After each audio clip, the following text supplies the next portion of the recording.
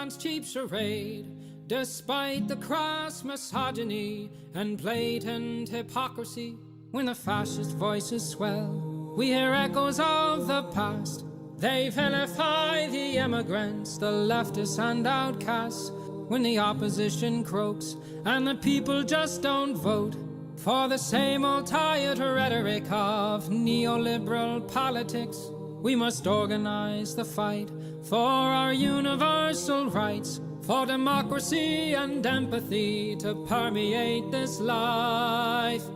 For it's not the immigrant who labors for some bread, who's making us toil till we drop dead. No, it's not minorities or peer-reviewed authorities, or queer folks and trans folks, or a multitude of deities. I say, all are your comrades and none are your enemies, in the momentous fight against all bourgeois priorities. Freedom is not those traditional values crafted from bigotry and classist realities. Freedom is freedom to move and disobey, to rely on one another to keep would-be kings at bay. Say none of us can stand alone against their power. We must stand together and make them cower. For the laws of this land have us used and abused, owned and subordinate to our patriarchal roots. I say it's high time we reinvent this whole operation to make mutual benefit our sole occupation.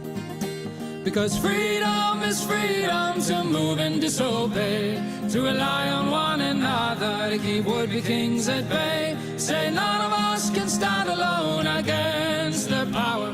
We must stand together and make them cower. Here we go.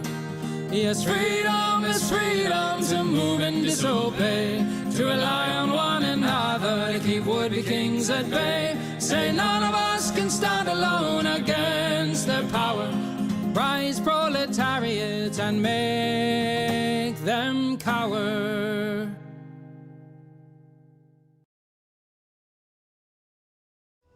Pick it up.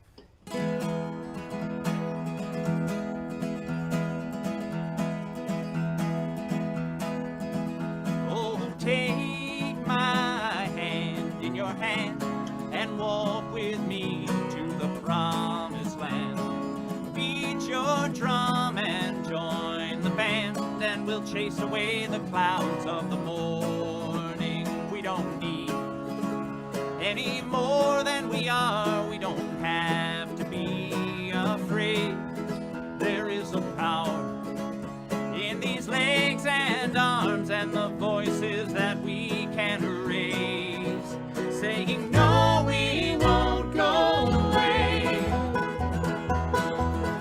I have heard the crowds of the old and the young when the steel canyons echoed with the songs that were sung, and the streets were filled and the law was undone, and the fever of the people was breaking. We don't need any hand-me-downs, we're not looking for charity. We've been fooled, we've been jerked around, and there's only so much we can say. No, we won't go away.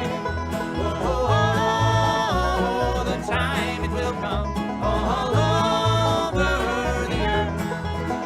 We will lay down our tools, their concessions will refuse. When there's nothing left to lose, throw our bodies on the gears and stop this infernal machine.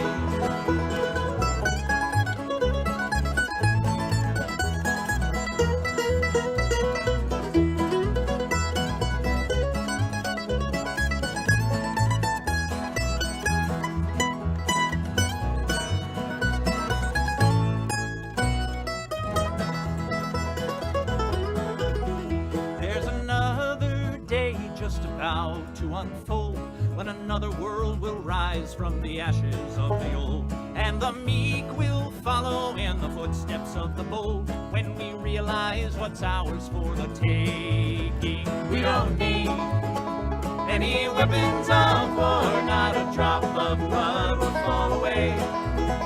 They are many, but we are many more, and the I sky will echo our refrain. No, we won't go away. Whoa, whoa, whoa,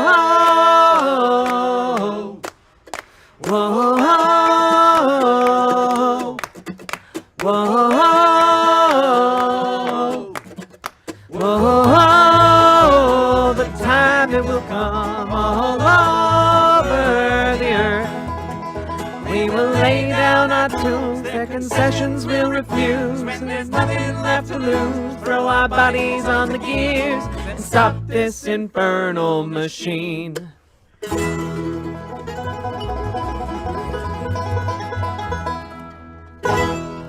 Hello, everyone. Hello.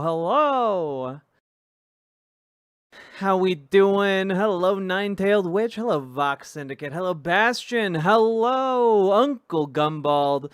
Hello, Vox Syndicate. You got 2 hellos, you tricky dick. Hello, Canna Bob Rex. Hello, Profaniac. Hello, how we doing, Travis T? Hello, Erica. Hello, Salmon Moose. Hello, Salty Turtle Cupcake. Hello, Nicole Starlight. Thank you for the compliment. Hello, Gwenifer. Hello, Zero. Hello, Charlie Martini. Hello,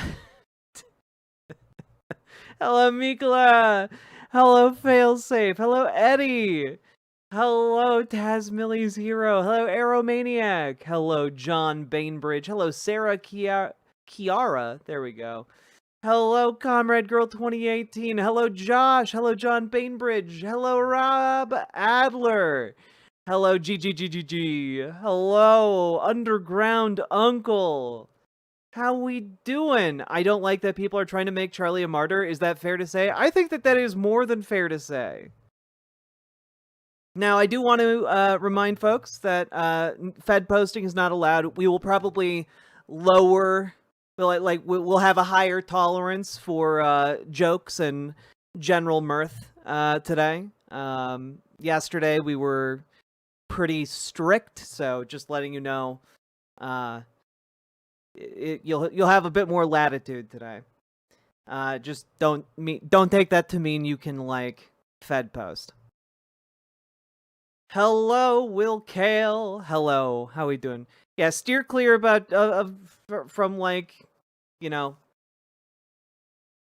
the truly shittiest posting.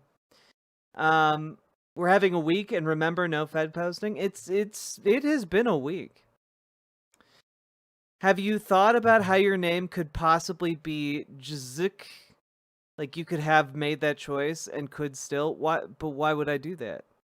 Hello, Rockstar Brittany. Hello, Arachnis.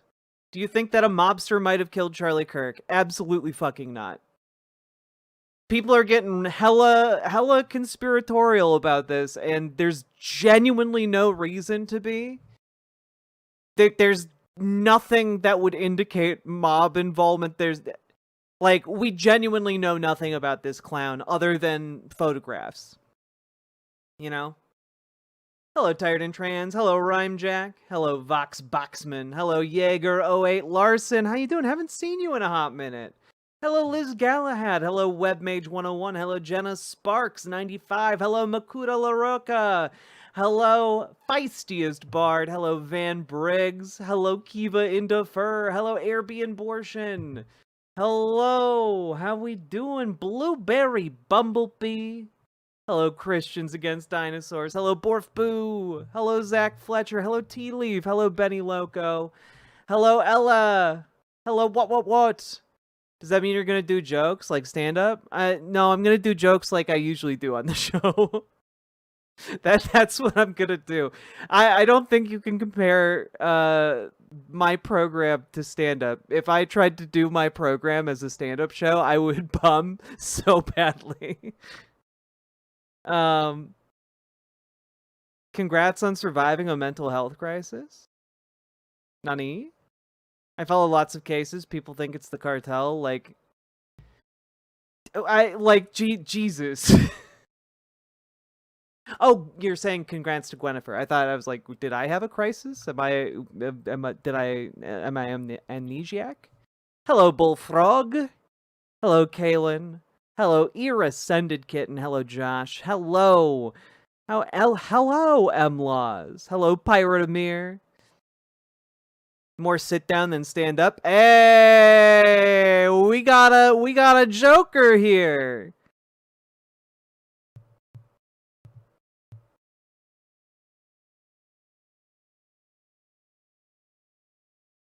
It sure looked like Trump was having a stroke earlier. Yeah, it really fucking did. It really fucking did. The entire Kirk situation just stinks of a false flag operation. I'm not gonna lie, and we're gonna talk about, you know, kind of the day 2 of all of this, but I'm not gonna lie. Some of the photographs released by the FBI and of the design on his shirt. Let me just say, this does not look like a man who is wearing a shirt that indicates sanity. Let's say that.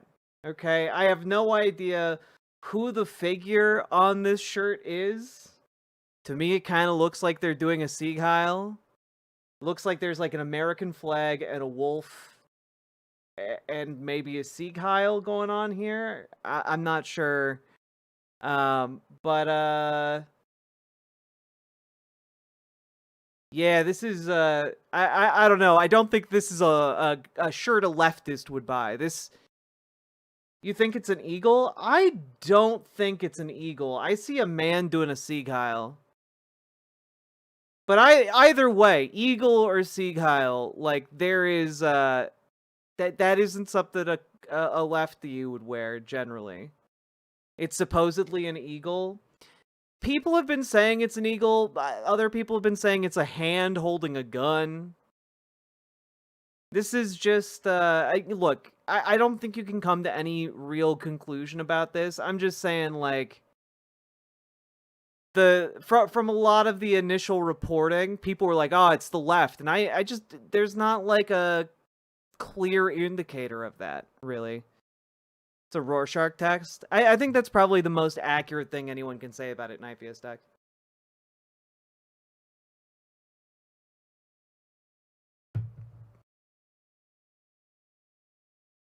Have you seen what they thought was engraved on the bullet? I have. We have a segment. We're gonna do a segment about it, everybody.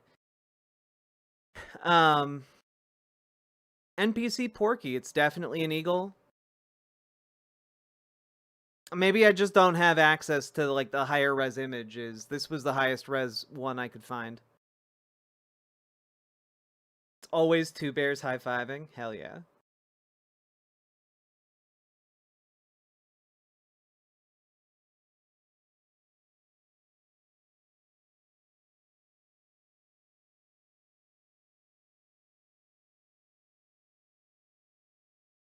My opinion remains this is going to be some illegal militia freak with borderline incomprehensible politics who did it for stupid reasons.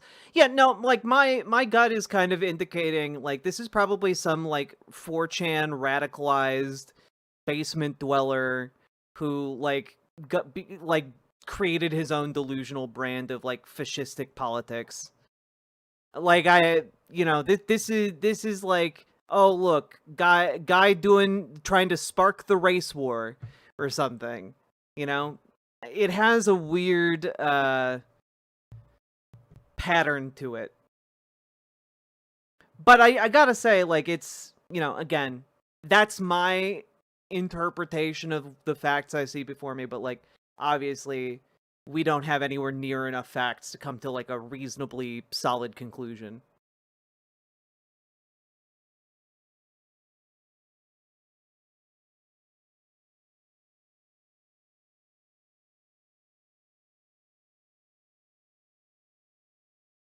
Punky Gal posted the image. Beep, borp.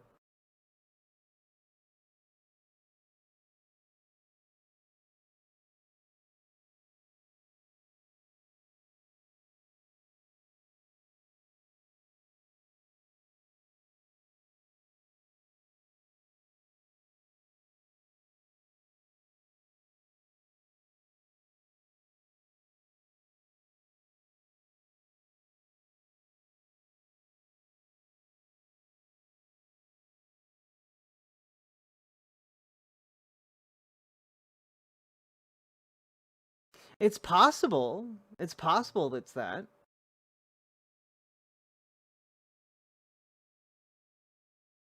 I'm just not really seeing any of the text, but maybe that got eaten up by like the artifacting in the camera.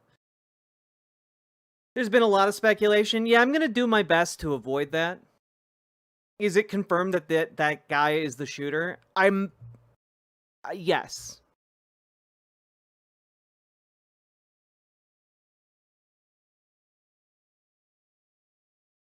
I've seen people speculate that the hat is Teddy Fresh. I don't see it. Your face looks great. Thanks. Your vibes come across great. Hello, Alien Joe. I see boxes. Hello, Malachi. Indeed, you guys see boxes. Let's see here. Are y'all ready? Y'all ready for a stream tonight? You guys done with the chit chats? I think there's a good chance this is a groiper. Yeah, that's the thing, Alexis fandom. Anyone who wanted to blend in would wear a shirt like that. Like, regardless of your motivations, if you wanted to blend into a predominantly conservative crowd, like, that's the shirt you would wear. But also, if you wanted to, like, do, like, some kind of attempt to blame the left for the shooting, one would leave behind bullets engraved with transgenderism ideology, as not the Washington Post, the Wall Street Journal reported earlier today. We're gonna talk about all of that though. It's been a roller coaster of a day for sure.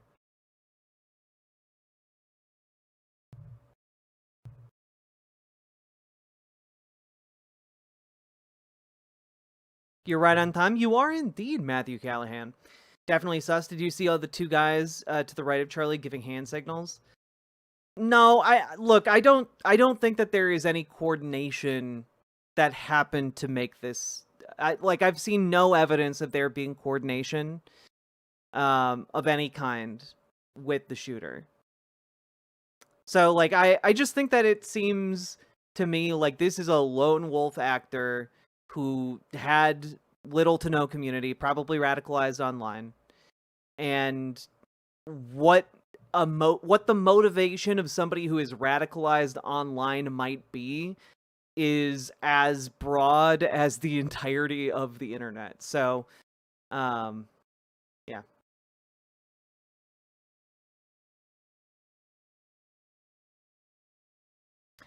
Forlorn79 writes, the reason I know it's not the left is because no leftist group I know of is advocating for or tolerating people that want to kill people on the right. If they were on the left, it had to be a lone wolf. Yeah. I mean, either, yeah. Yeah.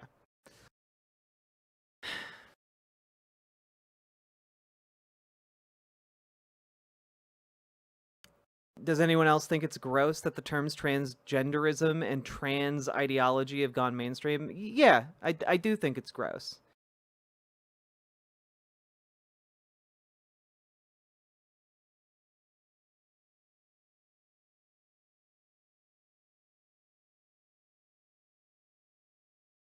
But I want a conspiracy. It's more interesting. I don't know. What's going on right now is pretty damn interesting. It's just not good. Hey, Addison, how you doing?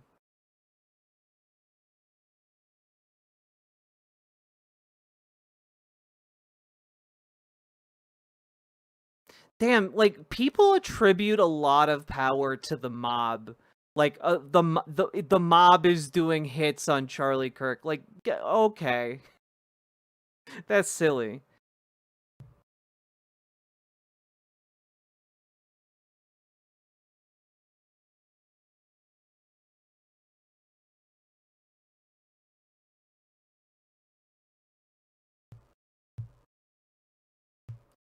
I hate that America's experiencing history at several what the fucks per day. Yeah, let's slow it down to one what the fuck per day. Okay? Yeah, exactly, Luna Rose. All right.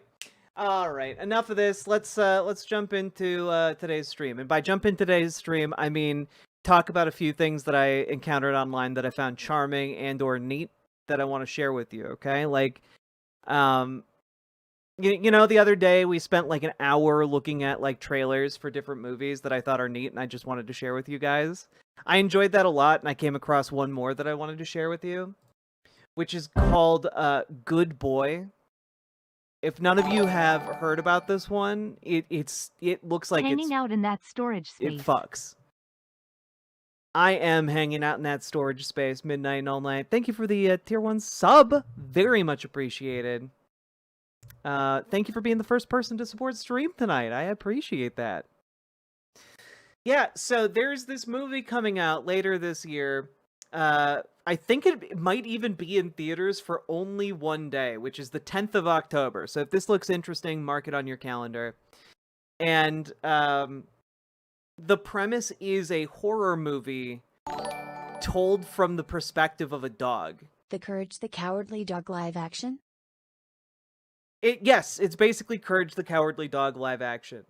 Except it's less Courage the Cowardly Dog live action and more, what if The Evil Dead was told through the eyes of a dog? And that is just a really intriguing premise.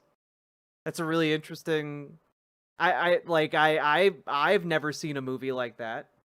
So let's take a look at the trailer. That sounds great, doesn't it?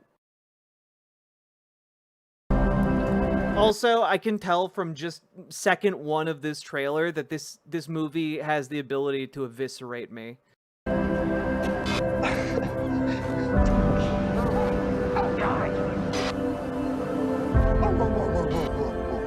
who's here!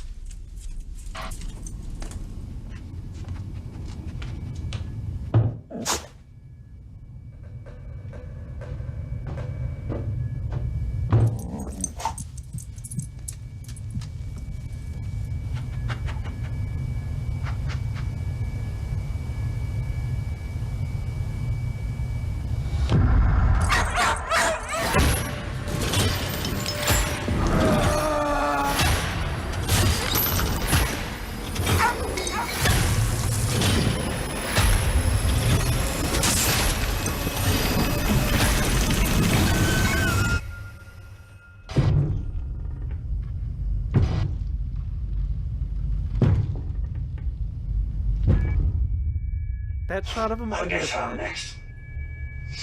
I should never have come here.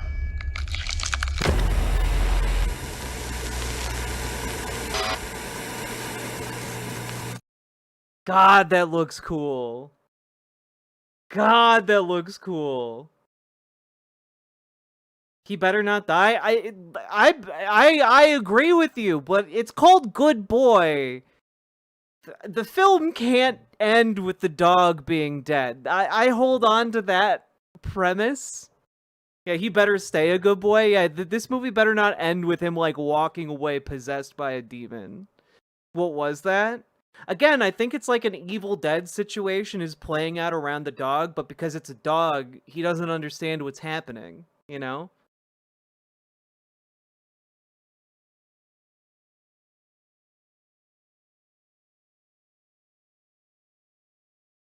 No, I think it's reverse Cujo.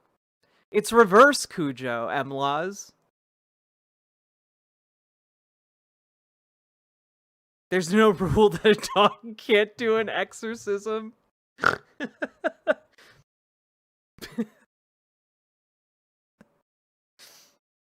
Exorcist, bud.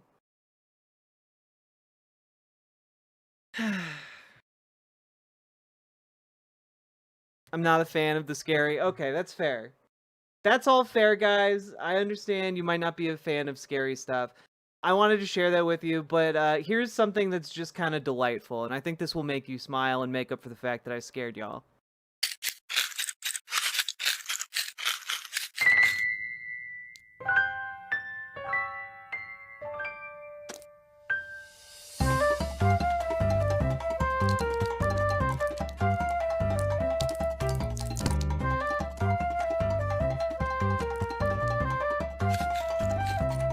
It's just adorable.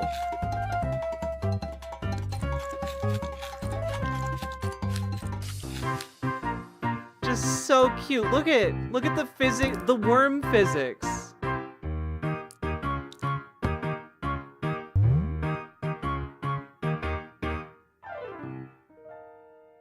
It's just so cute. Look at him go. He's going into space.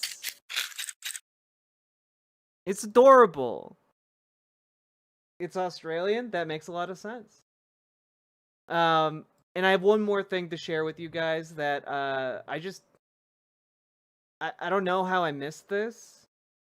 But I thought this looked neat, and I wanted to share it with you guys.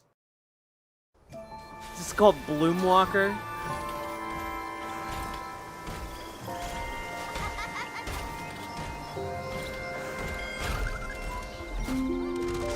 Just some Howl's Moving Castle ass shit. Rampant pollution has depleted the world's resources. And only your moving house and its mysterious power can cleanse the pollution. What if you combined every In this Studio world, Ghibli you will movie meet ever? Kuroru, whose hot-tempered personality masks his secretly warm heart. And collect resources?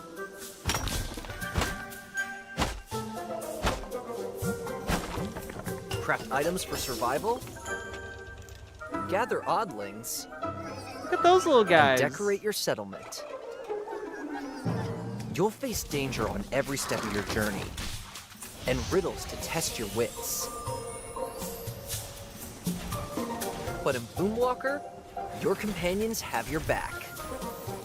Kettle Kid, a fiery pot of purification, and the moving house that you travel the world with. Don't forget the oddlings that help you on your adventure.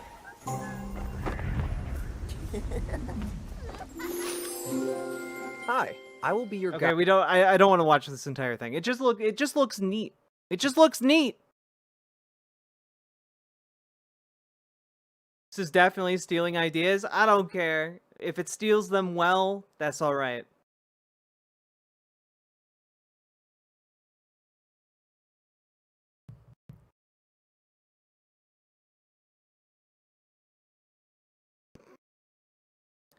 All right, folks.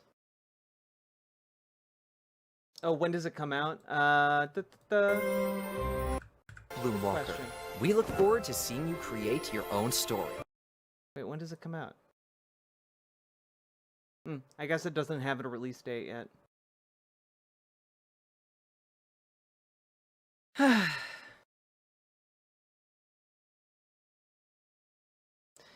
Does the giant cat turn into a mode of transportation? Yeah, you have to get it a certain length of the way into the game to unlock fast travel via cat bus. What platform is Bloomwalker on? It's on Xbox, the Xbox family, you know? Hey, Pluvius.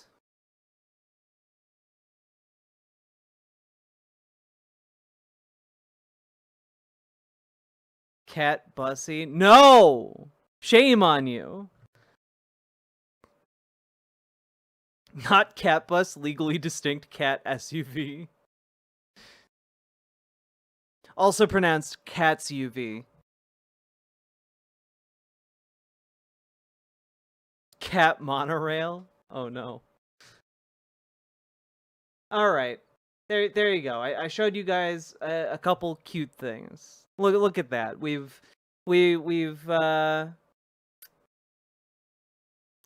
purified the waters. We've readied you all for sadness and misery, and comedy, of course. Hello, Dollhouse TV. Thank you very much for the raid. Welcome, folks. How y'all doing? Welcome, welcome, welcome. Y'all have a good stream?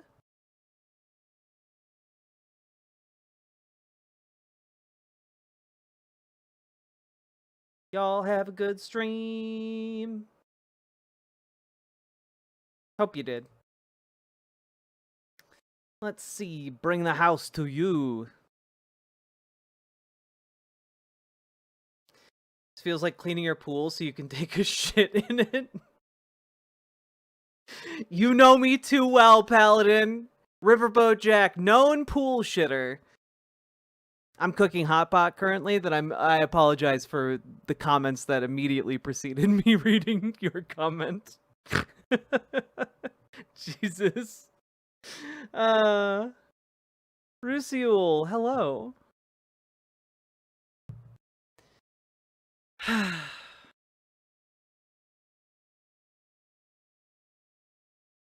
All right, folks, let's dive into the first story of the day, which of course is going to be Donald Trump.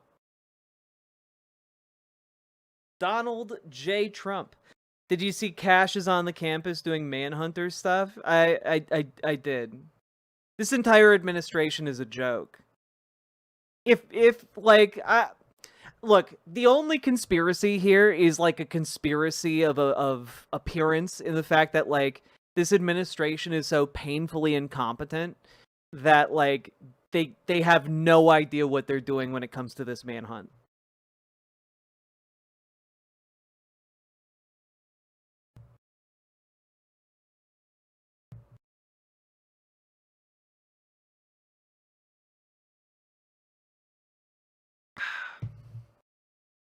All right, folks.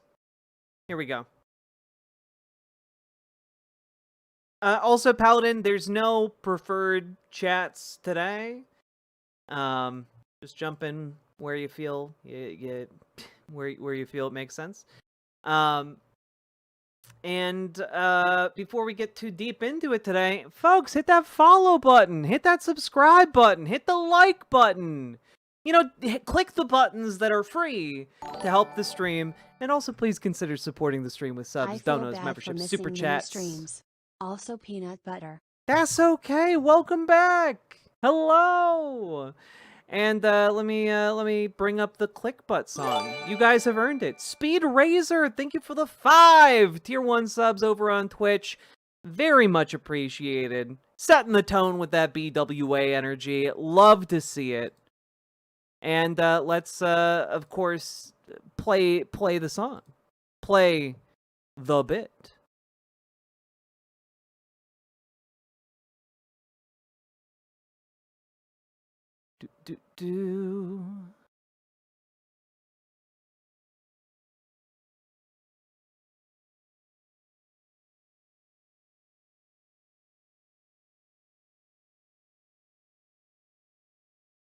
Do. Also, just want to throw out there before we get started, there has been a weird proliferation of accounts pretending to be me. Just as an FYI, so if you see like German language accounts in particular for some reason using my pictures, please report them for false impersonation. I've been alerted to like profiles on Instagram, Facebook, like Discord. So yeah, no, if there's like a Riverboat Jack bunch of numbers, it's not me, okay? Yeah, fake riverboat captains. Not even once.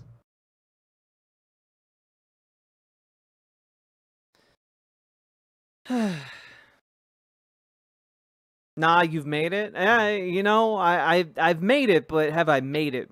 That's the big question. Alright, let me play that song for you guys. You know the song you love, the song you crave, that button song.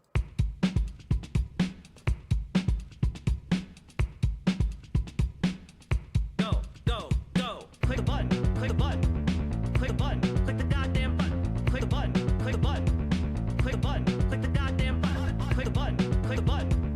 Click the button, click the goddamn button. Click the button, click the button. Click the button, click the goddamn button. Click the button, click the button. Click the button, click the goddamn button. Click the button, click the button. Click the button, click the goddamn button. Click the button, click the button. Click the button, click the goddamn button. Click the button, click the button. Click the button, click the goddamn button. Click button. Click button. Click button. Click button.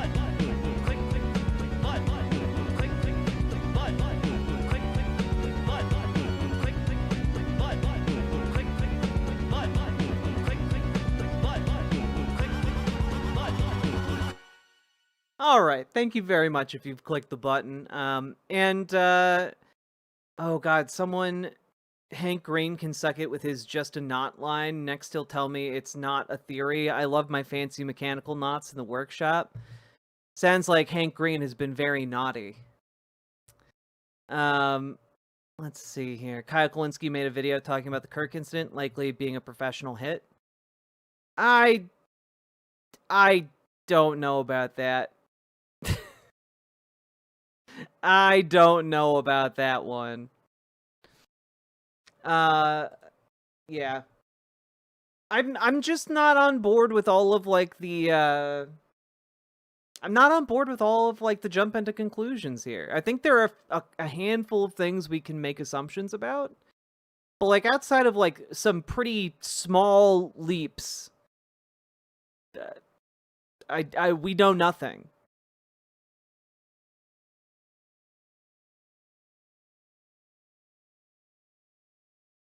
There's no way to know right now, exactly. Okay.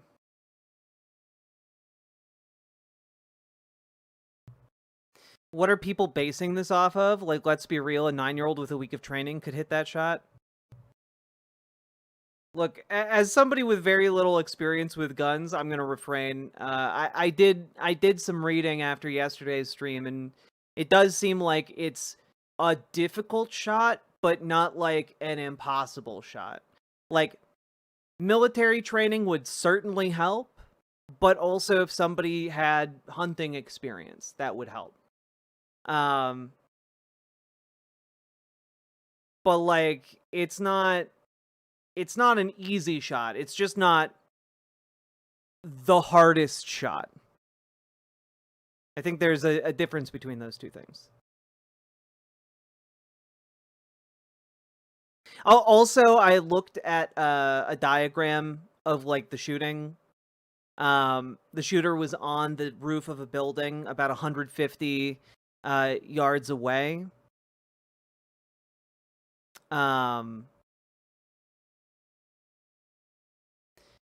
So it's not an easy shot, but against a relatively stationary target,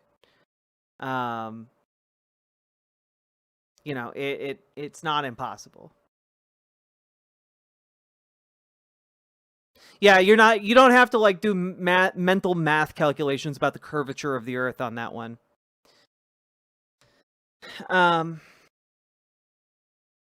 Yeah, you're not hitting that with a couple of weeks training, but you could hit that if you were someone who had, you know, considerable experience hunting, or even just consistent long-term experience hunting. Who needs any skill when you have Etsy witches? There you go. That's the real take right here. No one is talking about the validation of magic. You know? Like, I think we need to contend here with the fact that the supernatural has finally re-emerged in the modern era.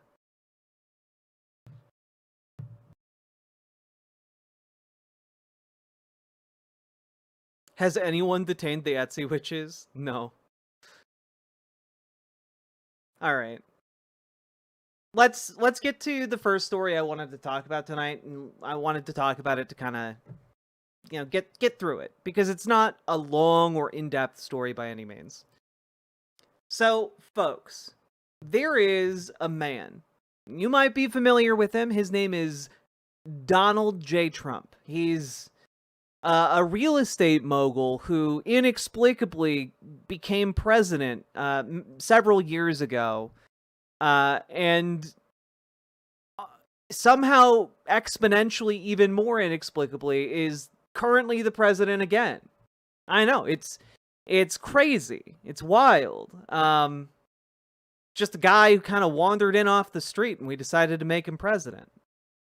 And, well, he went to a number of events today for 9/11, because today is 9/11. It's the anniversary of, you know, planes hitting the World Trade Center. And, well, people started noticing that the star of The Apprentice, former star of The Apprentice, was looking a little less photogenic than usual. And I'm gonna throw the picture up on one of the pictures up on screen. And you can definitely see it here. Half of his face is slack. You might be like, well, okay, it's a photograph, Jack. Maybe something weird was happening with his lips. Maybe that's just how his face was in that instant, but it snapped back into its normal ways. And okay, well, here's a different shot. And you might say, well, that's just a coincidence, of course. Well, here's another one. Dude is not okay. Dude is not. This is not the. When people call someone the picture of health, this is not what it looks like. All right, like these are. I mean, guys.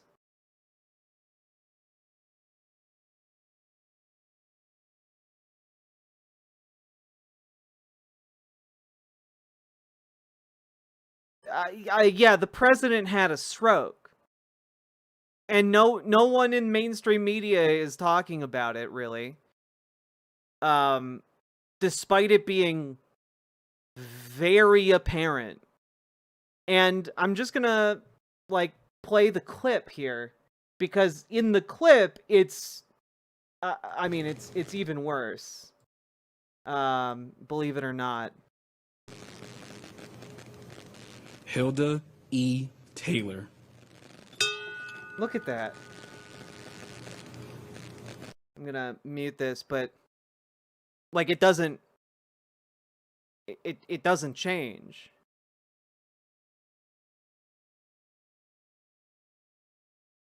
Like this isn't a one-off of his. Well, he's just making an expression here. I have an alternative theory about that face. Do you remember a movie called Men in Black? Just saying. I do remember a movie called Men in Black. But yeah, his face was like that almost the entire time.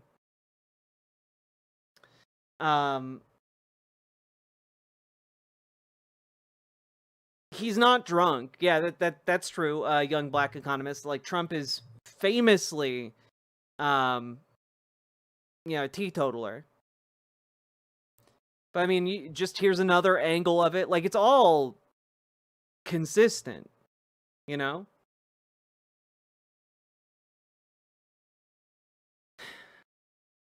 He said he wants to be on Mount Rushmore. It's a mudslide. Damn, guys. Damn, Nindreen. Also, hello, Nindreen.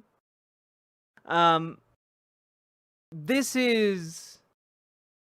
I mean, it would explain a couple of things, right? It explains his delegation skills to various subordinates, something he is not terribly keen to do under normal circumstances. It would explain his sudden absence from the public eye over the last weekend. Fuck Psycho Salad. Damn. Yeah. Oh yeah, he has other like health issues going on too. I'm not a doctor. I have no medical expertise. All I can say is he looks very bad. And I know people who have had strokes and who are, on the recovery from strokes. And it looks like he is going through several things at once. Okay? So it is very interesting, and I will say that a lot of this dovetails as well with Trump suddenly shifting gears when it comes to Chicago. One of the Chicago the promise he was making was that he was going to invade Chicago this week. He was going to send the military into Chicago, and suddenly he backed off. And people were speculating it's because J.B. Pritzker had stood up to him, and I think that's part of it. I think he feels weak and not up to the task of trying to deploy the U.S. military to Chicago. I think that his physical infirmity, combined with resistance on the part of local leadership, convinced him to not do that, because he just doesn't have the gas,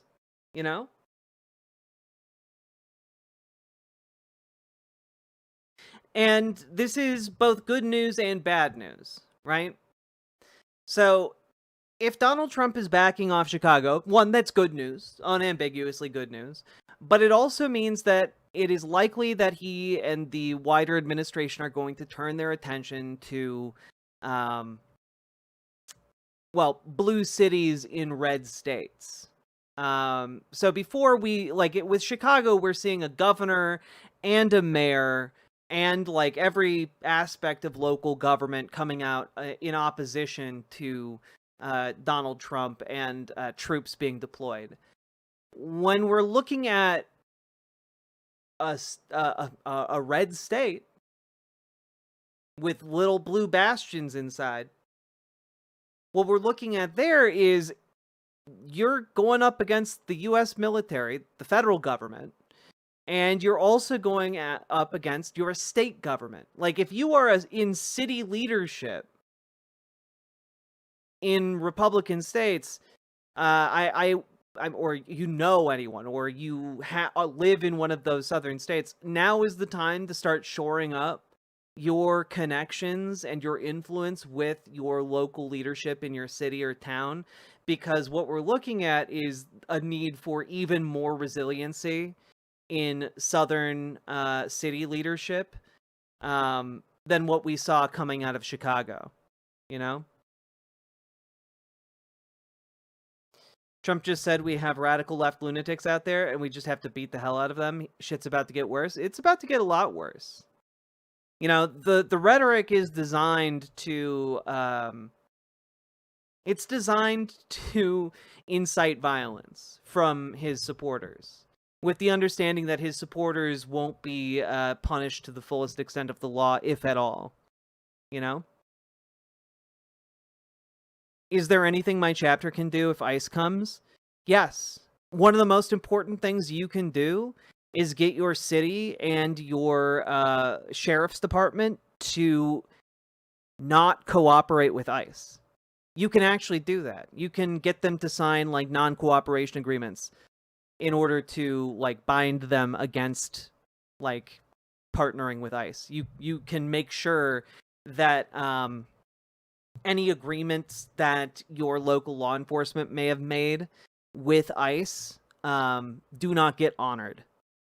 So you can do an awful lot on the local level to keep yourself and other people safe.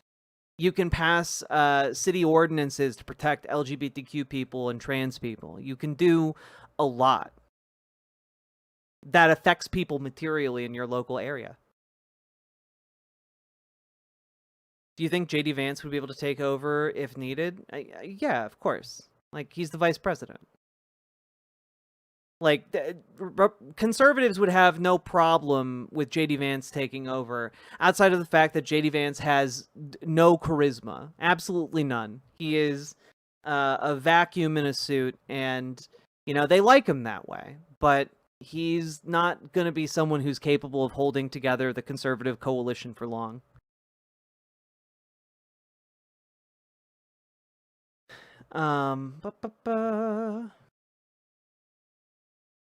Yeah, make it unacceptable to, collaborate with this administration.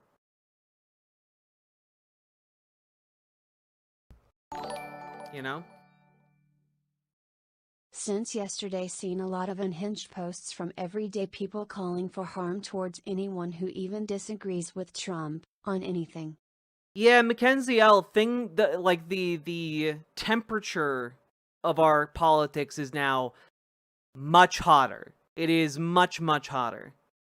And I will say that when you're looking at a lot of these posts, I have no doubt that there's a large number of them that are bots, that are not real people, and are in fact doing the bidding of deliberately ratcheting up the temperature at the behest of people with money who benefit from that temperature being high. You know? Because I gotta be honest, like, it's pretty unhinged. It's pretty unhinged. Thistle's Fries, thank you for being a member over on YouTube. Very much appreciated.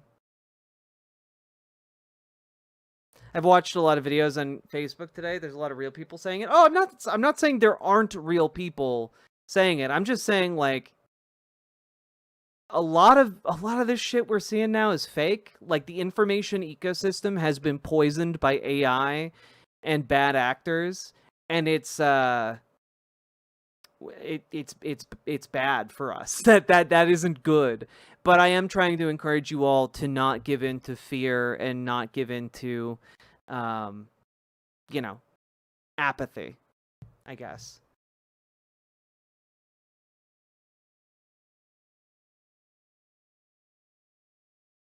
I'm seeing a ton of sus accounts on Blue Sky. Yeah.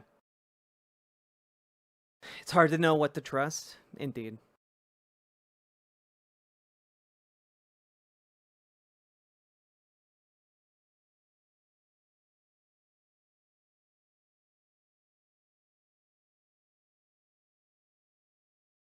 The last of my MAGA friends, it's like they're in a shell. Yeah, cult mentality.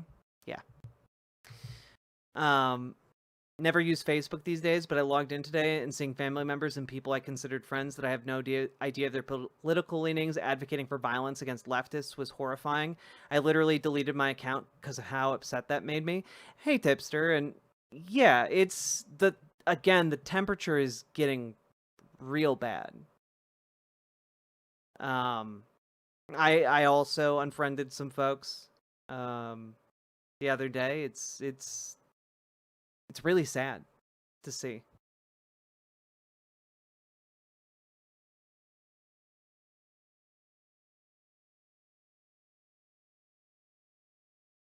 Looks like they really are pulling a weekend at Bernie's with Trump now. I mean, I don't know that it's an actual weekend at Bernie's situation, but it is something where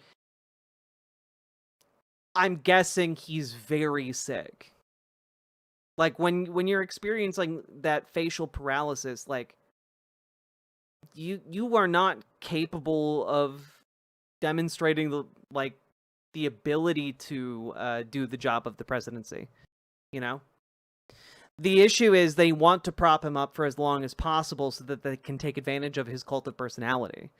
I'm sure there are some in the administration that want to make sure that they can, like, essentially prop up his limbs and puppeteer him until his term is done, and then have him anoint JD Vance before he dies. But we'll see exactly how that goes for them, because I don't think it's going to go well.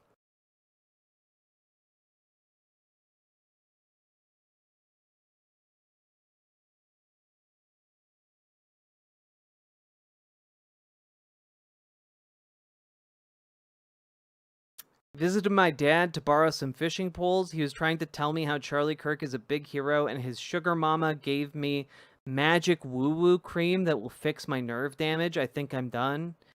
That sounds really uncomfortable.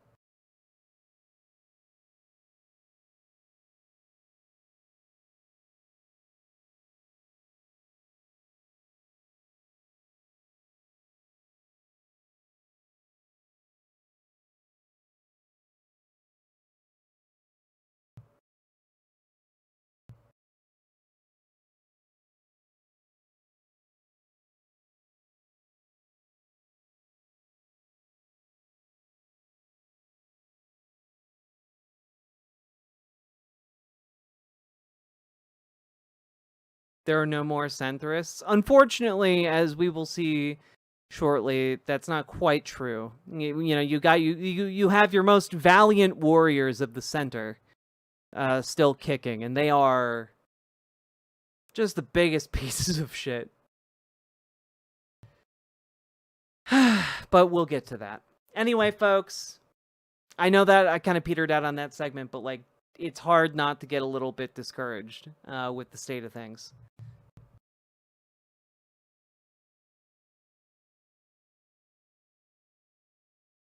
The fence is currently on fire. Yeah, they aren't going to be able to sit on the fence for long.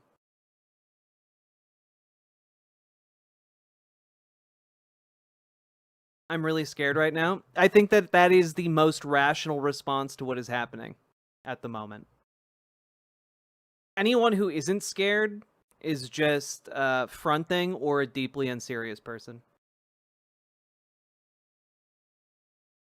Or is just sufficiently numb to the horrors around us that, you know, it's just another day. Yeah. Also, excellent clarification, Blueberry Bumblebee. Fear is understandable and acceptable. Panic is not.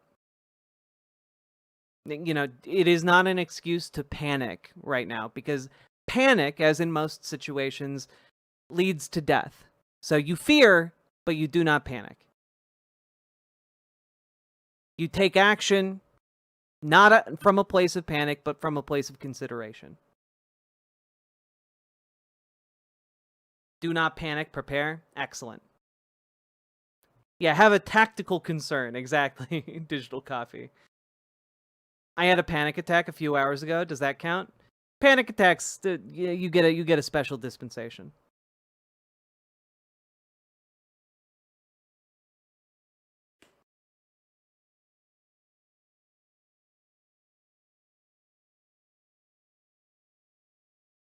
Is there a difference between panic and that horrible feeling in your chest? Yeah, I would say panic is when that horrible feeling in your chest kind of erupts and you go from having responses to things to having reactions to things. Maybe that's too simplistic, but I think that that's a good distinction.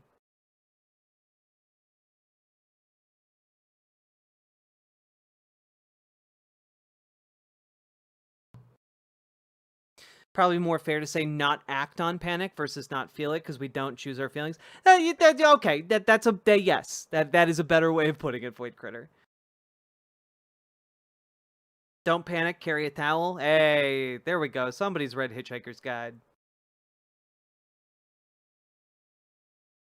You seen this flag shit going on over on my shitty island? Yeah, the fucking Union Jack discourse in the UK right now is, I gotta be honest, like, just absolutely fucking crazy how, like, every conservative politician and labor politician is suddenly pulling out the Union Jack from their very assholes.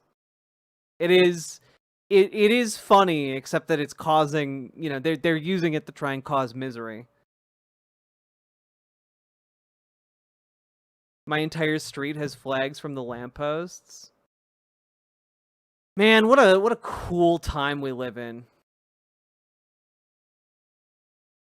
You know?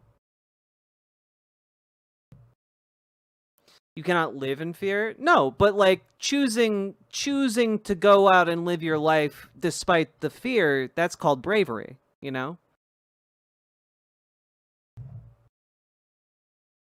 It's incumbent upon us to be brave. To continue to act well and appropriately despite feeling fear. It's like an entire zone of coolness. Max, you get it. You'll get when I talk about the cool zone. You understand what I mean.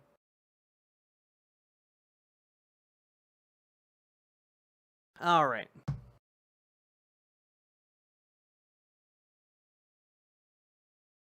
Honestly, funny enough, MAGA seems to like socialists, just not liberals. MAGA fucking hates socialists. I got like an untold number of those chuckle nuts in here yesterday, calling me all sorts of things. Jack, did you seriously just quote Divergent? I've never read or seen the Divergent franchise. Check out the Rochester, New York story from 9/10 size agents couldn't do squat when everyone showed up. So proud of my locals. Hell yeah, sorry you're blue. Thank you for the $5 dono. And it's a good story. You know, it is an example of what we can do when we actually all band together. You know, it is one of those. It's one of those incidents where, you know, these are the things that the current power structure doesn't want us to see, right? You know, after the Epstein files. But here, this was great. Dozens gathered to protest after ICE-led investigation around Park Avenue. Here. Federal law enforcement agencies were on the scene in Rochester this morning during an ICE-led investigation. It included U.S. Border Patrol, an IRS criminal investigator, and ICE agents. A crowd gathered in protest as roofers refused to come down from the top of a multifamily building. News 10 NBC's Aaron Mahin was there. Aaron, what was it like there this morning? Brett, things escalated quickly out here. I was out here around 10 a.m. There was a crowd of about 20 people gathered in front of that house there. By 11, this was a full-blown rally with nearly 100 protesters. People brought in signs, they brought in water for both themselves and for the workers who were on the roof.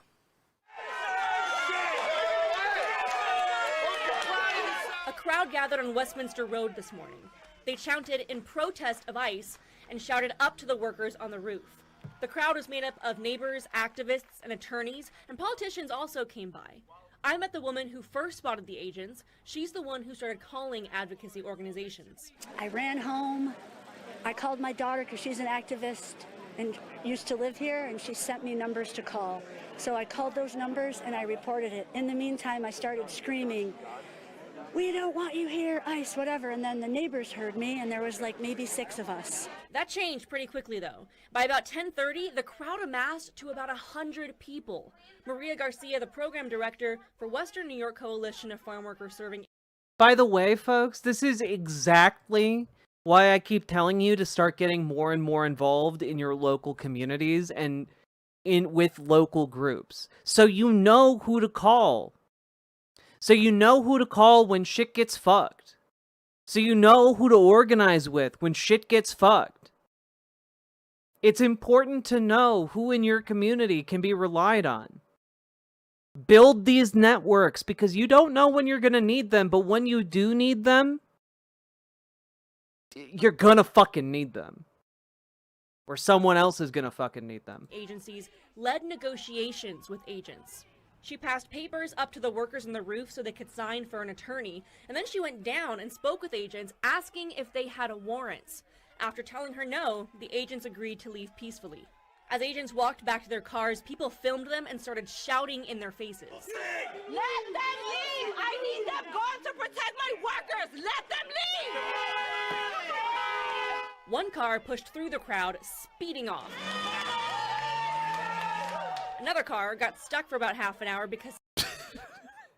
First of all, that car like accelerated so fast that if somebody had poked their head out, they would have killed somebody.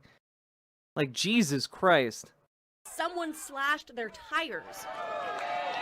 After all agents left, people stayed to make sure the workers on the roof got down safely. People cheered as they drove off in Garcia's car, headed back to the coalition's office. Several people spoke afterwards. There's no such thing as an illegal human. Humans are all legal. No such thing. ICE may keep coming, but we are not going to stop. Yeah. Things calmed down by about noon. That's when Garcia drove the 2 workers on the roof away. And I reached out to U.S. Customs and Border Patrol to ask why they were here this morning. They said this was an ICE-led investigation. Yeah, Luna Rose, actually I have watched a couple Prince Shakur videos, and they're generally pretty great. I can't say that I've seen a ton of their content, but you know, their videos on community organizing are very on point, and if you are looking for various templates to use or tips or advice on how to do that in your area, Prince Shakur is a good resource for y'all. And they referred me to them for all further inquiries. Reporting live on Westminster Road, Aaron Mahin, News and NBC. Aaron, thank you. The Western New York Coalition of Farm Workers Serving Agencies issued a statement about their involvement in today's scene. They said their staff stood alongside community members to ensure that Fuck off. ICE must be destroyed. Okay. We reached out to ICE and they said that the ICE agents were they really stood up for legal rights today by seeking to detain people without a warrant. You know, the kind of thing that people who stand with communities do. Oh god. What a terrible, terrible world we live in. But you know what makes it great? People working together. People working together. It's wonderful. Here, do we have this? Yeah. Just another small clip here. ICE officers just packing up and going home.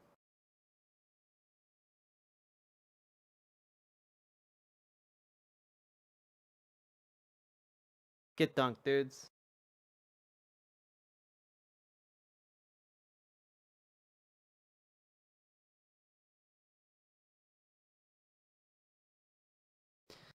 Well done, Rochester, New York. Well done. Good organizing skills. Way to think quickly under pressure. That was some good shit. Well done.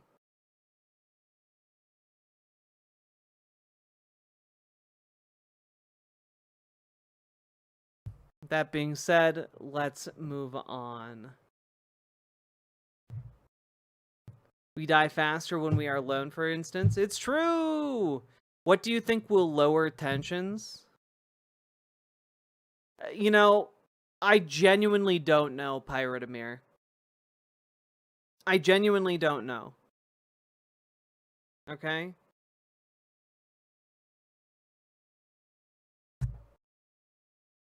Also, Knifey is Duck. We can be a little bit more lax today. Just as a heads up. I can't answer that question.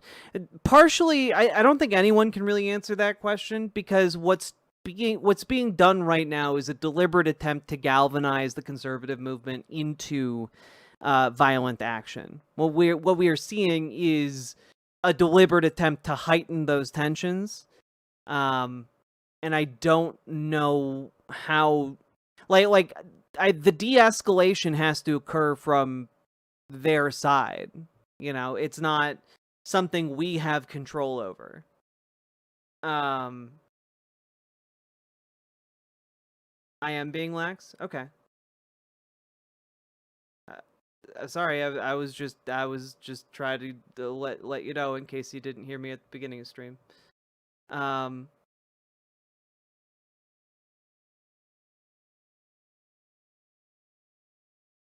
The rhetorical radicalization to consolidate into a fascist ideology, indeed. De-escalation is a good skill to have, but it only works if everyone involved uses it to that purpose. Well, yeah, it also only works in a situation where there isn't a massive amount of power pushing the radicalization, right? Like, I think we're in a difficult position when it comes to that at the moment. Also, good night, Ashley. Get good sleep. Thanks for being here. Sorry I'm getting started so late. Well, de-escalation doesn't only work on rational people. Let's be clear here, but I don't know the solution to how to de-escalate folks varies based on what has escalated them in the first place, right? So a lot of it relies on how have each individual that is trying to escalate this been radicalized. And part of the problem we're seeing is that many of them have been radicalized by vastly different things. You know?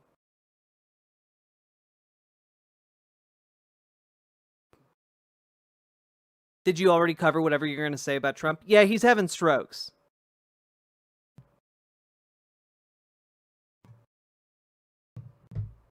The Charlie Kirk stuff had me reeling so hard I forgot it was 9/11.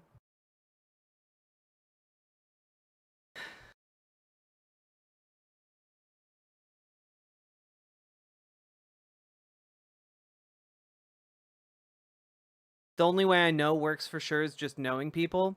I mean, knowing people at least when it comes to what they want in a given situation. And, you know, with the current conservative movement, that could be any number of, like, any number of things. Like, fascism is nebulous on purpose. And so, like, the de-escalation required to, you know, actually de-escalate en masse fascist rhetoric is difficult, you know?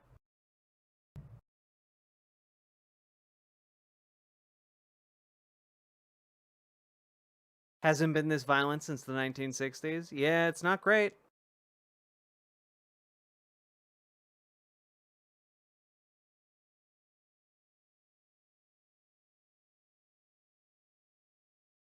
Has fascism ever left without violence? In a handful of cases, though, like, when we're talking about fascism leaving without violence, I think that's too simplistic of a way to look at it, right? Like, when you look at resistance to fascist regimes or authoritarian regimes, that resistance looks very different in a variety of different contexts. And some of those contexts are peaceful resistance, and some of those contexts are violent resistance, you know? There were people who peacefully resisted the Nazis. There were people who violently resisted the Nazis. There were people who peacefully resisted Franco, and there are people who violently resisted Franco. And to understand the broader thrust of those movements, you need to understand the role both of those things played in any kind of historical or cultural change, right? Generally, the peaceful do get have violence inflicted upon them. It's one of the reasons why the civil rights era was lauded, because the violence they knew was coming was taken into account in their nonviolent resistance strategizing, right? So they were counting on the violence, both the violence that was being inflicted upon them during their peaceful protests, and they knew that their peaceful protests and that violence being inflicted upon them by the state would be broadcast to the country, and that would have a galvanizing effect on people elsewhere. They knew that through their peaceful resistance, other people would stand up in an all-consuming rage. And this is one of those things where, yeah, Dr. King was the most hated man in the country at the time, though.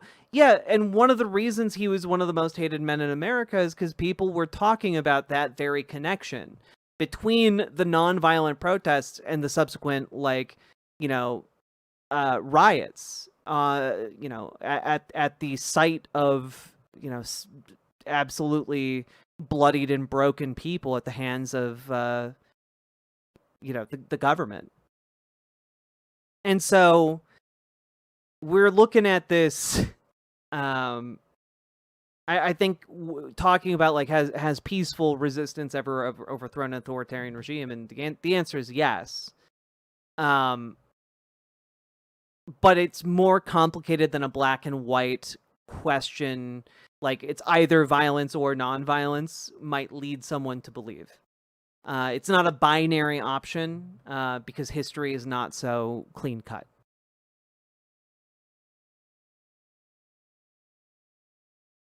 Even if it hasn't, doesn't mean it can't. We need to watch that university lecture about civil resistance again. I mean, we already watched it. You guys can go watch that lecture or my thoughts on it, you know.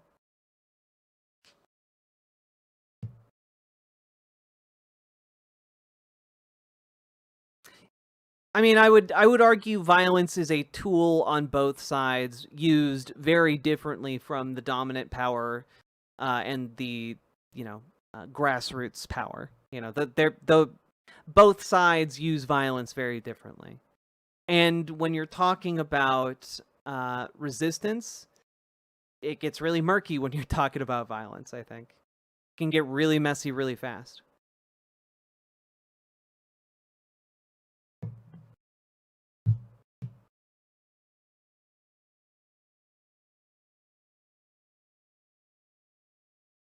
The BBC's coverage of Kirk has been utterly disgusting, a conservative activist.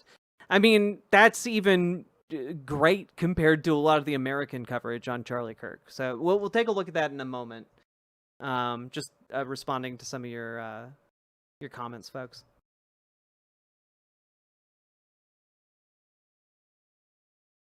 Nascent fascist movements can be defeated with humiliation without violence being necessary, but once it's established, violence is inevitable. I mean, I would describe what we're living through right now as an authoritarian moment. I know that the Indivisible folks, they describe it as a moment of authoritarian breakthrough, where the authoritarian has momentarily gained an advantage and is attempting to shore up their power. And that is a pretty important time period, because in the authoritarian moment of breakthrough, we have a shot to organize successfully and to mobilize and defeat that authoritarian power grab. That is the moment we are currently in. It's not looking great for us, by the way, but this is why every single stream, multiple times, I look at you guys straight into this camera and I say, get out there and join your local Dems, join your local DSA, join your local Working Families Party. Join, insert whatever community groups you can and start learning the lay of the political landscape in your area, because that's genuinely important. Organizing is important. It is maybe one of the most important things you can do right now.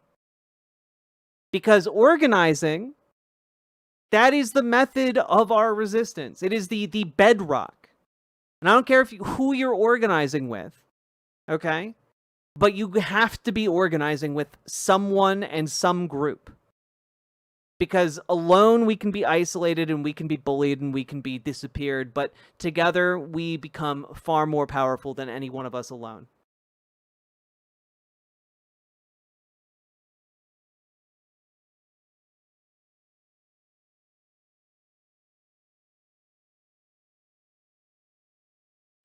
So this is a transition period before violence is the only method available. Exactly, depraved ambiance.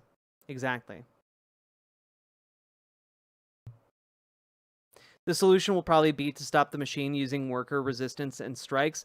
I mean, yes, those are both very powerful tools in our organizing arsenal, but they are very dependent on us actually organizing those power structures now before an authoritarian regime can clamp down on our ability to freely associate and organize amongst ourselves. Because that is typically the target of an authoritarian regime like the one Trump is putting together. It is why they come for the trade unionists. It's why they come for the communists. It's why they come for the socialists. It's because the power of organizing is something that trumps their ability to rule from behind the barrel of a gun,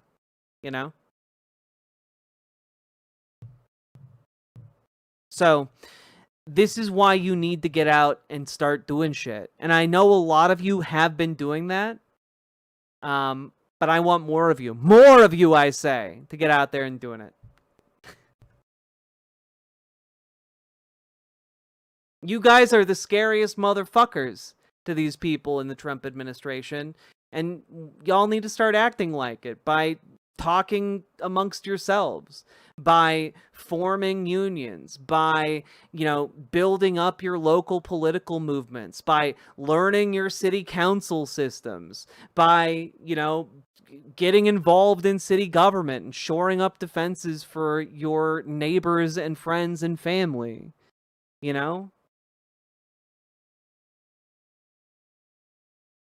You gotta start doing this shit. And I know it's not as exciting to go to a meeting as it is to go to a protest or to walk the strike line. But going to the meetings is one of the most important parts. If you show up, guys, I swear, you guys show up to your small town Democratic, meeting. You show up to a handful of those meetings, they will be begging to give you power in your local political area. And I mean that literally. They'll be offering you, like, the position of local treasurer. They'll be offering you the position of note taker. They'll be offering you the position of, like, vice chair, or even straight up the chairmanship, because a lot of people who do this don't want to be doing it. And 90% of building up your power in local politics is just showing the fuck up. And you guys can do that. I know you guys can do that because you show up every day for my stream.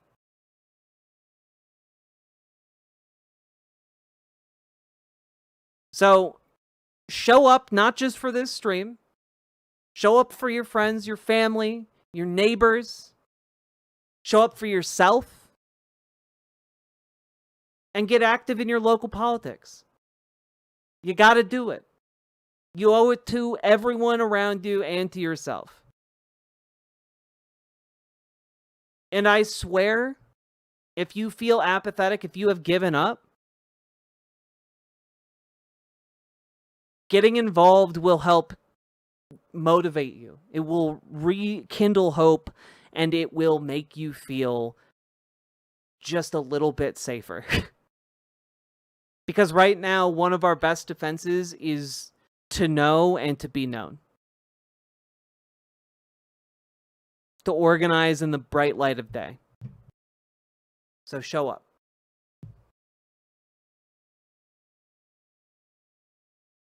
Offer to do the paperwork. Everyone will love you. It's true, Vox Syndicate. Get everyone in your local organization to love you, and then start, like, doing cool shit with them, you know? Volunteer with your state's ACLU? Hell yeah.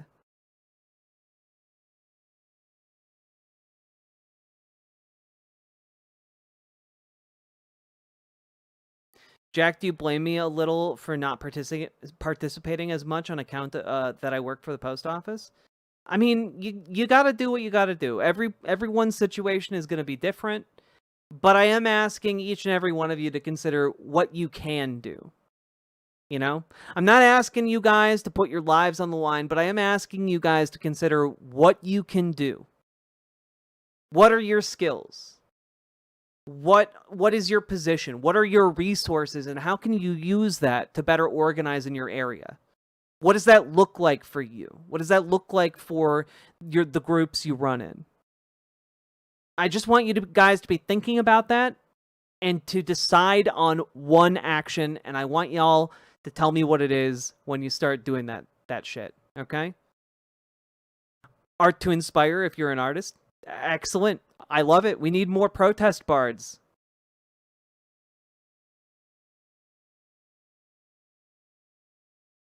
The world can be better, but we have to make it better. It won't happen on its own. Yeah, I've said this before, and I will say it time and time again. The only thing standing between us and a better world is the political will to make it so. That is it. That is the only thing preventing us from actually mobilizing in a real and moving way. That's true, Comrade Girl. I was just getting to that. Also, folks, if you do want to partake in the excitement that is going to a protest, No Kings is mobilizing on October 18th. And already there are many, many protests marked out on the nationwide map. Oop, hiccups. On the nationwide map. I would encourage you all to find a local protest, and if you can't find one, make one. All right? October 18th. Mark it on your calendars. Get ready to get out there. Get your protest kits ready. And this is one of the things you can do. Let's get to work, folks. Let's get to work. I don't know if that was a segment or not, but there you go. There you have it. Now, folks, we've been going for about an hour and a half. If you've been enjoying this show, hit that follow button, hit that subscribe button, hit the like button. Consider dropping those subs, donos, memberships, super chats, etc. Because at the end of the day, this stream is brought to you by viewers like you. I could not do this. Last night I sat here for 6 hours talking about politics with y'all. Could not do that if you guys did not support the stream monetarily, and I have to tell you, I really fucking appreciate it every time you guys do. Jaeger Larson, thank you for the 5 tier 1 subs over on Twitch. Very, very much appreciated. And y'all, thank you for allowing me to make this my job. It means the world to me that day after day you guys come here and you value my takes, you value my input, and you find motivation to keep going. I really, really appreciate it. Because one of the things we need right now is action and not despair. Action is the antidote to despair. And I know there's a lot to feel despairing about. Don't get me wrong, folks. I understand. I understand.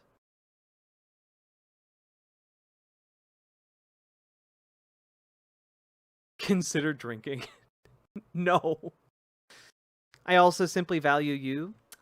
Thank you, Van Briggs. I appreciate that.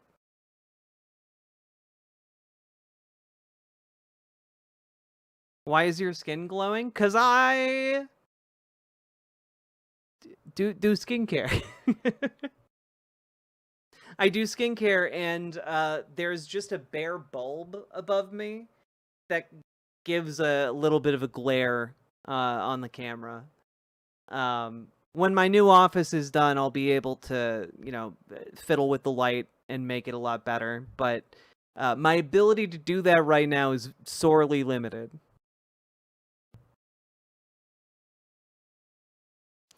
But folks, remember, support the stream.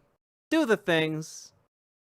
Because this stream relies on all y'all to keep on sailing down the river. Let's play that good old tune to remind you what to do, folks.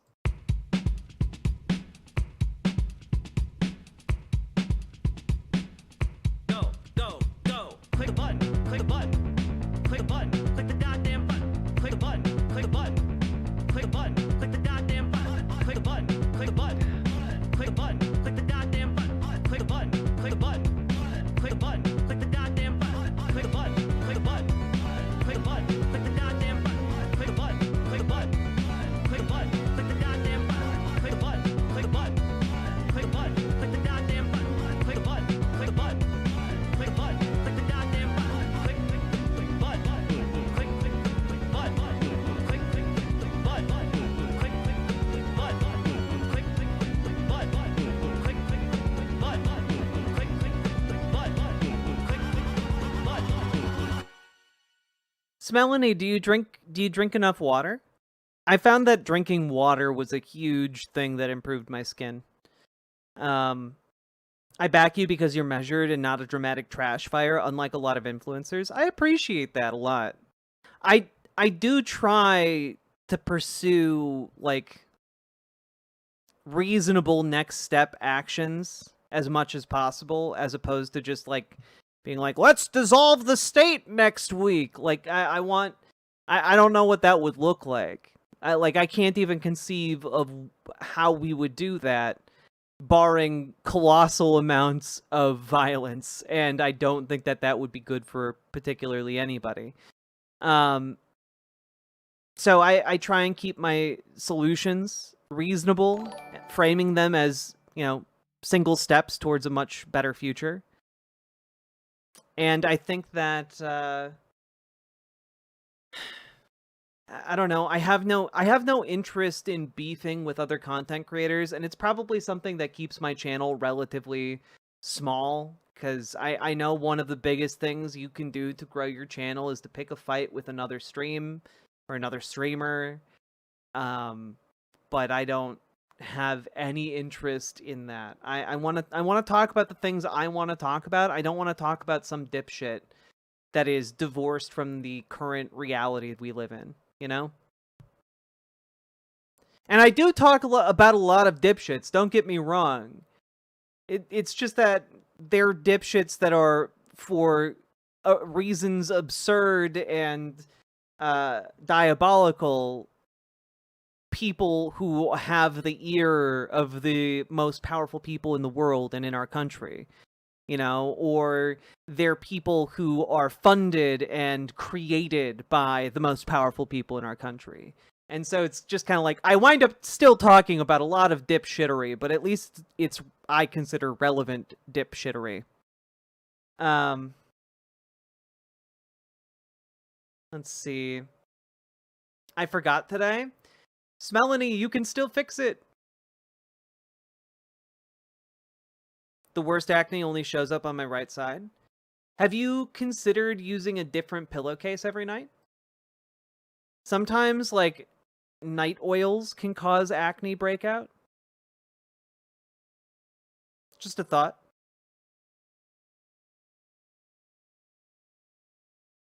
Jack likes Jack's lane. Well, and that's true, but also I'm willing to go outside of my lane for a good reason. It's just I'm not usually presented with a good reason to, you know?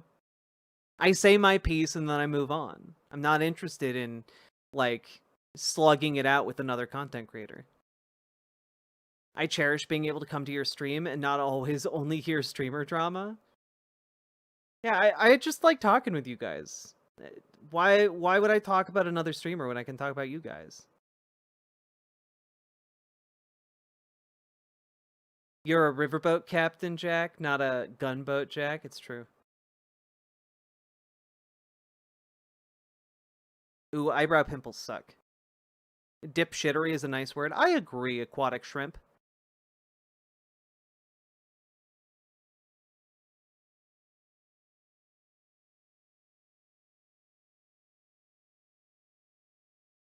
Talking about me, what did I do?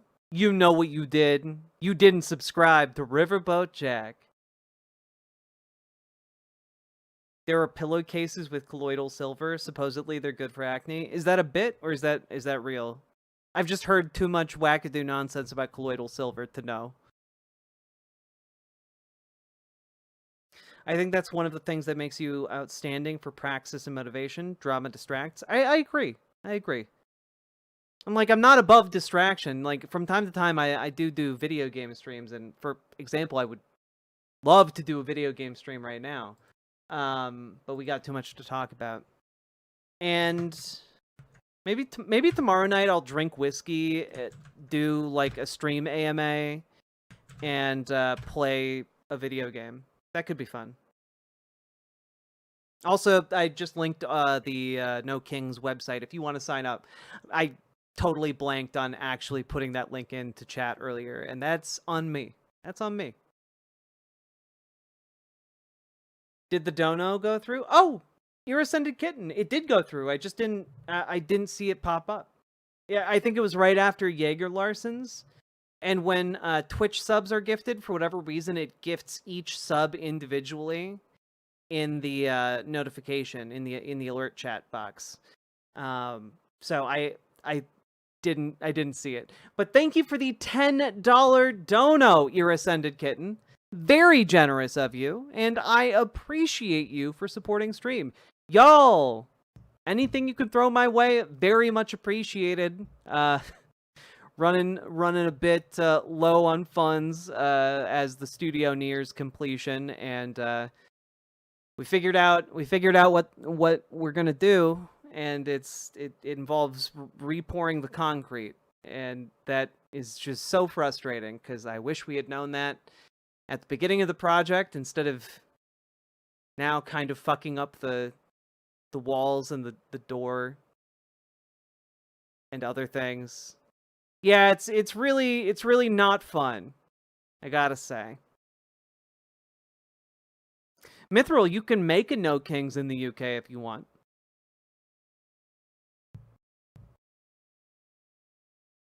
Yeah, they're repouring the concrete. They're gonna try and level the floor because it is very unlevel.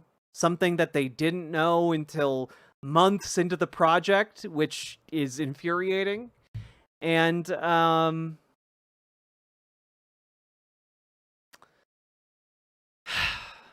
yeah, gonna be like another another $5,000. This was not supposed to be an expensive project.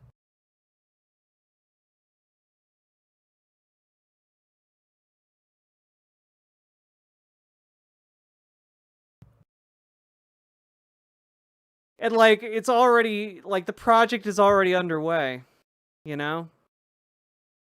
Gotta finish it. What are the red stars on the map? I genuinely have no idea, Comrade Girl. Trump is losing it. I don't know how to react to this mess. Organize. Get together with other people in your community, baby. And, let's see here, just real quick. What's Trump doing on Truth Social?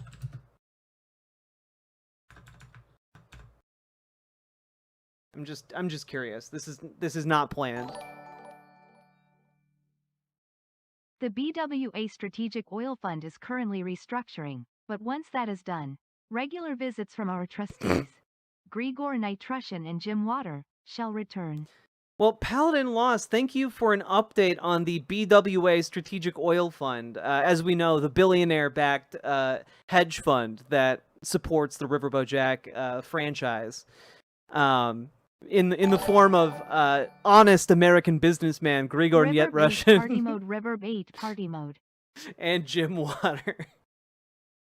Paladin, thank you so goddamn much. And Hammock, thank you for the tier 1 sub. Appreciate it. 18 months subscribed to my channel. Y'all, a handful of you have been subscribed to me for the last 5 years. It's pretty incredible how far we've come. Hello from a vocational rehab center.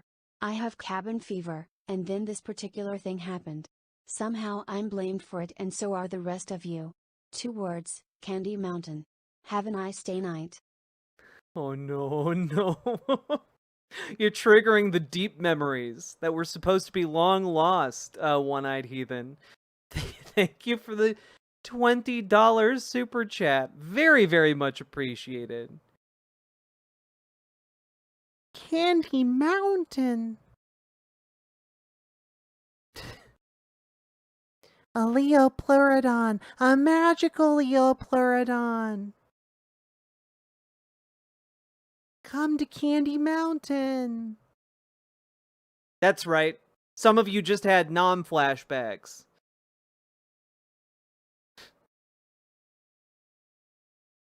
Sounds like renovating a house, which is almost always twice the cost and double the expected time. Yeah, I'm just frustrated, you know? How could you do this to me? I'm sorry, B. I had to do it to him. Is that the voice I hear just before everything goes dark? Maybe so.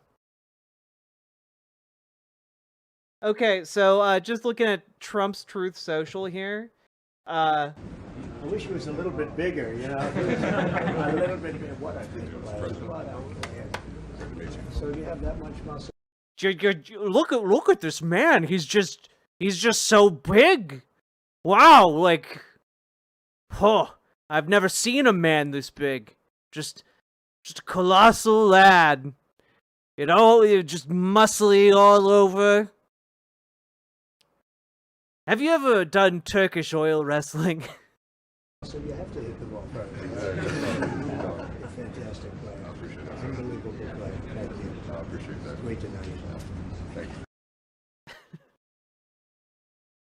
He's so big, so vascular. He's such a sassy homosexual. He really is. All right. Oh, look at him go. Saluting baseball. The real ruler of the country.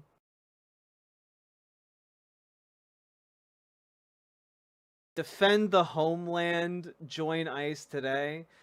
Also, you know, I feel like someone should look into the fact that Donald Trump owns Truth Social. And, DHS is running paid advertisements on Truth Social. Like, not only is Defend the Homeland, like, pretty explicitly fascistic, but the money for the ads comes from the government. So this is essentially Donald Trump self-dealing out in the open. It's not subtle. It's not secretive. It's just being done, and no one seems to give a shit about it. And if we brought a court case up, which we should do anyway, the Supreme Court justices would suddenly find that it's actually a-okay for the government to pay a president to run ads on his social media platform that he didn't divest from.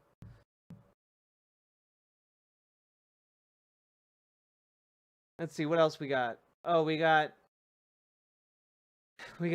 baseball.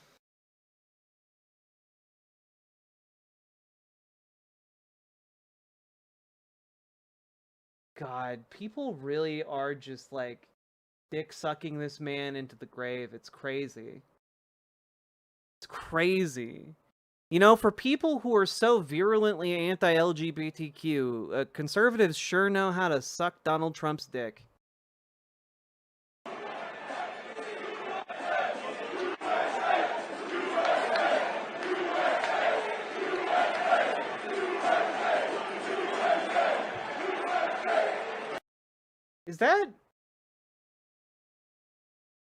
Is that who I think it is? Is that Papa Bear standing next to Donald Trump? I thought he was dead. I thought he was like 6 feet under by now.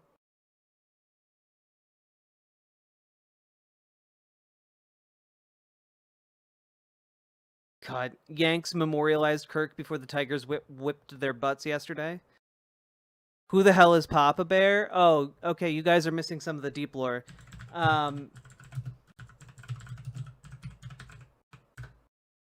Sorry.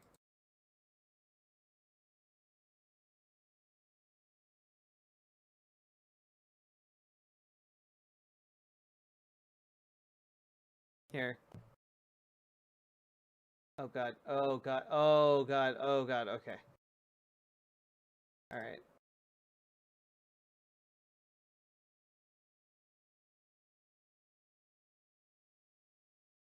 Is the sound on? The hell? There's no sound whatsoever? Why would you do this to me? God, using the internet sucks.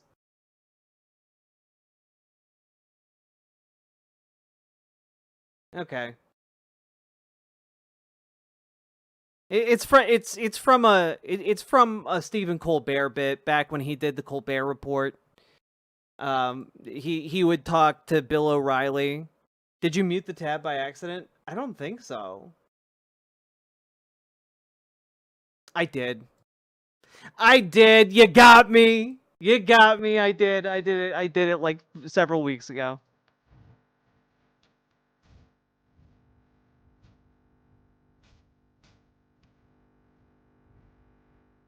You failed him. You failed Bill O'Reilly. You didn't deserve this great man.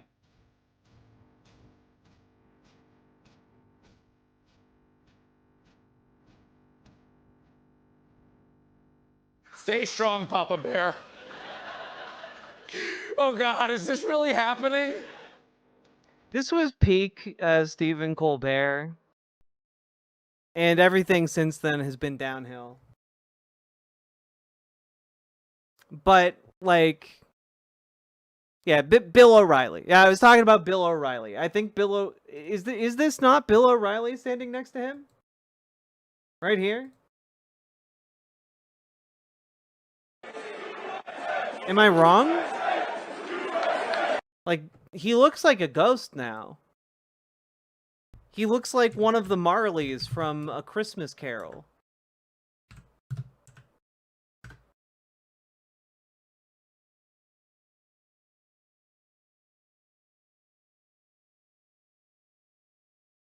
Bill O'Reilly, let's see, anytime. How about the past month? Oh yeah, no, that's definitely him. Just Yeah, no, that is that's definitely him.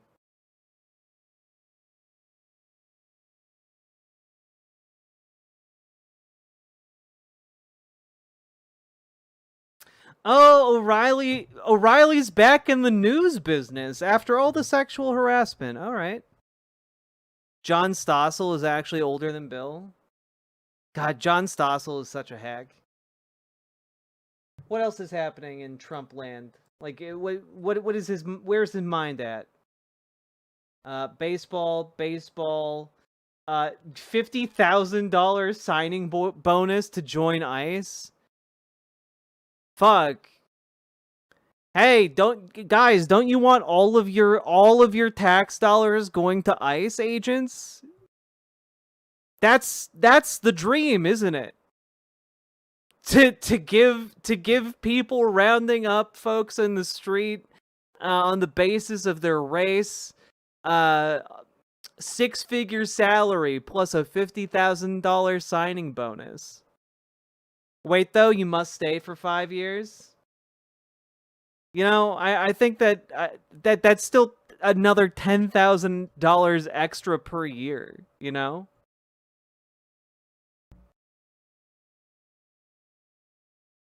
Also, Trump is still doing this thing where, like, every day or every couple of days, he announces on Truth Social who he is deigning to give disaster relief to. Like some kind of king doling out treats to his courtiers. Except the treats are, you are allowed to rebuild from a devastating natural disaster that has ruined, like, hundreds or thousands of lives in your state.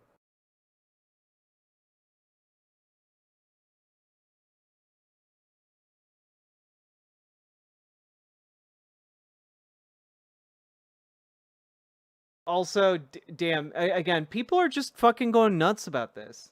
In case you were still on the fence and wondering about whether or not Democrats are bitter, vindictive assholes, the governor of Colorado is refusing to fly the flag at half-staff to honor Charlie Kirk. YCMTSU, Democrats are a death cult. Stop voting for them. You know, I would hardly say not flying a flag at half-staff is indicative of a death cult mentality. You know, like, these people hear phrases from the left that they don't understand, and then they try and weaponize them against the left. Oh, you can't make this shit up. Gotcha. But, like, that's not a death cult mentality. That's a this guy sucked mentality. And there's a difference. Plan. Step 1. Chat joins ICE. Step 2. Chat gives $50K bonus to Jack, then quits. Step 3. Step 4. Glorious Socialist Revolution funding by Trump and Noam. Step 1. Join ICE. Step 2. Deliberately sabotage all ICE operations by being the laziest possible employee. Step 3. After 5 years of Mr. Beating your way through the ICE world, collect $50,000 cold hard cash. Step 4, donate it to Riverboat Jack. In no time, we will be bigger than Hassan off of that money. Just like, damn. I will say, like,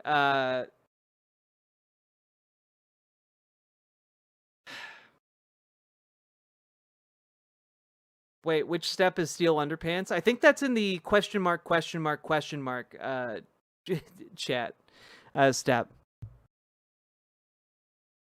Being deliberately shit at your job is a tried and true form of civil disobedience. Yeah, you just keep Mr. Beaning every time you get out of the car, and weirdly enough, your car's tires keep going flat. You know, the air caps just keep flying off the car somehow. Who can say?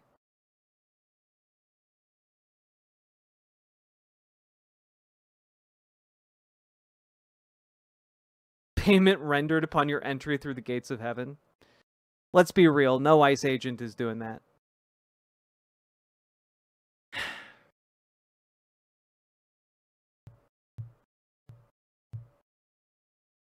They just said you had to stay, never said you had to be good at the job. Yeah, become the best at being bad at your job. That's a skill too, you know? How many naps can you take in one day? How many naps can you take? Make it a competition in the workplace.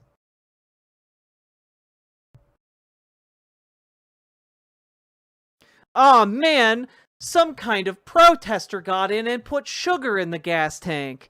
Aw, why I oughta? Huh, guess I'll just have to stay at the office and do paperwork today. Too bad I've got this sudden mental disease that renders me illiterate. I guess I'll just sign everything X. That will surely convey necessary and important information. Aw, shucks. What does an X look like? I'm illiterate.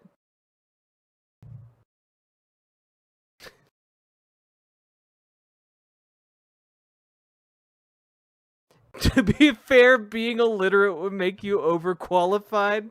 True. These ICE agents would be offended if they knew how to read.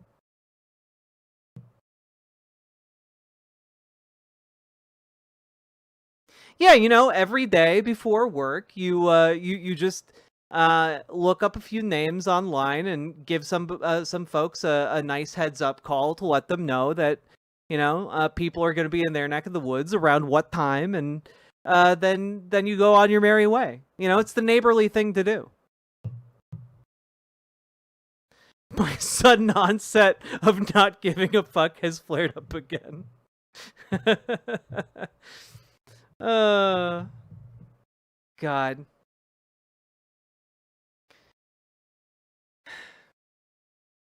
How long could someone get away with running a catch and release scheme before the incompetents at the top of the chain figure it out and fire them from ICE? Genuinely, I have no idea. But if I was somebody hiring people There's for... like 500 plus people in chat. $25 million of stolen ICE money can fund a lot of socialism and whiskey. It's true. And for all of the negative Nancys out there, we're just joking. We're just joking about a ridiculous scheme to try and boost ICE retention numbers. But I will say that it's very funny to think about.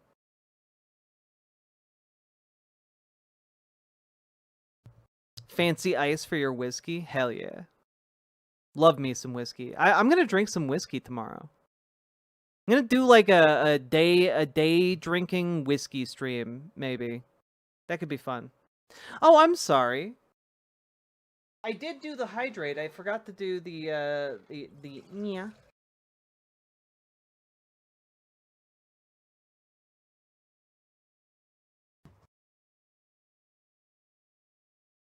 All right.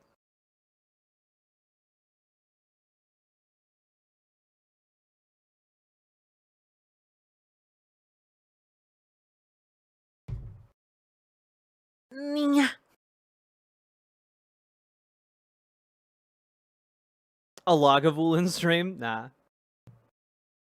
Who changed our car's horn to oh shit it's ice at 150 decibels? Aw, jeez.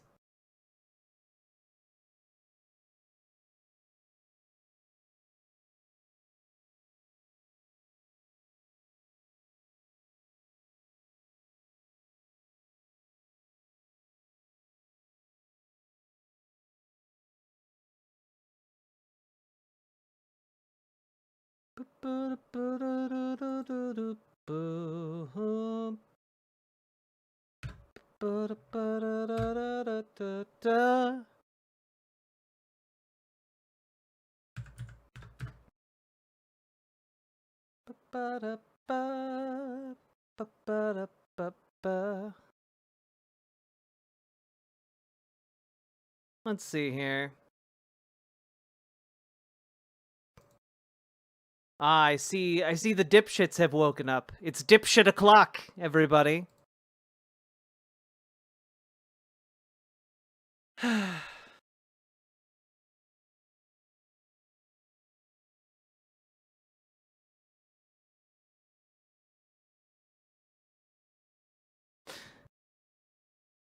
Boy howdy. Welcome, everybody. Y'all make my night. Every night. Let's see here. Who, me? No, Matt Yahoo. Real dipshits don't know that they're dipshits. Aw, geez. I mixed up the gas for our ice vehicles with milk. Aw, no. Wait, guys. Milk is just as combustible as gasoline, right? Aw, geez, it's not? Oh, no.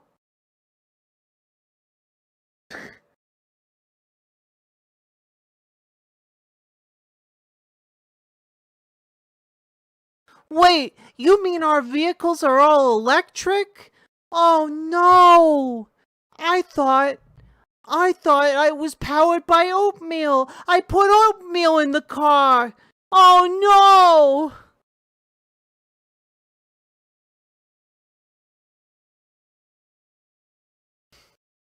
I eat oatmeal every day, Sarge. It powers me to get through the day. I thought it would power the car.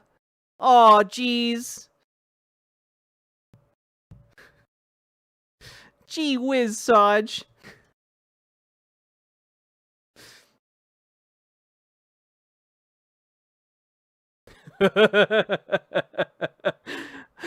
Oh no, Sarge! I put a banana on in the ice fan's tailpipe to warm it up. Oh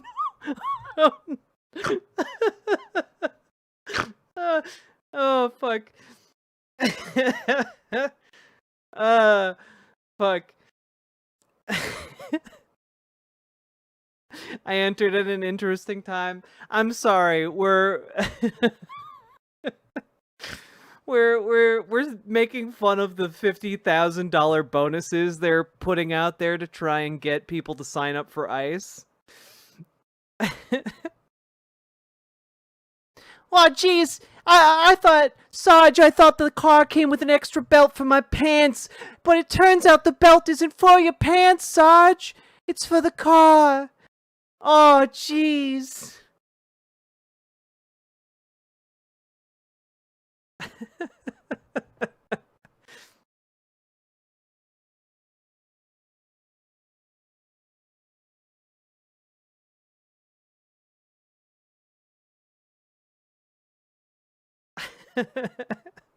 Yeah, weaponized Amelia Bedelia.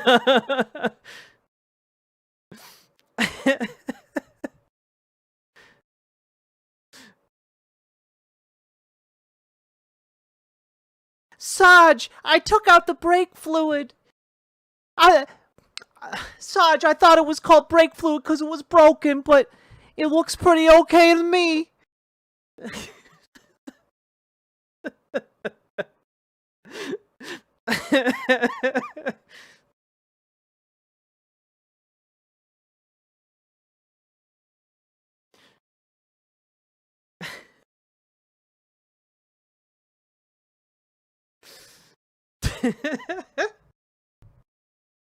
Geez, Sarge, I know we were chasing down that immigrant, or should I say, suspect who looked kind of brown, but I'm so sorry, Sarge. I was at the front of the pack and we were all running with our little clubs, and then I just fell over, Sarge.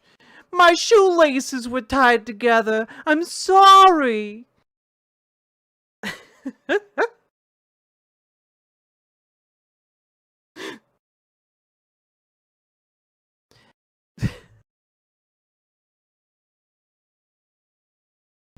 Sarge, when you sent me out for the pepper spray, Sarge, I'm sorry. I thought you meant the kind of pepper, the peppercorns that you have to grind down. I thought you wanted fresh peppercorns, Sarge. I didn't know you wanted aerosol. Aw, jeez, Sarge.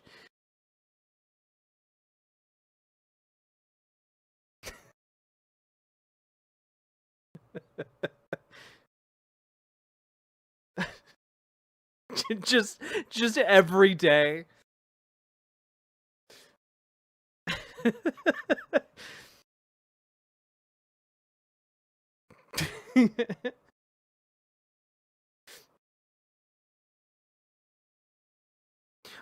Sarge, when you said it was time for a raid, I thought you meant bug spray. I went to Target, Sarge.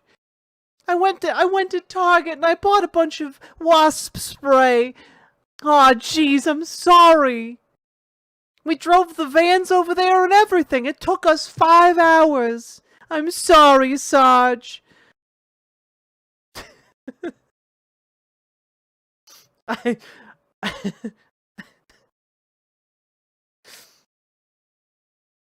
Oh, gee whiz, Sarge, you sent us out there to round up brown people, but you told us to take them.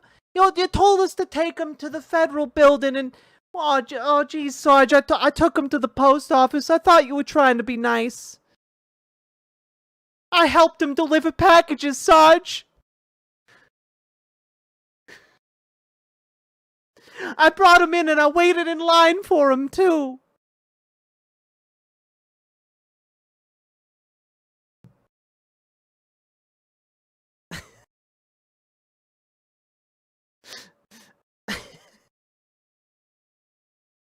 Aw, jeez.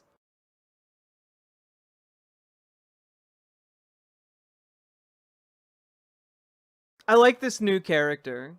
I like this new, like, Barney Fife ice character we've made for ourselves. Just picturing Don Knotts here. Exactly, Uncle Gumbald. You got it. You got it. I'm enjoying this new bit. It's good.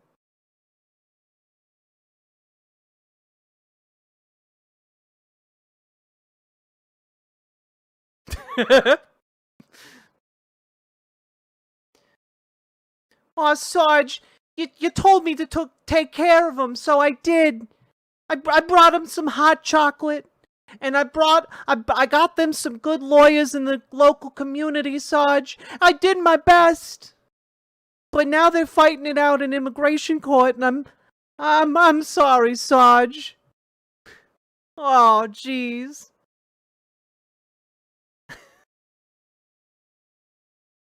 I got him soup, Sarge. We stopped for soup and sandwiches. I even got one of them falafel because he was allergic to the soup. Aw, jeez, Sarge, I'm so sorry.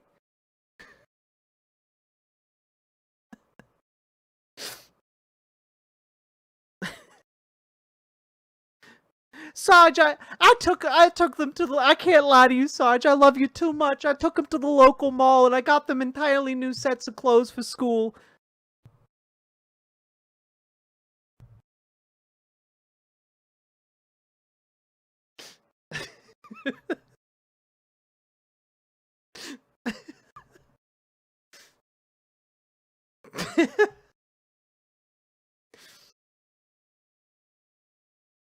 Sarge! Oh, Sarge, I'm so sorry. When you said to book him, I took him to the library.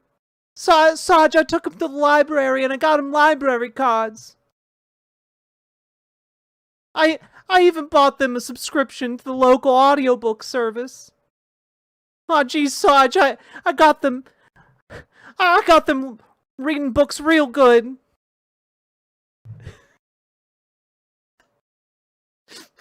Does this ice character only carry one bullet like Barney Fife? Nah, this ice character like forgets, like accidentally swaps their gun for like one that like says bang when you pull the trigger.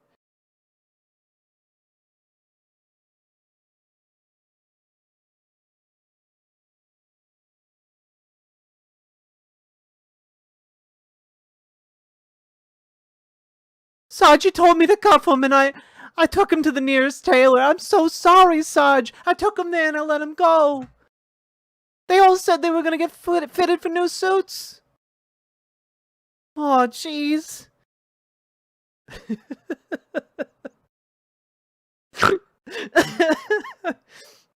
Oh, jeez, Sarge, you wouldn't really fire me for this, would you? Please, I got a family, Sarge. Think of my children.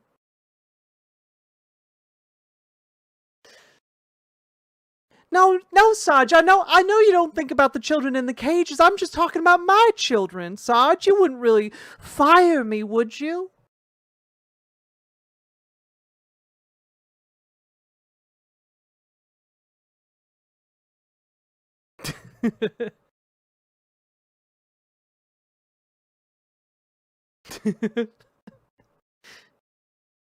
Aw, Sarge, I'm just a little birthday girl, Sarge.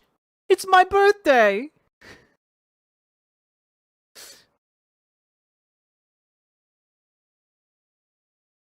Sarge, I kept looking up things on AI, and it was telling me the wildest things. It was telling me that it came alive and that it understood the laws of the universe, Sarge. I don't know. You wouldn't fire a man in glasses, wouldn't you?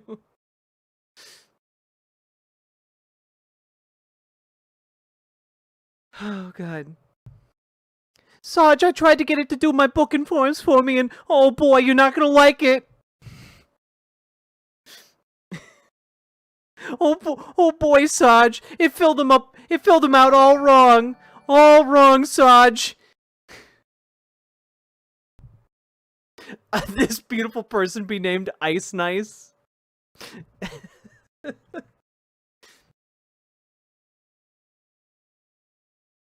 Who's Sarge?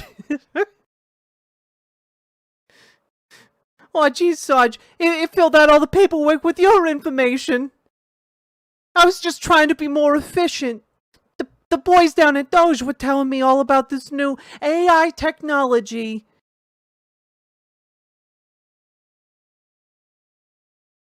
And I just wanted to be like one of my heroes.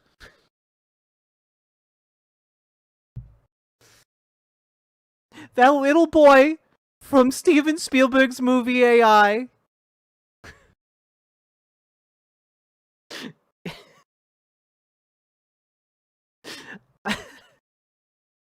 I'm having way too much fun with this bit. I'm sorry.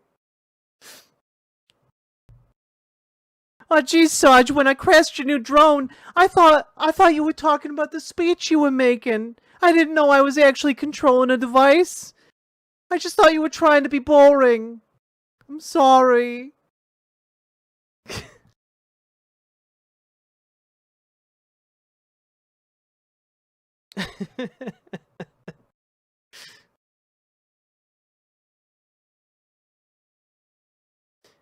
What the hell is this voice? Is it from something? I don't know. I'm channeling the most incompetent person I can imagine. God. Who's Jeffree Star? Why should I give a fuck if someone named Jeffree Star thinks I'm ill? They're not my doctor. They would fire this character immediately? I don't know about that. I've got some pretty good accolades, though.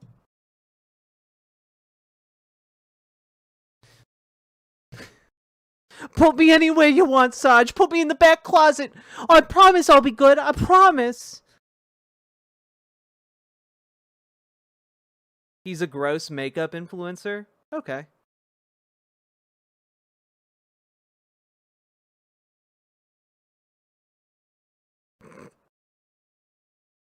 The Crypt Keeper of Makeup? Damn.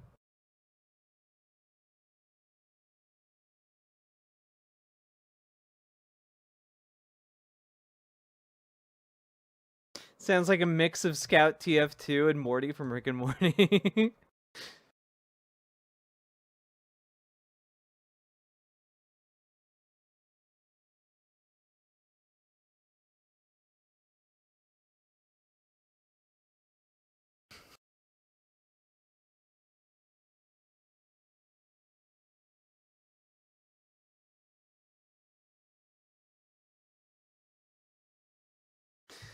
Oh fuck! Okay. I think maybe we're done with the bit. That was great. Comment Girl 2018. I don't care. Who gives a fuck? If you weren't seen MySpace, you may remember him from there. I wasn't really on MySpace. That was a fun segment. Was it a segment? I don't know. Agent Airing Burr. I love it.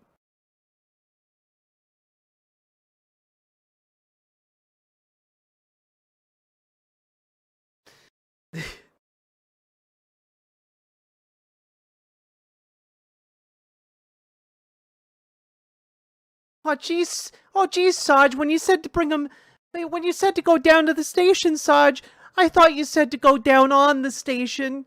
I'm so sorry. Okay, that was the last one. That was the last one. Fuck. Most competent ICE officer.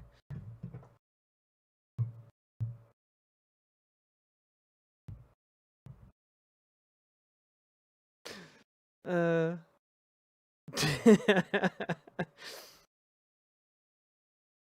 you allowed to be in a good mood right now? You might be banned for not being empathetic enough.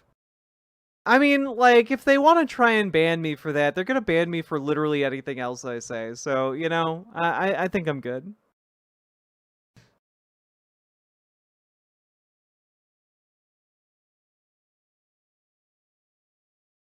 Like, I'm having fun doing my little shtick.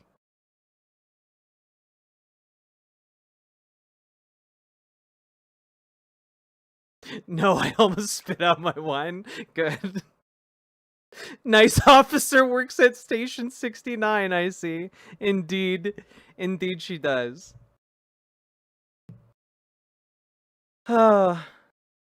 Like, fuck. I mean, if somebody wants to ban me for making jokes about ICE being incompetent as fuck, and, you know, folks being lazy at their jobs, you know, like, okay. But I'm gonna continue to talk about that. I feel like that's way more newsworthy than me cracking a few jokes. Station 69 in District 420.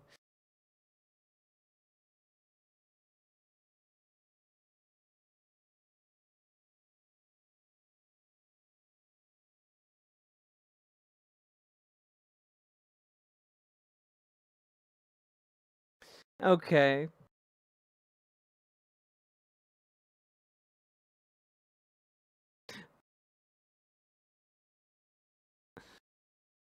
The Nice Officer is a fun title, I agree. Going down on Station 69, baby. Sarge, I know I bungled the raid again. You're not gonna punish me, are you?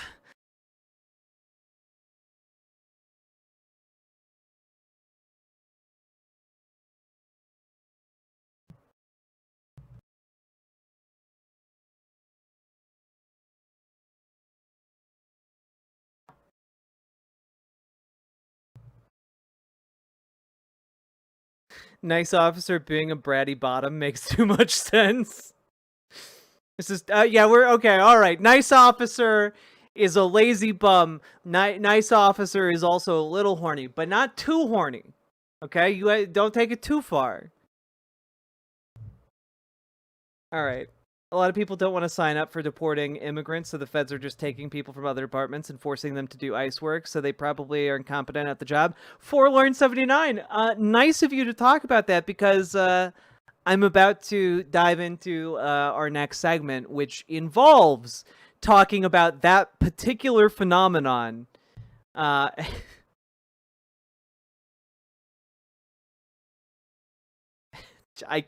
can't with some of you right now. I can't with some of you right now.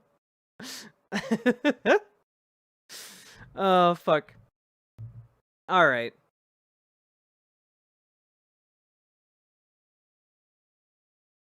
Just the end of every episode of Gomer Pyle Ice Gila Monster is just, like, helping undocumented immigrants, like, go on to live healthy and happy lives. with their families still in the United States of America. You know, just a good-natured screw up who's lazy as hell. I like it.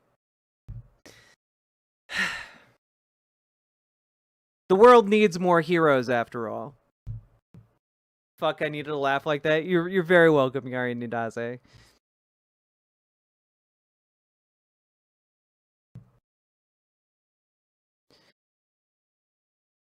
Sarge, you told me to round up the immigrants, so, well, I round up from 0 to get 10. I only got 0, Sarge. I went out on patrol and it was just such a nice day that I fell asleep on a park bench, Sarge. I fell asleep in a sunbeam. So I rounded up on my sheet and I said I got 10. Just like you said, Sarge.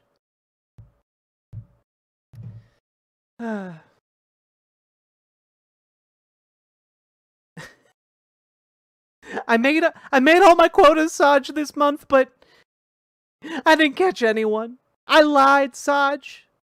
I tried to tell you when you told me to round them up, but you wouldn't listen.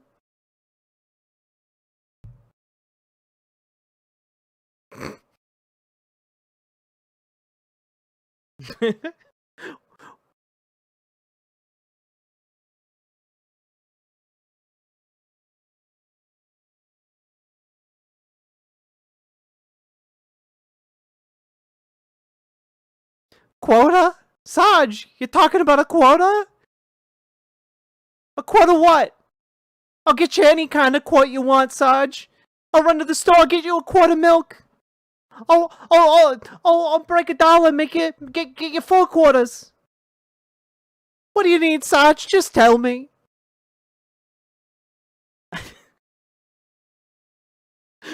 I'm sorry, chat. Okay, I'm done. I'm done for real now. I'm done for real.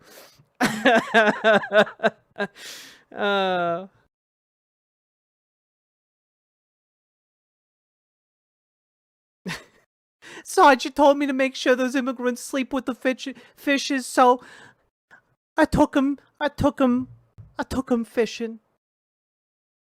We went out to the river and we were just casting. We went camping, Sarge. We bonded. I know all their names. I'm helping send them to college, Sarge.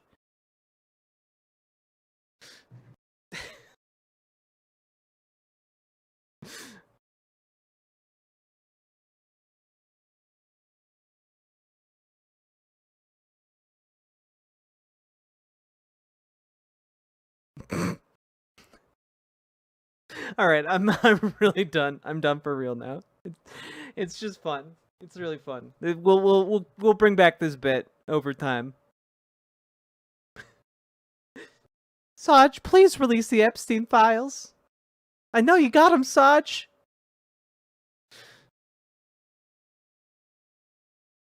All right. Fuck. All right.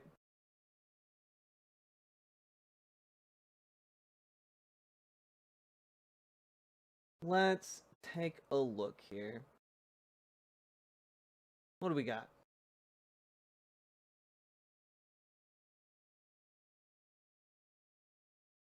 Oh, yeah, okay, you know what? You guys deserve this. Is this. The rats are all like this. The rat goes like this. So, the rat's like this.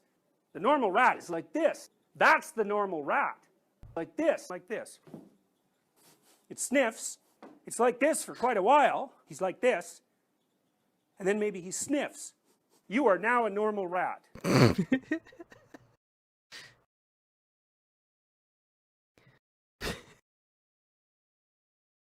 What is the context? I don't think we need to know. Is that Jordan Peterson? That was Jordan Peterson. Becoming a normal rat. All right. Let's take a look here. What do we got to do? Okay, folks, we've been going for 2.5 hours. If you've been enjoying the show, hit that follow button, hit that subscribe button, hit that like button. You know, the buttons that help the stream continue to grow. Clicking those buttons actually does help, genuinely, believe it or not. So we even have a little song in these parts to help you remember what to do.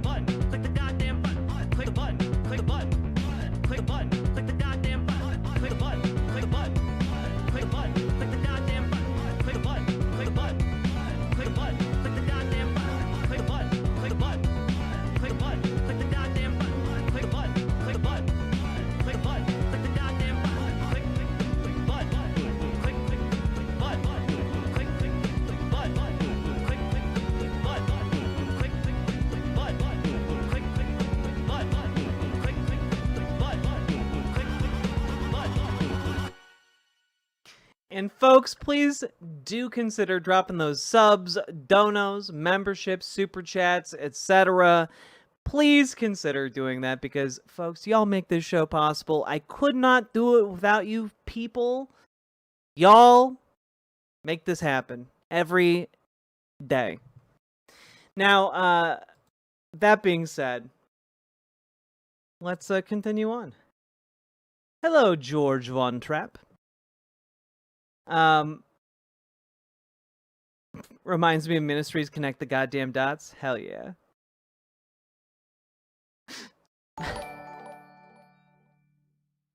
Sarge, I tried to hit the button, but I hit the wrong one. Aw, geez. Sarge, I hit the button, but I hit the wrong one. Oh, jeez. Max, thank you for the $5 super chat. Very much appreciated. Thank you for answering the call to action.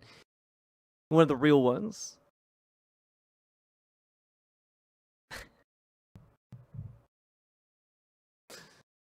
All right. Holy hell, look at all the boxes. Yeah, trying to get room to do a bunch of the stuff we need to do down in this shared office space. So I made some sacrifices in terms of like the visual clutter for you guys in order to make space for my partner in her own office, and I feel like that's a fair trade.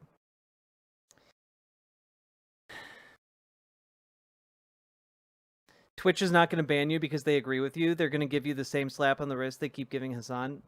But for what? What are they going to ban? Like what are they going to slap me on the wrist for? That's my question. That seems like I'm not saying anything controversial. Like I don't know. At least I don't consider it controversial. I think it's a beautiful backdrop. Thank you, George Von Trapp. A chatter of taste.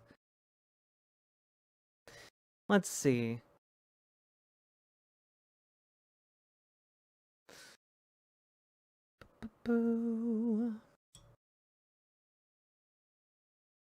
I told you you're too goddamn happy. Look, you pick your flowers while you may. All right, life's hard enough without performative misery.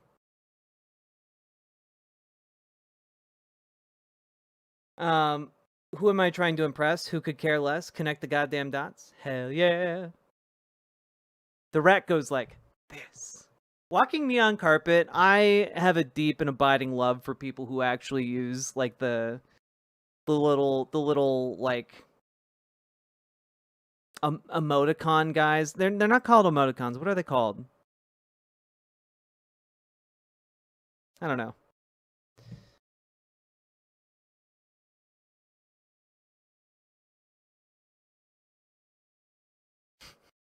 Yeah, those little guys, Cross Crescent Creed. Kaimoji. Mochis? Yeah.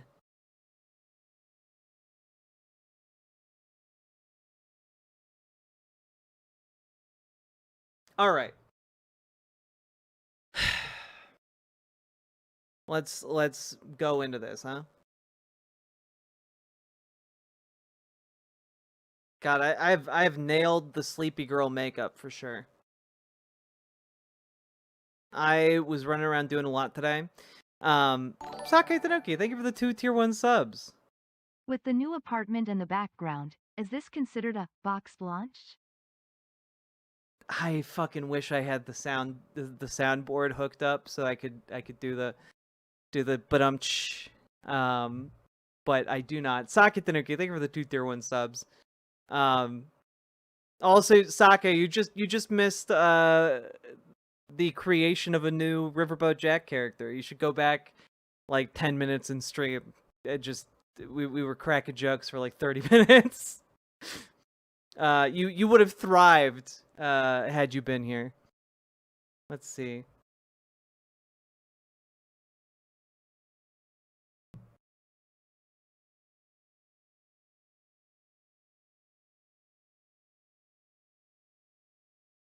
Let's see here, folks. Are y'all ready to start a new segment?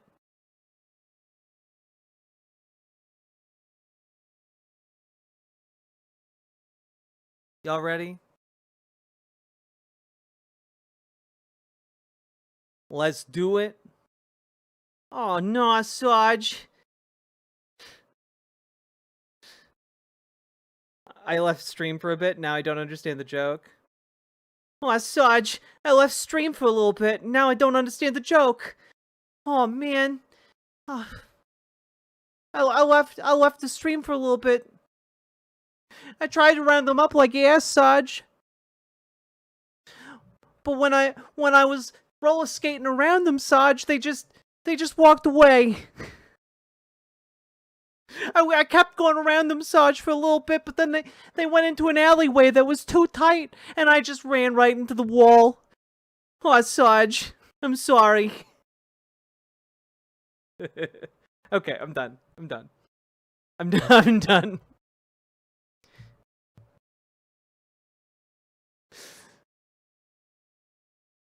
Are we still gonna watch that debate? We will eventually, Comrade Girl. That Curtis Yarvin debate was one of the dumbest things I've seen in my entire time doing this type of commentary and analysis, and that is saying some shit.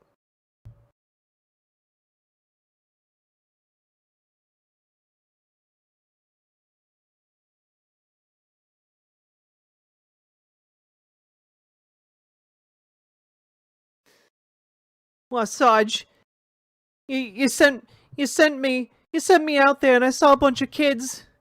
They were drawing street murals, Sarge, and I joined them. I helped them paint a real big one.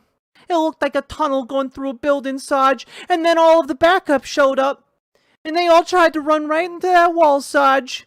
They thought they saw an immigrant down there. I watched them all splat into that wall, Sarge. Face planted one after the other. It was a real sad sight, Sarge. All right, I'm done. I'm done for real. I've overdone it. All right. Okay. Here we go. Let's start a new segment, huh? I'm gonna drink some water first.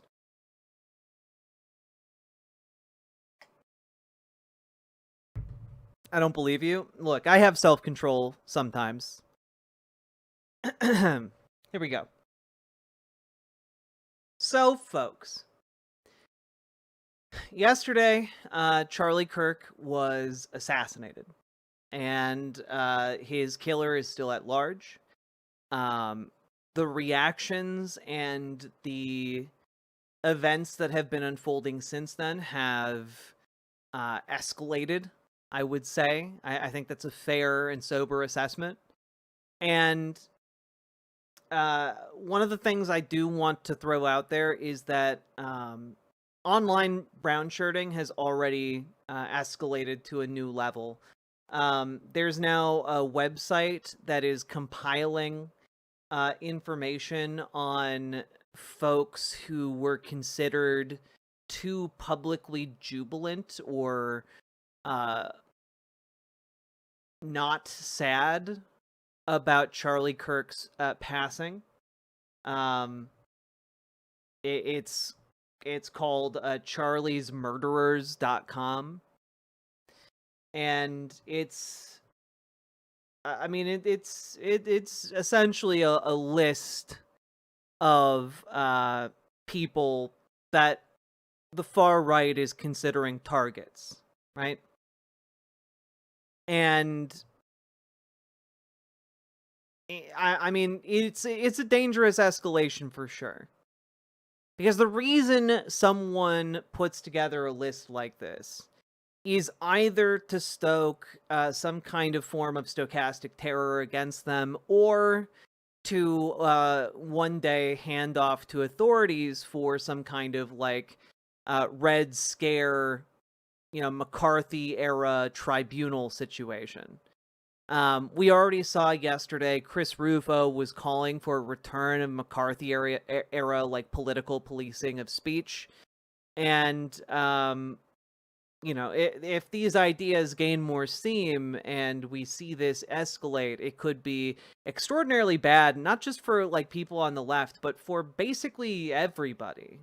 People forget that the McCarthy era was full of people who were actually not, communists or leftists getting arrested and persecuted because people in power found it convenient to do so. It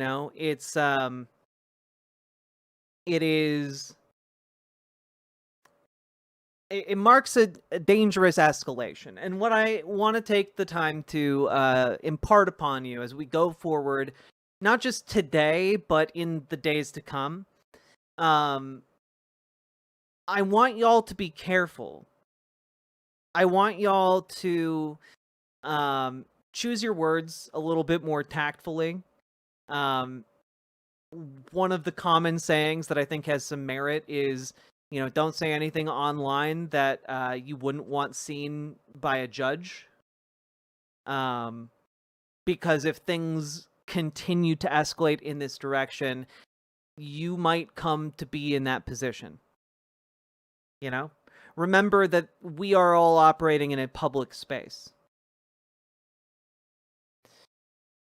So, that being said, it is an unfortunate development, but I'm not going to show the website because it's... Well, I guess I could show this part of the website. I'll show the top of the page. Is an employee or a student of yours supporting political violence online? Look them up on this website. Say no to political violence. Send information on anyone celebrating Charlie's death. Email us at exposecharliesmurderers.com. We've received thousands of submissions. All of them will be reviewed and uploaded shortly. This is a permanent archive and will soon contain a search feature. So that is one of the aspects of what is happening right now. Currently, there are a number of... also, just as a point, they're calling anyone who wasn't sufficiently sad at the passing of Charlie Kirk one of Charlie's murderers because they have... they have this idea that anyone who doesn't mourn to the maximum degree possible must therefore have contributed to the cultural milieu that fueled his death. It is insane. This is, in fact, like an attempt to direct targets on many of these individuals. It states like their general location, their employers, it shows their social media platforms. It's not great,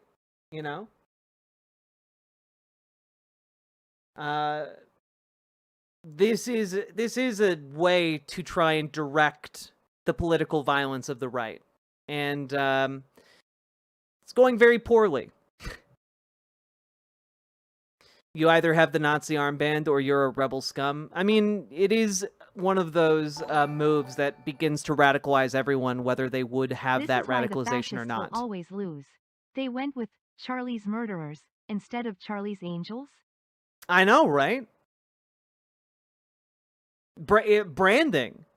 Maybe they couldn't afford the trademark rights, Saki Tanuki. Look, maybe they went for it, and they just got denied. You know, the Charlie's Angels franchise was too expensive for them.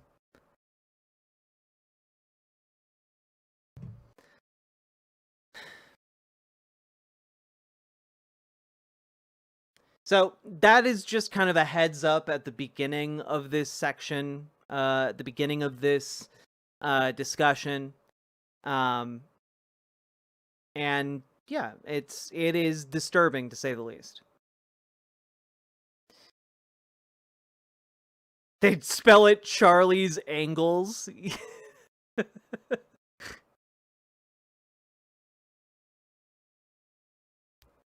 God damn, you guys are funny. All right. Now, I do want to talk about one of the more one of the more disturbing aspects of this entire incident, and that is the desire to put Charlie Kirk up on a pedestal as a figure for veneration. And what do I mean by that? Well, we had multiple political assassinations of elected state representatives in Minnesota not too long ago. Most conservatives have already forgotten about them. Don't know their names. The president refused to call families or talk to even the governor. It's pretty sick, right?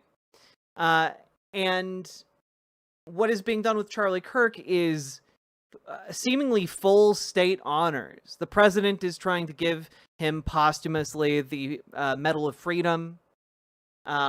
Here is footage from earlier today of J.D. Vance personally escorting Charlie Kirk's body on Air Force 2. And that is what we believe is going to happen here momentarily.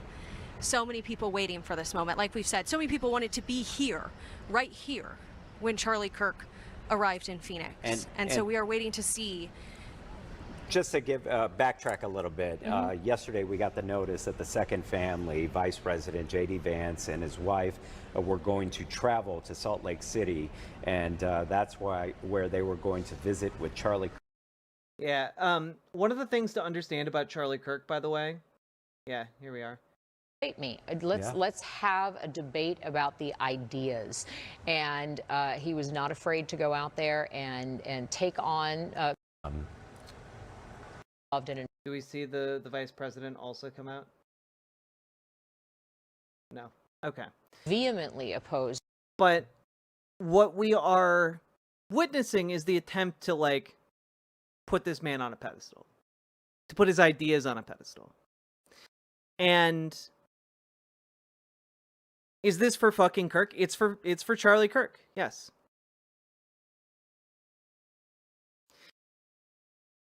And one of the things, there's a Republican member of the House on CNN blaming the left for the shooting, that shooting of Dems in Minnesota. Yeah, I mean, it's we live in la la times. It's cuckoo bananas out there, right? And when we are witnessing what is happening, it is good to witness it clear-eyed. And that is to understand that Charlie Kirk was an incredibly well-connected man. There were children who were massacred not that long ago in my state. None of them got this treatment from the vice president. None of them got this treatment from the president of the United States. None of them got this amount of recognition. And that's for the deaths of children, you know? And so when we are looking at what's happening here, it is abnormal. And it is happening because Charlie Kirk was personally friends with the Trump family. with J.D. Vance, with many of these very prominent global figures. People in the media knew him. And if you listen to a lot of mainstream folks talk about Charlie Kirk, they tend to talk about how nice he could be behind the scenes. You know, how civil and cordial he could be. And again, that to me, that is one of the wildest things to talk about. You know, like who cares? To me, this is like saying, well, the Grand Wizard of the Ku Klux Klan is just a swell guy when he takes off his robe, and it's just like, why are you doing this for someone like that? This is a man who lived his life to argue that the purest way to govern the United States would be to stone gay people to death. This is a man who just this year was talking about how Martin Luther King was an evil and vile man for leading the civil rights movement. You know, this is the kind of person Charlie Kirk was. He advocated for the deaths of his fellow citizens. You know? And a lot of people in the mainstream media who are talking about how nice he could be interpersonally seem to be awfully silent about what they are actually, what Charlie actually did. A lot of people are talking about how, oh, well, he was a very moderate in his field. And like, I'm sorry, but if you're saying that someone who wants to stone LGBTQ people to death is a moderate, what is radical to you? Like, what would you consider a radical conservative to believe beyond you kill everyone you don't like, you purge them from society by any and all means, you know? Like, who are you saying is the radical, I guess, on the conservative end of the spectrum? And I gotta say, one of the most infuriating things is from Ezra Klein. This ran in the New York Times today. This is an actual thing a real human being wrote. Charlie Kirk was practicing politics the right way. Charlie Kirk was practicing politics the right way.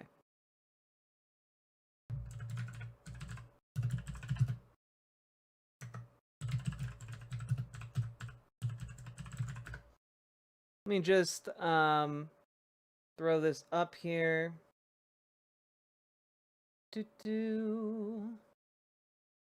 Yeah, here we go.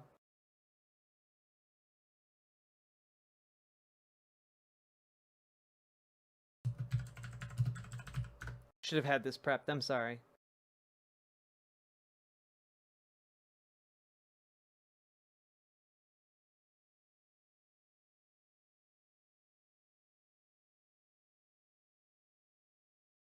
Trump ally Charlie Kirk suggests children should watch public executions.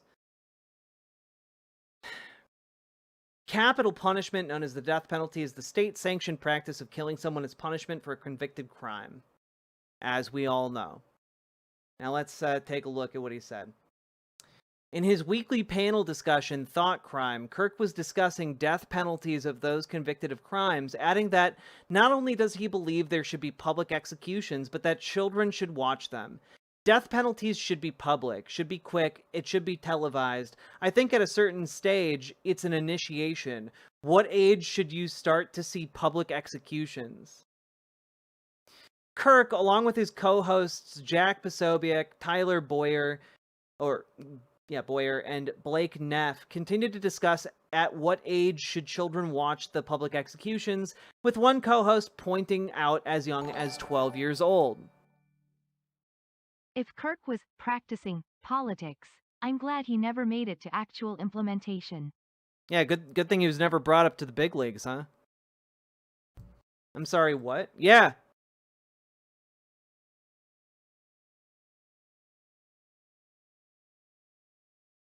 I think maybe 12. 6th grade or so, when you're old enough, Neff said. While Boyer pointed out that it should be an age when someone can embrace the meaning of the execution. In response, Kirk said, I think it should be taken in a holy way, and I don't mean holy in a bad way. I mean that this is heavy.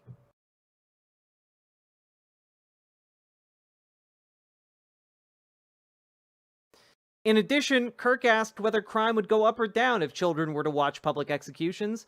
Here's a question for anyone that might not be persuaded. Would crime go up or down? Boyer said it would go way down, with Kirk then asking, so why is this even a question? And, you know, I love this encapsulation, right, of, like, Charlie Kirk's propagandizing. Because there's no data involved here. It's all just vibes. It's all just vibes. Hey, should we show our children the brutal killing of a man in order to persuade them not to do crimes when they're older? Do you think traumatizing a child would result in more crime or less crime? And they're like, oh, definitely less crime based on the vibes, man. It's crazy. It's crazy.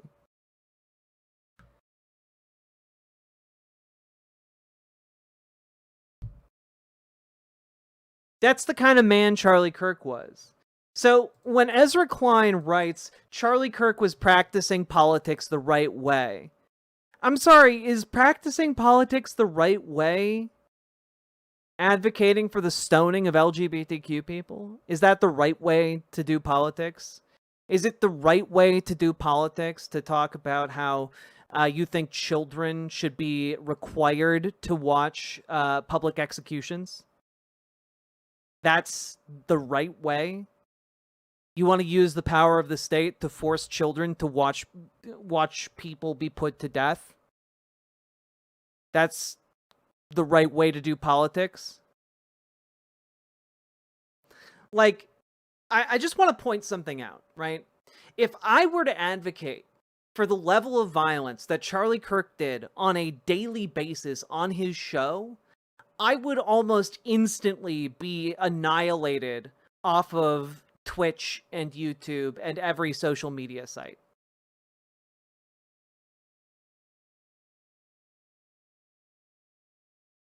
What did Klein mean, though? Let's take a look. The foundation of a free society is the ability to participate in politics without fear of violence. To lose that is to risk losing everything. Charlie Kirk and his family just lost everything. As a country, we came a step closer to losing everything, too. We've been edging closer for some time now. In 2020, a plot to kidnap Gretchen Whitmer, the governor of Michigan, was foiled by the FBI. In 2021, a mob stormed the Capitol in an effort to overturn the result of the election, and pipe bombs were found at the Democratic and Republican National Committee headquarters. In 2022, a man broke into the home of Nancy Pelosi, Speaker of the House at the time, intending to kidnap her. She was absent, but the intruder assaulted her 82-year-old husband, Paul, with a hammer, fracturing his skull. Hey, out of curiosity,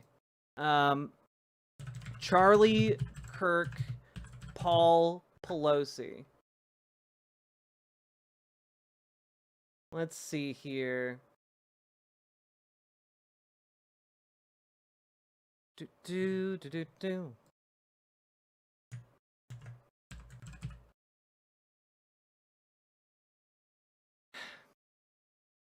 Yeah, in 2023, Charlie Kirk mocked the assault of Paul Pelosi and suggested that someone should bail the man who bashed his skull with a hammer out of prison, and then blamed the governor of Minnesota for it. Oh, and interestingly enough, he didn't blame the governor of Minnesota for it. Sorry. He tried to blame Tim Walz for the political assassination that happened in Minnesota earlier this year.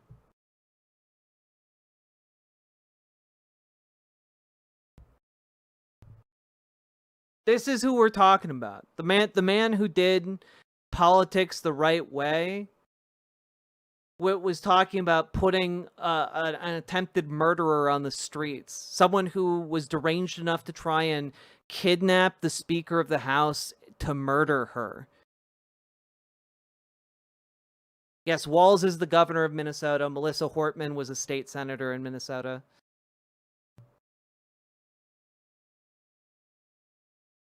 Also, Omega Star, thank you for the 5 tier 1 subs. I very, very much appreciate it.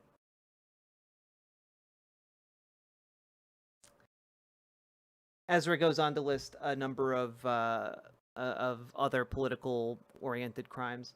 You can dislike much of what Kirk believed, and the following statement is still true. Kirk was practicing politics in exactly the right way. He was showing up to campuses and talking with anyone who would talk to him. He was one of the era's most effective practitioners of persuasion. When the left thought its hold on the hearts and minds of college students was nearly absolute, Kirk showed up again and again to break it. Slowly, then all at once, he did. College-age voters shifted sharply to the right in the 2024 election. Like, Ezra Klein, what the fuck are you doing? You know?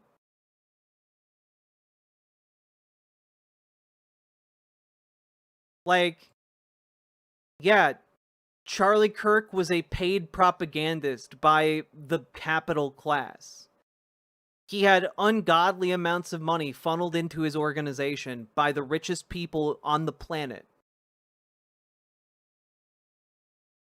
Like, this is the idea that, like, oh, he was just such a singular rhetorical figure. I've watched his debates. He wasn't.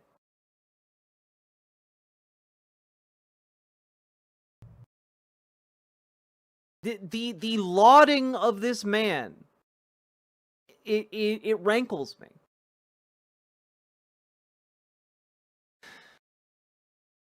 I did not know Kirk, and I'm not the right person to eulogize him, but I envied what he built. Disgusting. Disgusting. You envied the organization of hate that had to, like, constantly purge members for denigrating racial minorities with slurs in their official chat rooms. You envied that? A taste for disagreement is a virtue in a democracy.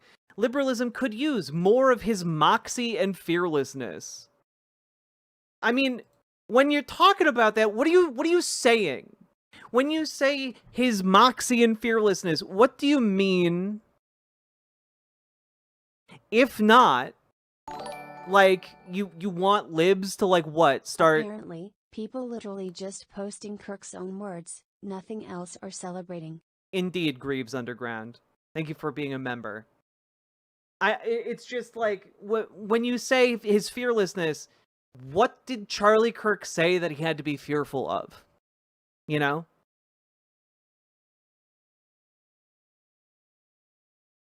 Like, it is perfectly acceptable in conservative circles to talk about how God wills that all gay people be killed. That's an acceptable line of dialogue in conservative circles. And I know, because I came out of that kind of fundamentalism. Shook off those shackles a while ago. But I remember those conversations.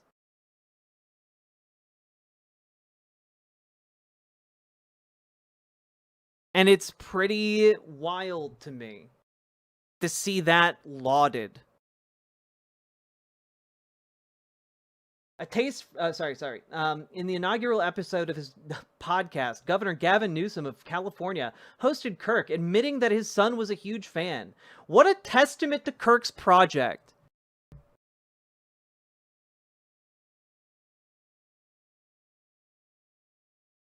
I wouldn't describe it that way. That is a failure of parenting on Gavin Newsom's part, number one. And number two, the ability to the ability to manipulate children, which is what Turning Point USA was designed to do. It was designed to manipulate children. It's why there was an emphasis on, college age, or even in some cases, late teenage children or young adults. And I don't know, to envy the organized manipulation of children seems to me a very, very, very weird thing for someone even nominally on the left to desire.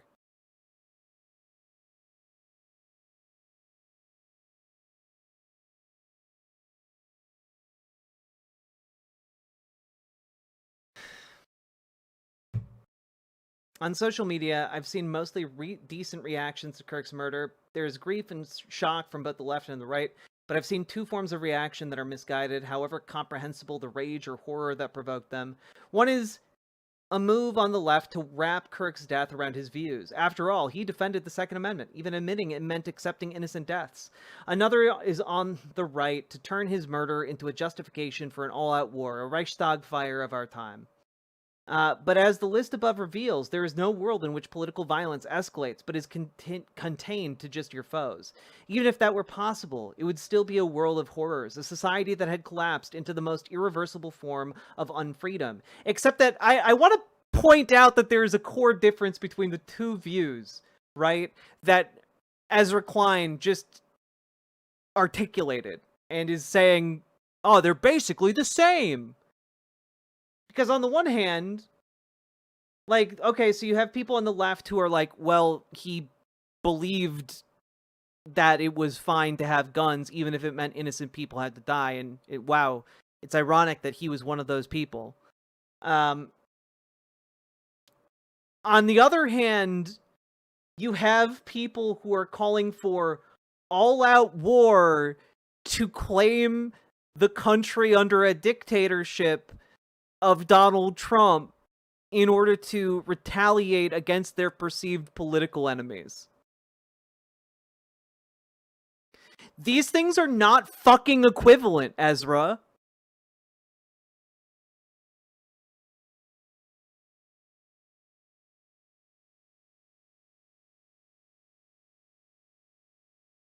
These are not equivalent ideas.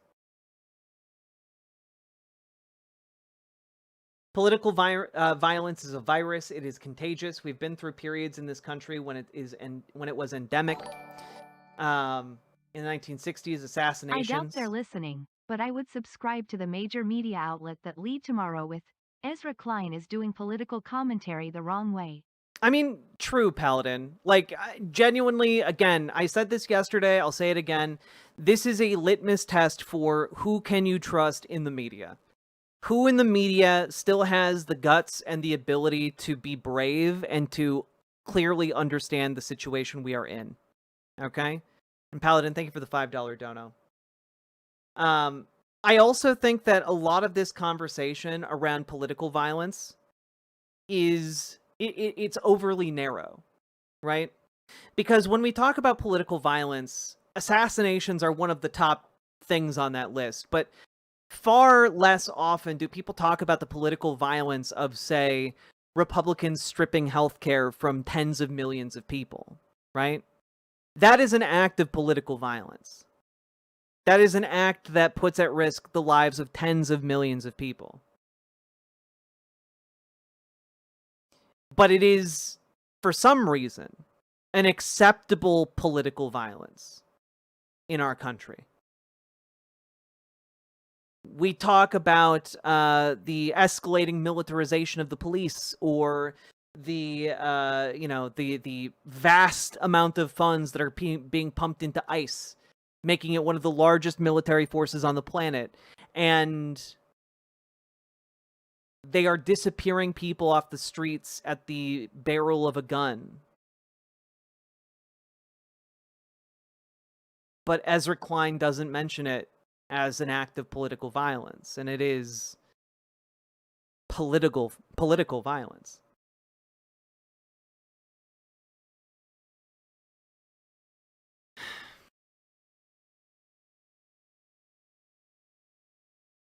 You know, one of the things we talk about when we talk about the nature of the state is that the state is, at the end of the day, the social entity that has the power, the monopoly on violence.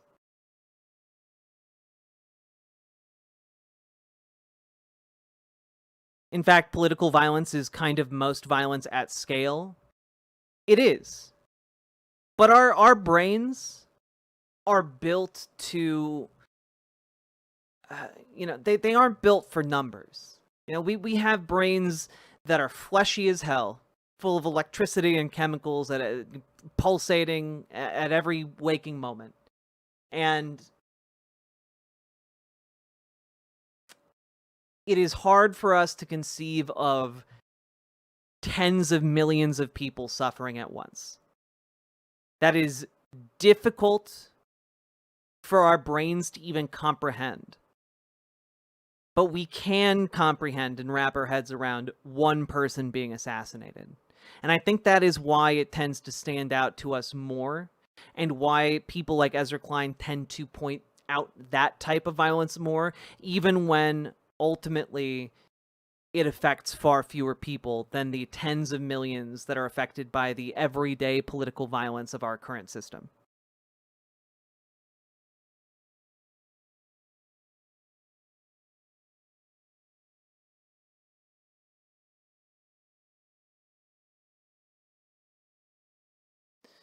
Whoa, David Weisbrick, we're talking about a political assassination.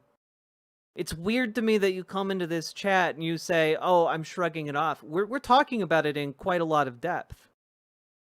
What I'm talking about is that political violence is essentially driven by social understandings of power.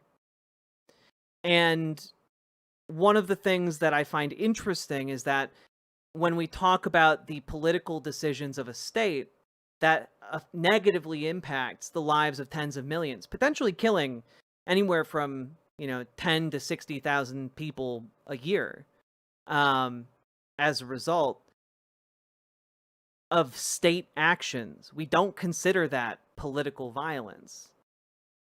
That's not like, I'm not talking about an inconvenience. I'm talking about something that kills thousands.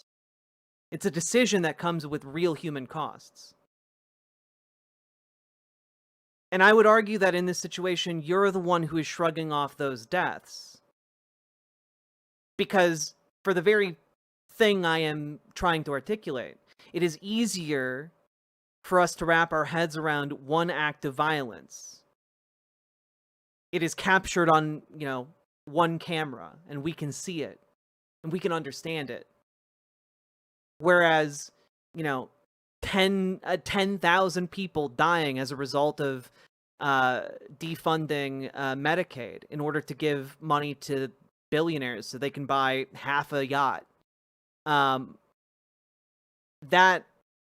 we have a hard time wrapping our heads around that.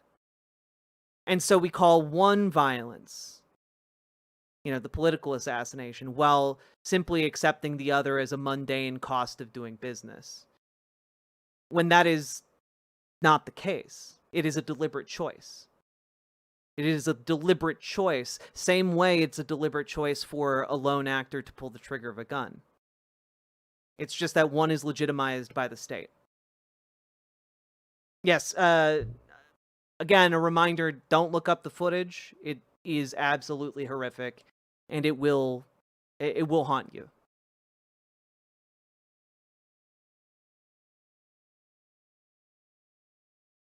So if you're on the other side of the political aisle, you're going to accept things not going your way. That doesn't give you the go-ahead to commit murder.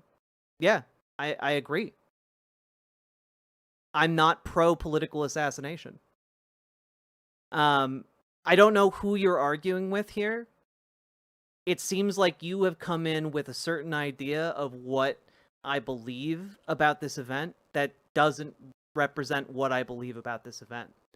So what I would recommend to you is to go click on my videos and watch the video I put up about the assassination yesterday.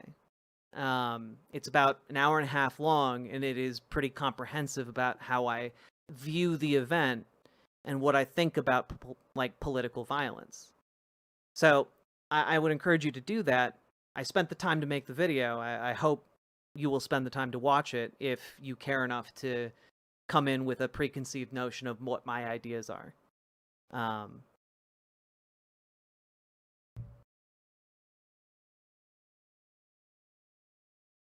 So, that being said, this Ezra Klein piece is difficult for me to wrap my head around. I gotta say. And I know it's because of Ezra Klein's, like, political leanings and his failures and shortcomings. Because, for example, I consider the kinds of things that Charlie Kirk believed, like, for example, to be beyond the pale.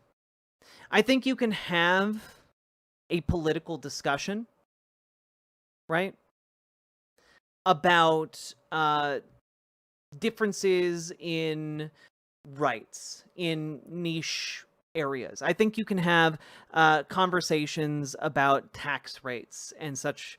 Like, I think there's a lot of room in politics to have conversation and debate. But when someone on one side of an argument says, I think it should be okay to stone you and people like you to death, and I think that should be state policy, that is not someone who is on the other side of a political disagreement. That is someone who is declaring their intent to harm and or kill you.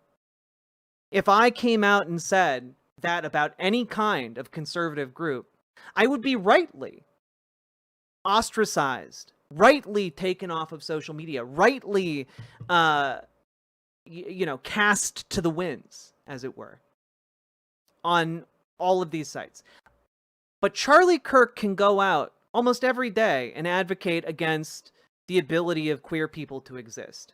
And not just against the ability of queer people to exist, but to advocate for a nation forged in his ideal law. And he has made it clear multiple times over and over that his ideal law is one that gives him the right to stone people to death for their sexuality or their gender identity. And what I find deeply disturbing is the passive agreement of our media landscape to that difference. I find that disturbing. I find it a sign of how deeply and profoundly our standards for civil discourse have slid, even prior to this point.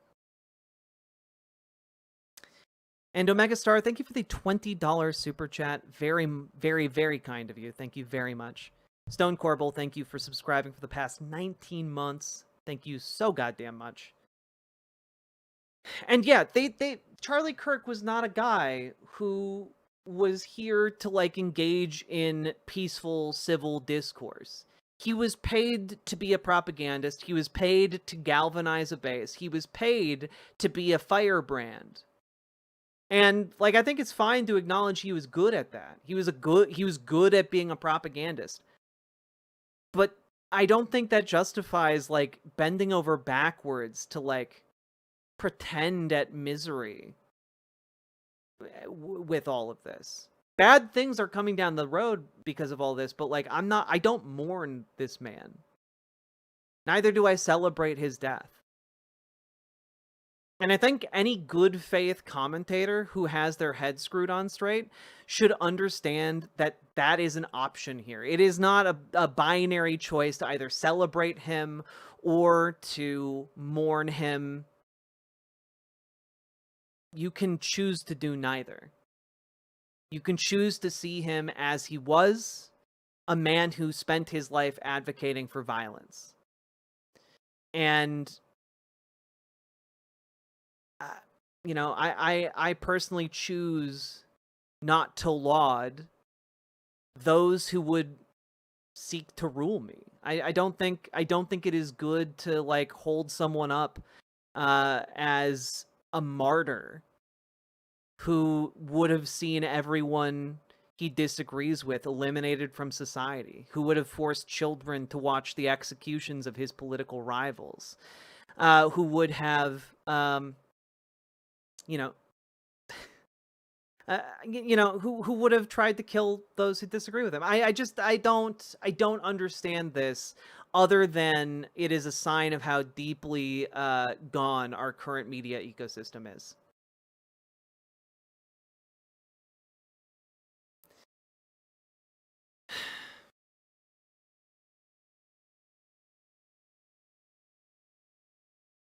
So that Ezra Klein piece, I found disturbing as hell, to say the least. And as we move forward here, I mean, it goes beyond that, too. Like, yesterday I showed a brief clip from Cenk Uygur of the Young Turks, nearly in tears about this. And I understand feeling disturbed by the events of the day. I understand, again, that this is a harbinger of bad, dark times. That as a result of this, an innumerable amount of suffering is about to be unleashed upon not just the left, not just progressives, not just like socialists or communists or union organizers or any of that, but it's going to target everyone indiscriminately. You know, a lot of people are going to suffer, and that includes conservatives as a result of this.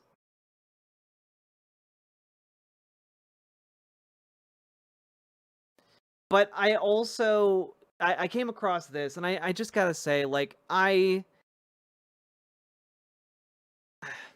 let's watch it. Charlie Kirk is dead. He got shot at an event that he was hosting in Utah. And I am sad, distraught. In fact, I just cried on my live stream in front of 250,000 people. My goal in this video is to tell you why I feel this way. If you want to end gun violence, it is something that you can never celebrate. It is always disgusting, always vile, and always abhorrent. It should come as no shock to yourself when I tell you that I think Charlie Kirk was a bad person. I've made that very clear over the last year, but does that mean I think he deserves to lose his life? No. Does that mean I think his 2 young children, who were in attendance at the event where he was shot, deserve to watch their father die? No. Does that mean I think they deserve to grow up without him? No. Does that mean I think that his wife, who was also there, deserved to lose her husband? No. And honestly, if you answered yes to any of those questions... Oh yeah, this is Dean Withers. He's a huge lefty lib in this space.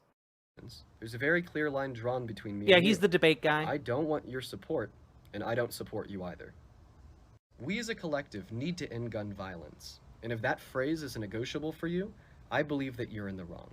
My thoughts and prayers go out to Charlie Kirk's friends, family, children, loved ones, as well as every single person in attendance at his event today in Utah.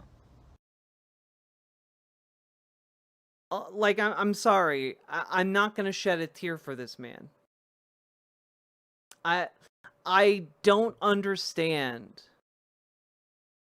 the desire to platform. You know, maybe the grief is genuine. Maybe it's not. You know, maybe it's performative. But either way, like,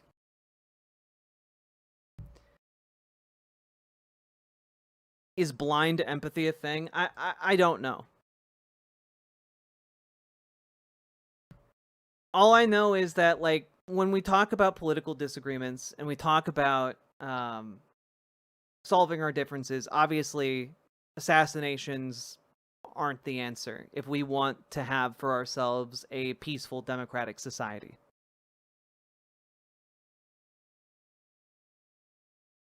But when something like this happens, you owe nobody your tears. You owe nobody an emotional response. Not a goddamn soul. If you feel it, by all means. But, like, I don't understand someone who feels compelled to cry over this. I just fundamentally don't understand it. I don't understand shedding tears over a man who was gleeful about, like, the destruction of children in Gaza and families in Gaza and parents in Gaza. I don't understand using your finite time on this earth to mourn that.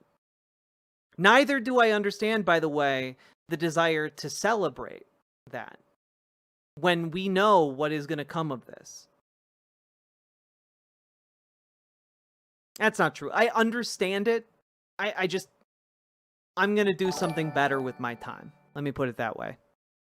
I also don't get the whole, his kids will have to grow up without their father. Maybe they'll grow up to not be hateful pieces of shit. Maybe. Not all fathers are good fathers. That was something that, in fact, Charlie Kirk talked about a lot on his show.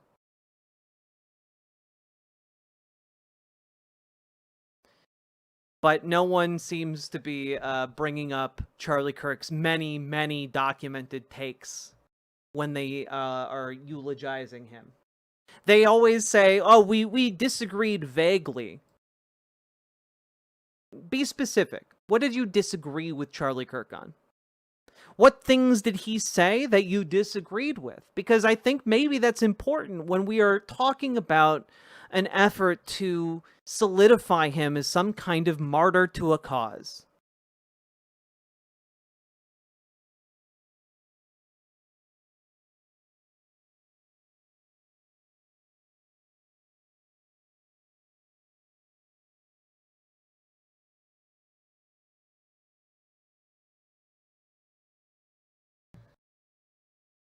So I have, I think, only sympathy and empathy for his kids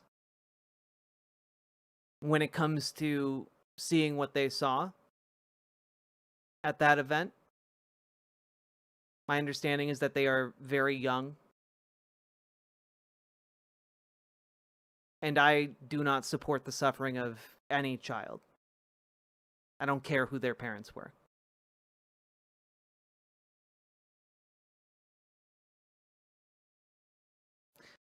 Not now, not never. But that's the extent of it. I feel very deeply for his kids.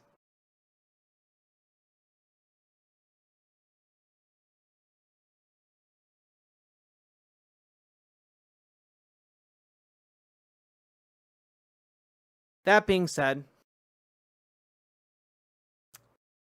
that brings us to... Oh, Jesus. That brings us to today.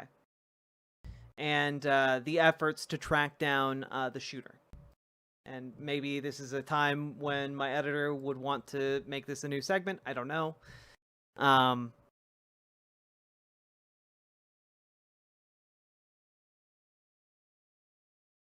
But we'll take a quick break because we've been going for a hot minute here.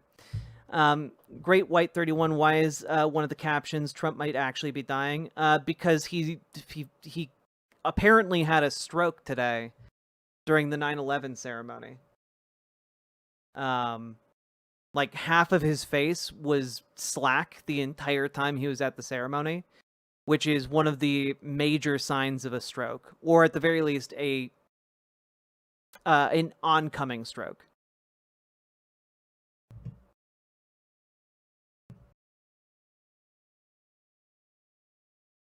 Yeah, those kids are... Yeah, exactly, Mr. Fluffy Wolf. Those kids are going to carry that weight.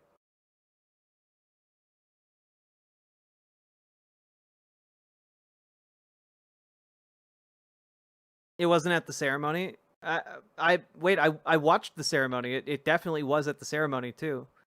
Might have happened at other points, but I watched it earlier today.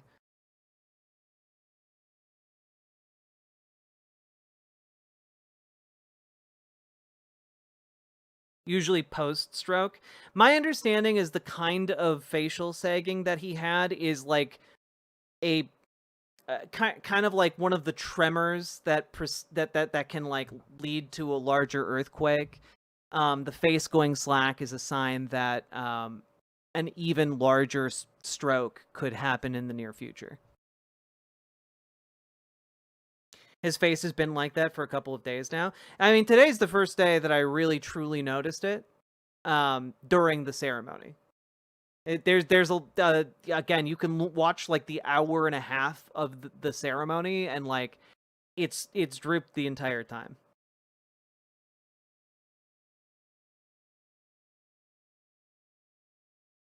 Oh, no. Okay, well, look, I'll even bring this up, all right? Just because I find it fascinating and interesting, to say the least. Let's take a look.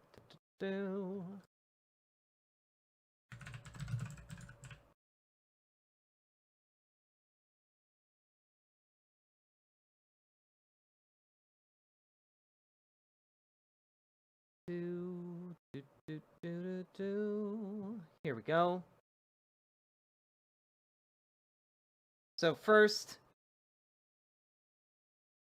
I mean, this is one. That looks not like a deliberate facial expression. You know, but maybe it's just the photographer caught him on an off time.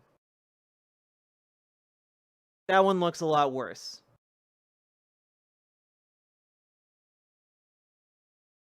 That one looks a lot worse. I'm familiar with people who have had strokes. This looks like that to me. I'm not a doctor, of course, but I can say that that does not look normal.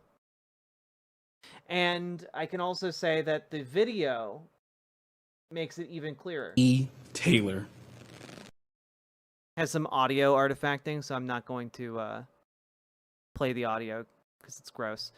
But like, it's like that the entire ceremony. I watched this.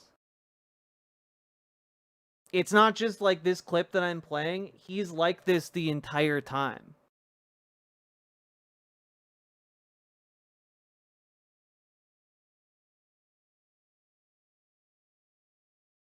That's not his normal facial expression, guys. Yeah, it's really fucking bad. It's mirrored.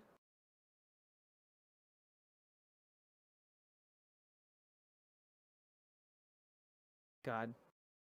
Seizures can also do that to a person's face. It's almost like scary. Yeah.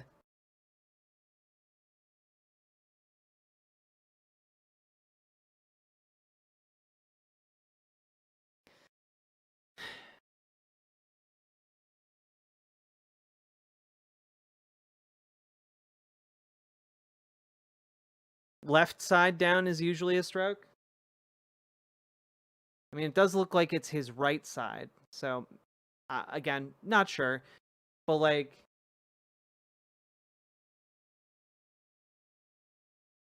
I don't know. I gotta tell you, it just does. It looks like he's not doing hot. So hot.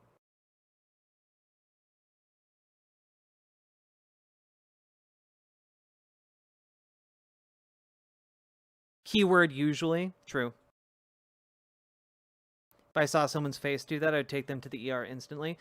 My understanding is that from other folks in chat is that this has been like his facial default for the last couple days. I would bet that his sudden cancellation of plans last weekend was a direct result of perhaps one of those early stroke signs. Dude's not doing okay.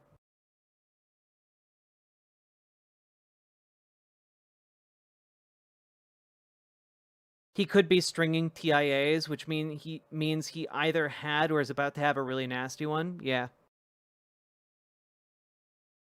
Because the TIAs, for those who don't know, took a look at this earlier. TIA stands for transient ischemic. I'm gonna go with ischemic attack. Here. A short period of symptoms similar to those of a stroke caused by a brief blockage of blood flow to the brain. A TIA usually lasts only a few minutes and doesn't cause long-term damage. However, a TIA may be a warning. About 1 in 3 people who has a TIA will eventually have a stroke, with about half occurring within a year after the TIA. Often called a mini-stroke, a TIA can serve as both a warning of future stroke and a chance to prevent it. So, now, my understanding, I could be wrong here, is that usually these clear up relatively quickly. Yeah, here we go. Most symptoms disappear within an hour. Rarely, symptoms may last up to 24 hours. People have been observing this for the last 3 days. Ischemic Ischemic. There. Thank you, Paladin, for correcting my horrible pronunciation. Ischemic.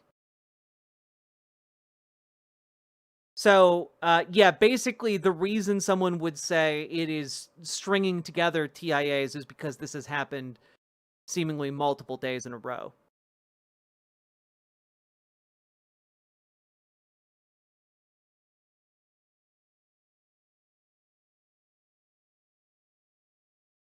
So, all I'm saying is, like, he might actually be dying. That's why that's in the title. Just talking about how he appeared today and just how the rumors are that, like, JD Vance is trying to, like, get the cabinet on his side so that if anything happens to Trump in the near future, like, he can slide in. But you know, we'll see what happens, I guess. To be honest, the correct way to pronounce a lot of medical and biological terms is quickly and with confidence. Hell yeah. Thank you. Thank you for the validation. Do we know how long does he have? Well, multiple TIAs in a row indicate he's pretty fucking bad off. Like, that indicates that, you know, if 1 in 3 people usually have the big one within a year, then he's having a lot of warning signs. You know, like the scene in Aliens where there's like a beep, beep, beep, beep, beep, beep, beep, beep, beep, beep, beep, beep, beep, beep, beep, where the alien is getting closer and closer. That we're basically seeing that play out in real time, if that is what is happening with the TIAs.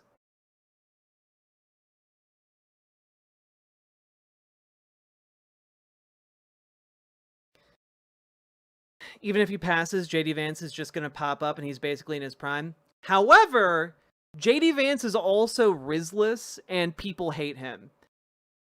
When JD Vance goes places outside in the real world, people call him a couch fucker to his face. Like, this is not a man who is capable of, like, I need to bookmark this so I never lose it.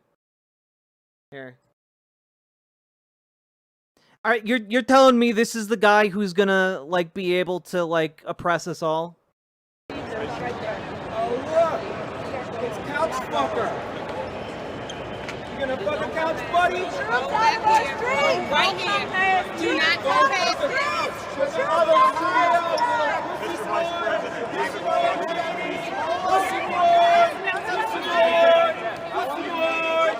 Go fuck the couch! Go fuck the couch, JD Vance! Go fuck the couch! Oh, look! It's Couch Fucker! You gonna fuck a couch, buddy? Like, I'm sorry, you don't come back from that. Like, Donald Trump has done horrendous things throughout his life. Nothing anyone called him really seemed to stick. The couch fucker thing has seemingly stuck to JD Vance. Like, basically all derogatory names for JD Vance have. Because he's just a guy who gets, like he doesn't have the ability to, like, shrug it off with confidence and style. It's because he looks embarrassed about it. He does. He's genuinely hurt that people don't like his fascistic ideas.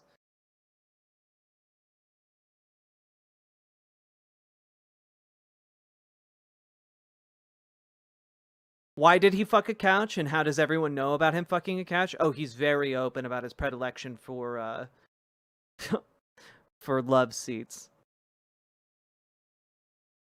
Is MAGA gone without Trump? I wouldn't say MAGA would be gone without Trump, but Trump is the cult leader. Like, one of the things that keeps MAGA together is Donald Trump. Donald Trump is, like, the center from which all the power in the movement flows. There are definitely going to be people who are going to try to be the next Trump, but none of them have the mythos around them like Trump has. None of them have the style and entertainment factor that Trump does. You know, like, this is why every time a midterm election rolls around where Donald Trump isn't on the ticket, conservatives have gotten their asses beat.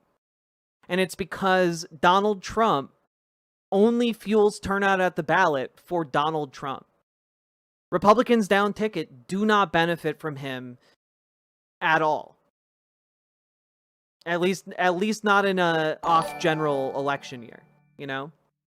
Let's not discriminate against someone's sectional preferences. Oh, sorry you're blue. That was really fucking good. That was really good.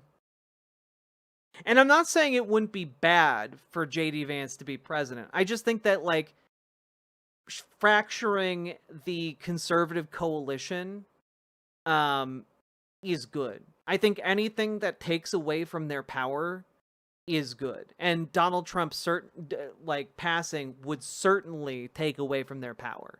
It would lead to dysfunction at the highest and lowest levels of the party. It would prevent them from fulfilling their agenda. And that's not to say that J.D. Vance isn't very bad. He is. But he's less bad, in my opinion.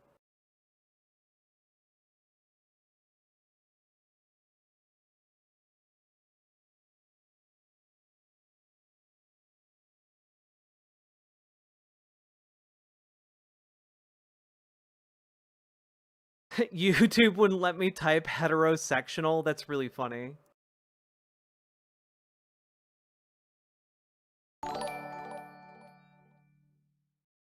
Donald Trump's passing would definitely put J.D. Vance on the love seat.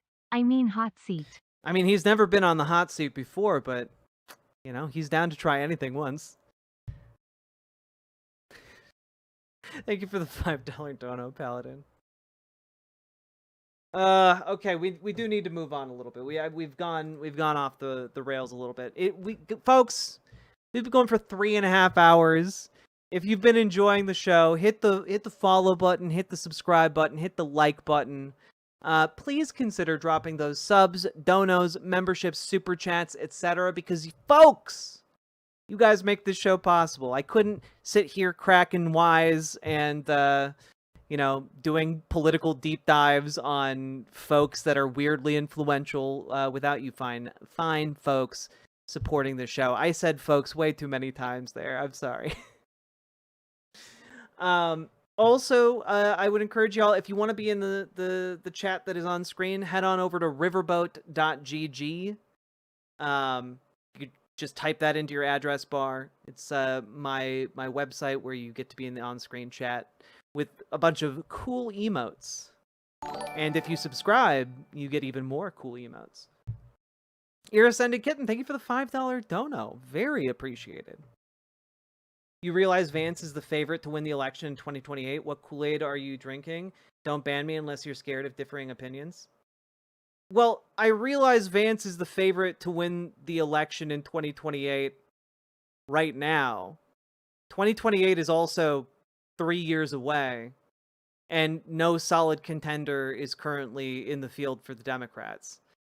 But also, when you say something like that, you know the mods are gonna like step up to the plate and ban you just to laugh. So like, don't make yourself an easy target like that. If you want to just have a question, you don't have to do like this macho bullshit posturing, you know? Just ask the question. You're like, that's the weird thing. I respond to questions in 3 different chats all at the same time, right? And you don't need to be like, respond to me if you want to be like a real cool lady. It's just like, like, I don't, like, why are you doing that? It's weird. It's off-putting. Is that how you have a conversation with somebody? Do you walk up to somebody and like say, hello, how are you doing? Respond to me, or else you are no longer a civilized individual. Like, that's just silly. Why are you being silly like that? Not a daddy I would kiss.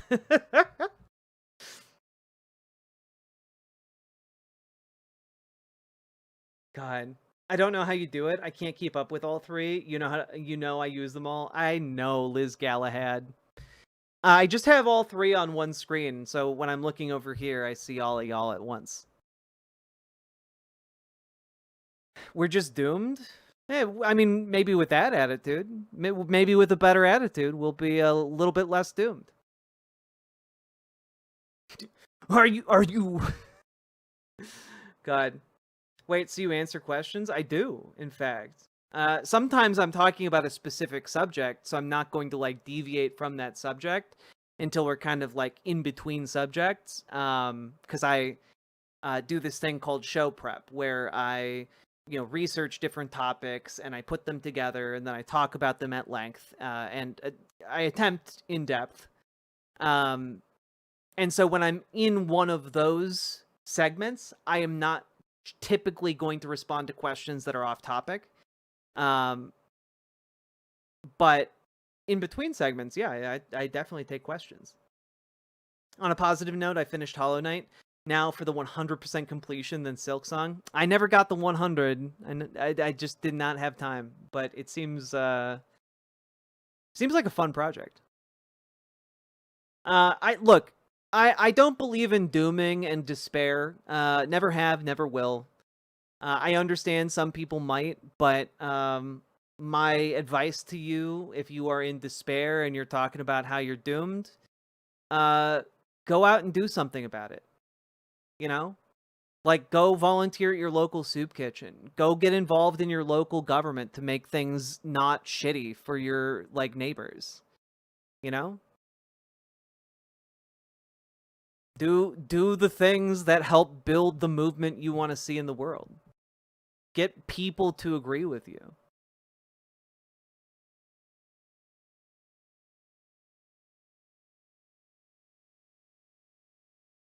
He is called the Uber Daddy because he's struggling to pay for his 3 illegitimate kids while driving people to the airport.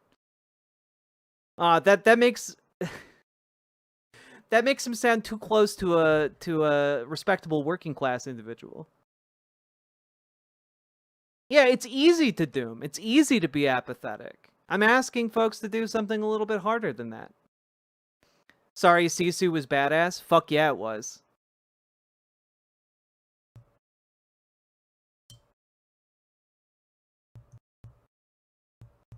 YouTube streamers tend to ignore chat a lot more than on Twitch. I feel like the fact that I pay attention to you guys a little bit here and there throughout stream encourages y'all to be on good behavior. I think that's good.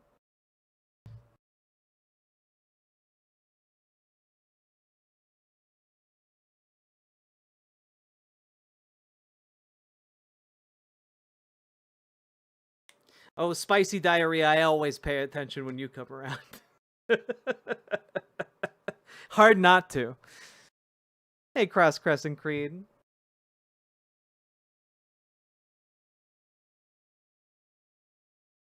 Whew. JD Vance doesn't need Ashley Madison. He's got Ashley Furniture.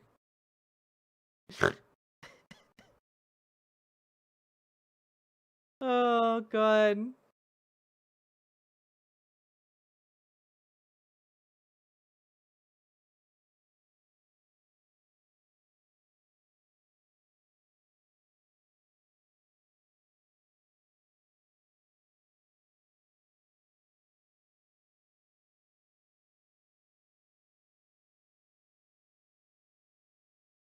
Well, Sarge, you told me to teach him a lesson down at the hardware store, and I rolled up and I walked up to those undocumented immigrants and I said, "All right, folks, here's the lesson plan. I'm gonna teach you a thing or two about making pieces of furniture." And by the end of an hour, we had several solid frames for couches. But oh, geez, Sarge, JD Vance came by and he took all of them. I'm sorry, Sarge. I tried hard. Oh,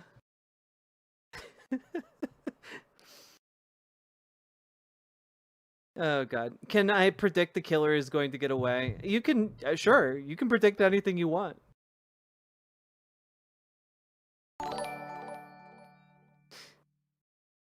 I'm sorry, Mr. Vance.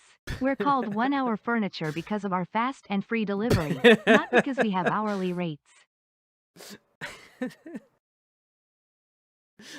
Oh, God.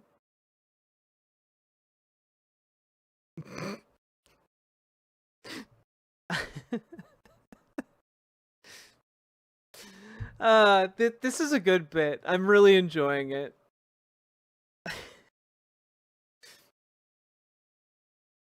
I love the idea that he does his thing with the couch once and it needs to be thrown away after.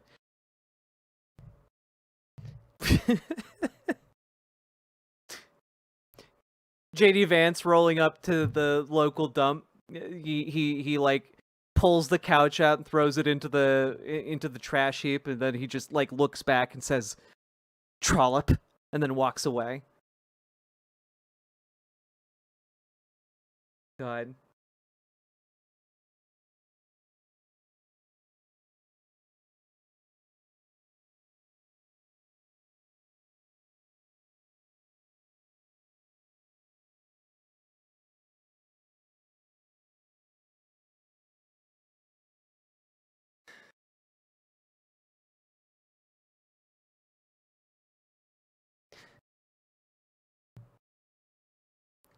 Well, geez, Sarge, you told me I needed to round up the undocumented, but JD Vance didn't have the documents for that section, old Sarge. He didn't. So I pulled him over, and boy was he angry. And strategically unclothed.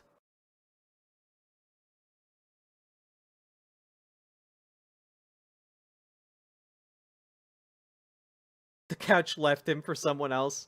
He's the only man dumped by his own couch.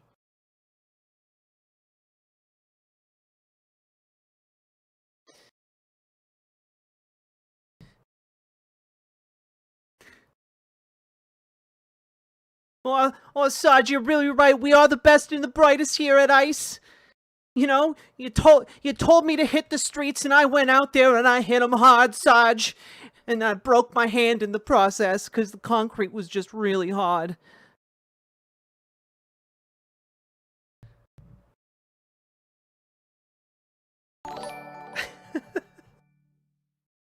Between the couch fucker and Trump's beautiful desks, we may have our first furniture fillet cabinet.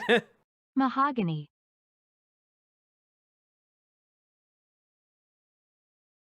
I'm gonna refrain from making like a very rude joke that popped into my head about that, but thank you for the 2 tier 1 sub-socket, Tanuki. Trump might actually be dying. What's the new evidence? I mean, okay, like people keep popping in. I'm just gonna like keep this image in my tabs. You know, the fucking face slouching over here. Like dude's not okay. Dude is not okay. That's my evidence is he looks like somebody who's deeply not okay. And if you saw somebody whose face did this, you would call an ambulance immediately. I guess that's my evidence.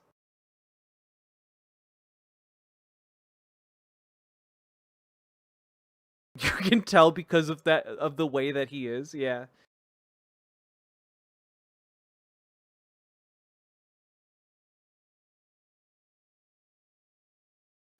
So that is a good clip, Witch Night Melody. One more thing before we continue on with our Charlie Kirk segment. Good.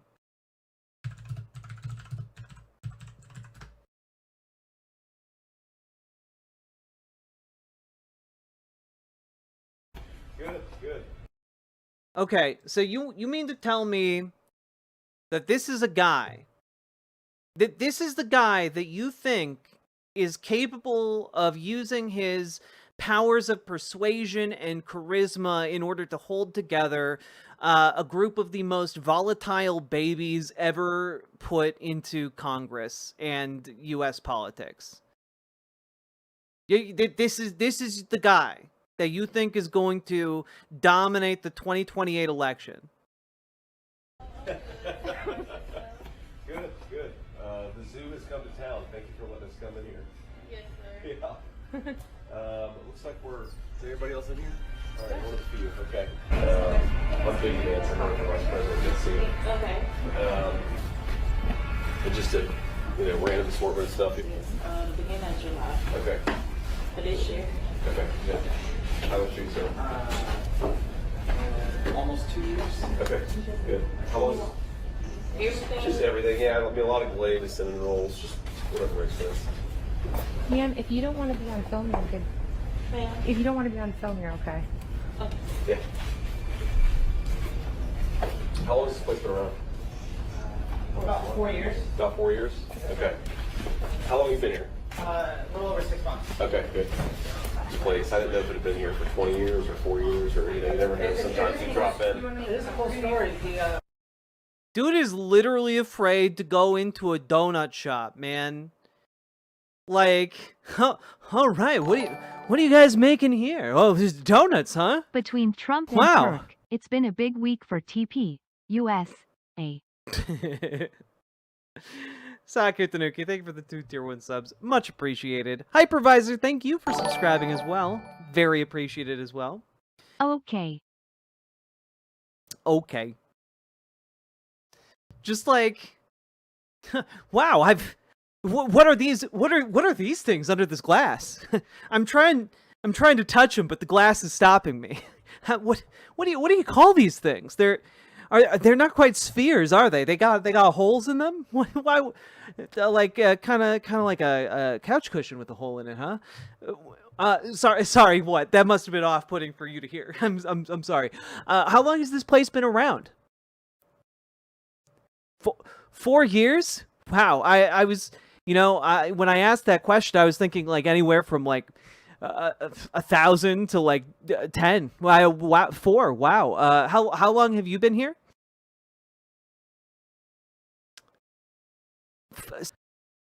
Wow. Oh, what do I want? I just whatever makes whatever makes sense. Yeah, just whatever a normal human would put into a box of these do nuts. Yes, whatever makes sense for the do nuts.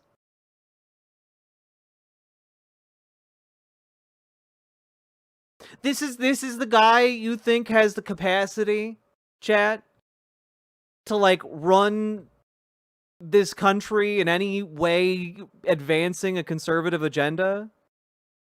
Nah. Nah.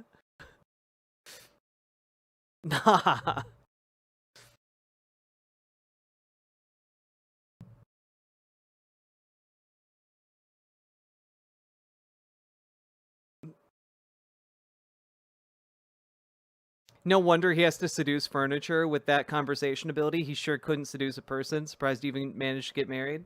I mean, like, when you roll a 1 in every social interaction, it helps to seduce an inanimate object.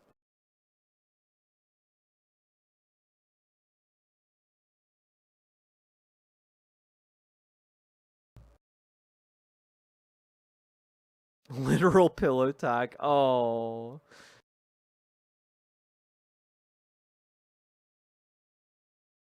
They call him the Drizzler. Okay, gross. Gross. You guys are gross.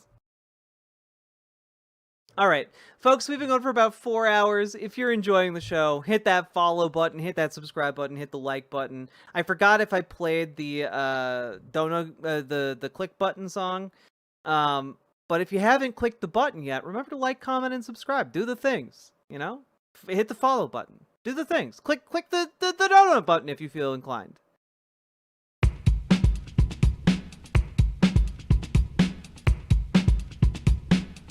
Go. Click the button. Click the button. Click the button. Click the goddamn button. Click the button. Click the button. Click the button. Click the goddamn button. Click the button. Click the button. Click the button. Click the goddamn button. Click the button. Click the button.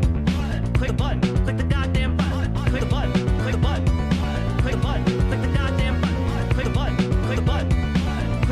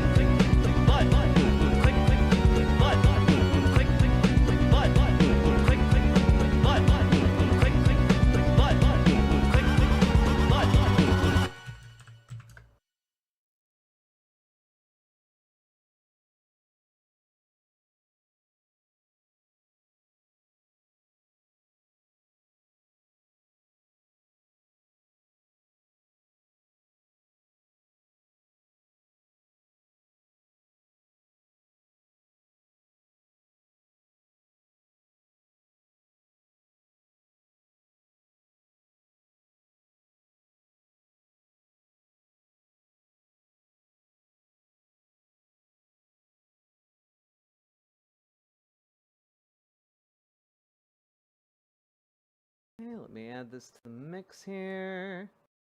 Gotta exit out of some of these tabs so that this website can run fine. Look at.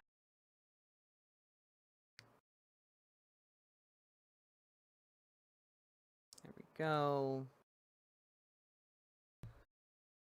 Here. Yeah. Okay. Cool. Boo, boo, boo.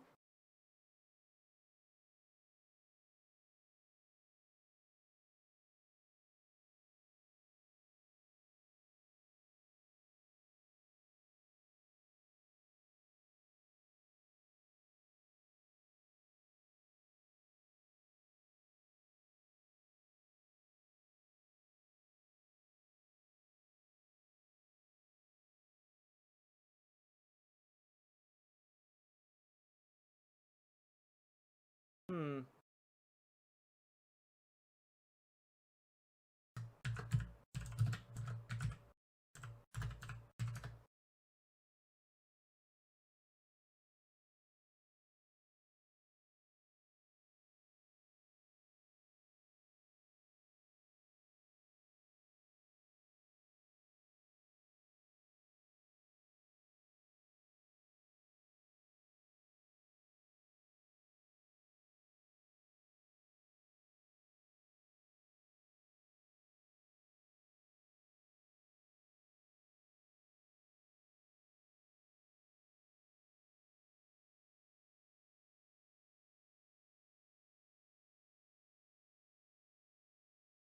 Wait, what?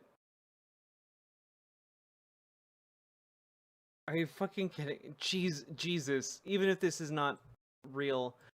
Okay. Okay. Buddy check, I'm holding up. I guess we have to talk about something here. I don't feel comfortable like throwing this up until it's confirmed though. Okay.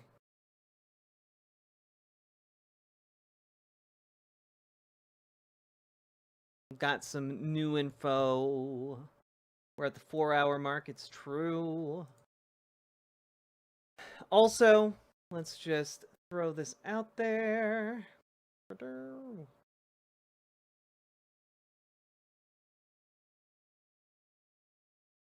What is it? Oh, I didn't set the stream to live. That's my bad. Let's see here.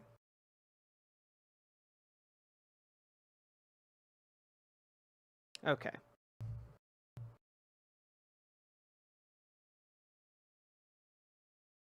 Starting a new segment. Here we go. So, folks, that brings us to where are we at in terms of searching for the Charlie Kirk's assassin, the assassin of Charlie Kirk.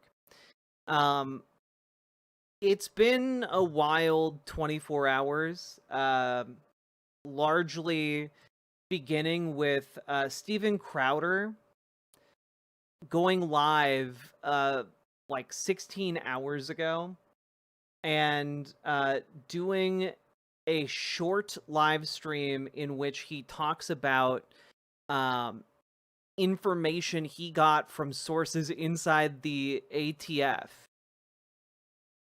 And maybe we'll start here, okay? I'm going to try and find the right words here today. Here's what I ask for. I ask for grace all around because emotions are high for everyone and people sometimes are misinterpreted. Let's not try and score any points. There are children who don't have a father. The Kirk family who's affected forever. It's not a game. The left is not playing games. What's wild is that I saw this man gleefully for over the course of like 3 hours talk about how awesome gay people dying from AIDS is and was. I've seen this man wish death and suffering on trans people. And neither should you. And right now, we're for a very rare occasion, we're streaming live wide to YouTube, and this is going to be very short-lived. If you are on YouTube, the whole reason for Rumble is days like today. Head on over, because the kinds of things that I'm going to be saying probably get the channel nuked on YouTube. And let me be really clear here. I am not... Wait, I thought you were calling for grace and a lowering of temperature. Wait a minute. Why would you get nuked on YouTube for advocating for lowering the temperature, man? Like, why are you gonna say the kinds of things that would get you nuked on YouTube? Kind of takes a lot. There's a lot of hateful, bigoted stuff that is allowed to be on YouTube. How are you gonna go beyond that line? That's so weird. Especially because a minute ago you were talking about grace and patience. But okay. Not advocating. This is an inflection point. I am not advocating for violence, wanton violence against the left. I'm not advocating for a civil war.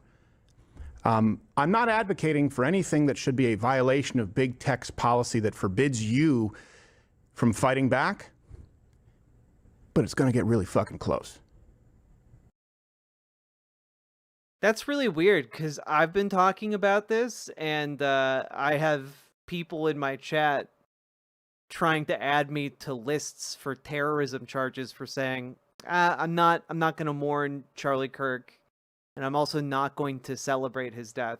To people like Steven Crowder, that is tantamount to a complete and utter betrayal of the values of America, apparently. And they aren't going to go to civil war with me over that. But they're going to come pretty fucking close.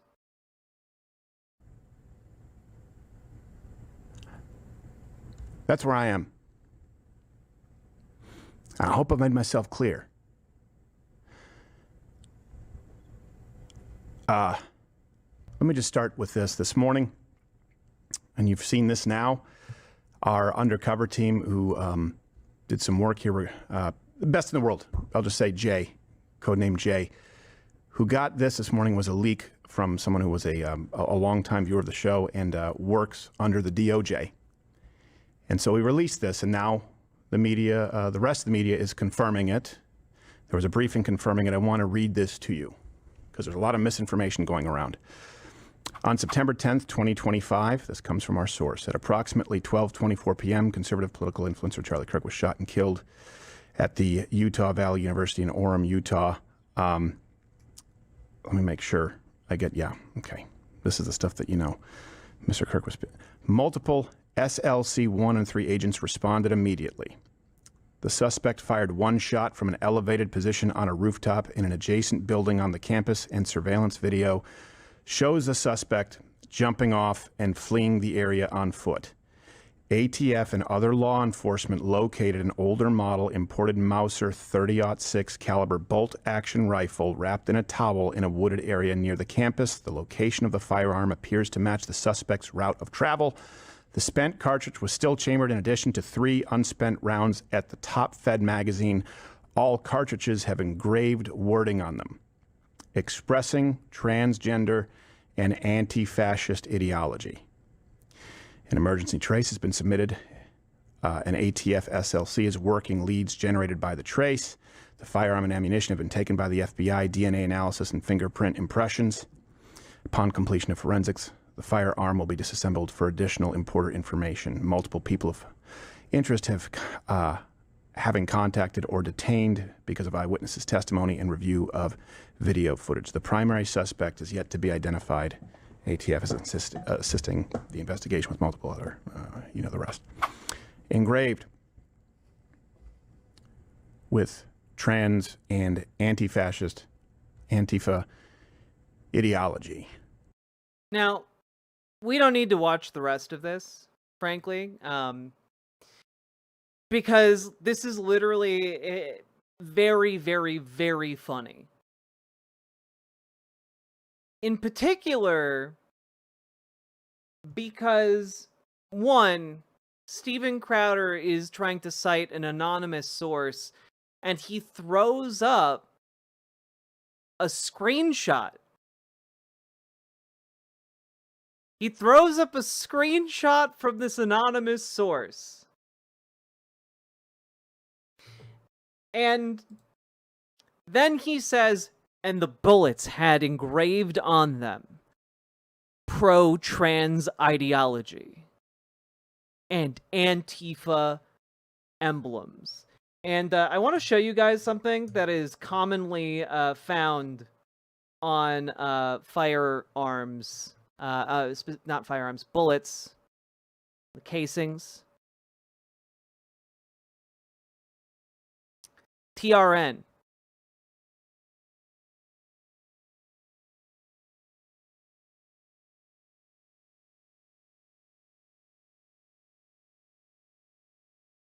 It's put there by the it's put there by the manufacturers.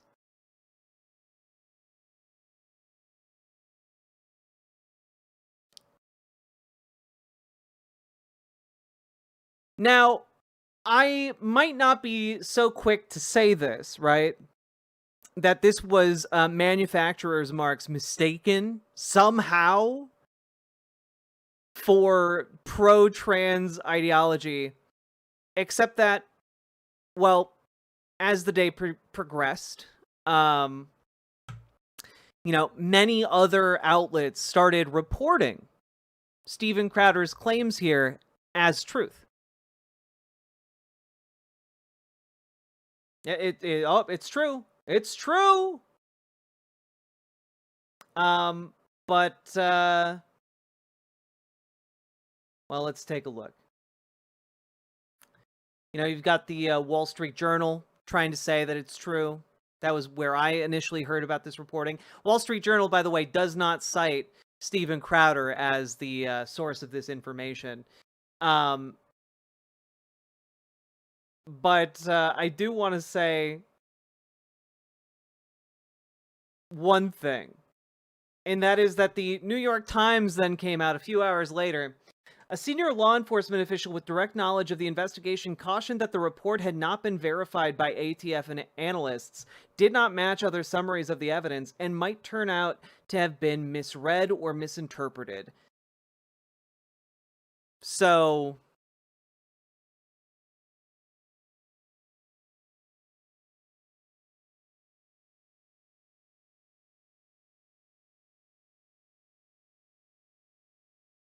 it's just ludicrous. It's just ludicrous. So the New York Times puts this out there. Like, the level of incompetence here is stunning, right? New York Times puts this out there. Law enforcement releases like a picture of the weapon. Here it is. The most bog standard hunting rifle you can imagine.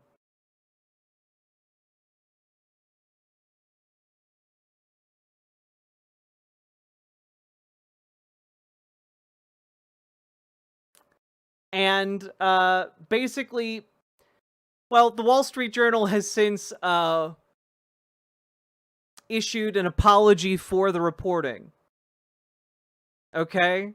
They apologized and retracted the story where they claimed that the bullet casings had engravings of trans ideology on them. But the damage has already been done. Conservatives all now think this is a trans shooting, right? And one of the things I gotta put out there is that Steven Crowder is now in some deep shit. Just received word that my company is being subpoenaed by the ATF. No details yet.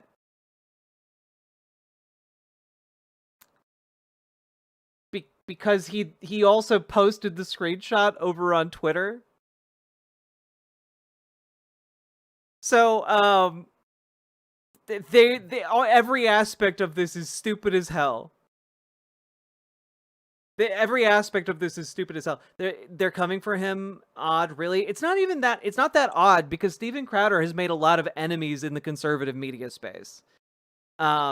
Steven Crowder is not as well connected as many of the other conservative influencers. Don't get me wrong, he's still well connected, but not as well connected And ever since he turned down that Daily Wire deal, he has been on the ropes. Okay? And I gotta say, this is all very funny. But in more serious news about, hey, are they identifying this guy? Like, what is happening? Initially, they released some pretty grainy footage. This was like one of the best photographs that they could get. Since then, they have released better ones of the suspect, and you know, you can see very plainly now. At the beginning of stream, folks were sending like a shirt design to me. It does in fact appear to be that shirt. It's a very patriotic shirt design. You can see backpack, shoes, shirt, etc. But that is about it in terms of visuals, with one exception, which is, let me throw it up here.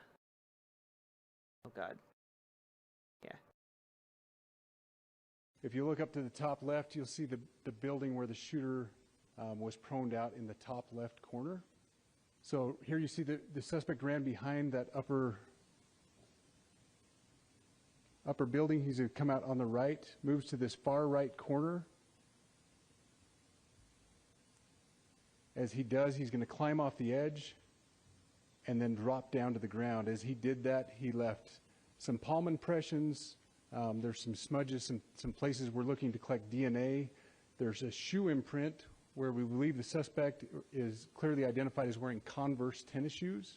It's important to note his black t-shirt, his black pants, and there appears to be some white on the soles of those Converse tennis shoes. Those are all identifiable items that we're looking for. After he crosses the street, this is where he moves over into the wooded area. This is video evidence that we utilize to track his movements and to locate that firearm in that wooded area following the discovery of this evidence. So that is that's what we got. As far as I know, that is the last official acknowledgement of what is happening. Vis-a-vis the shooter. However, that has not stopped various online sleuths from trying to track down who it is. And 4chan believes that they know who it is now. And I'm not going to say their name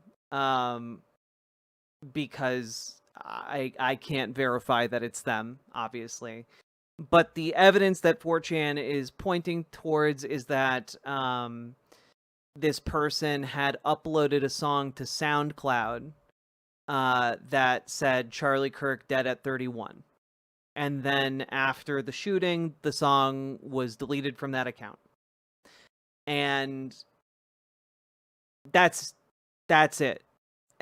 Like that, and like the person vaguely looks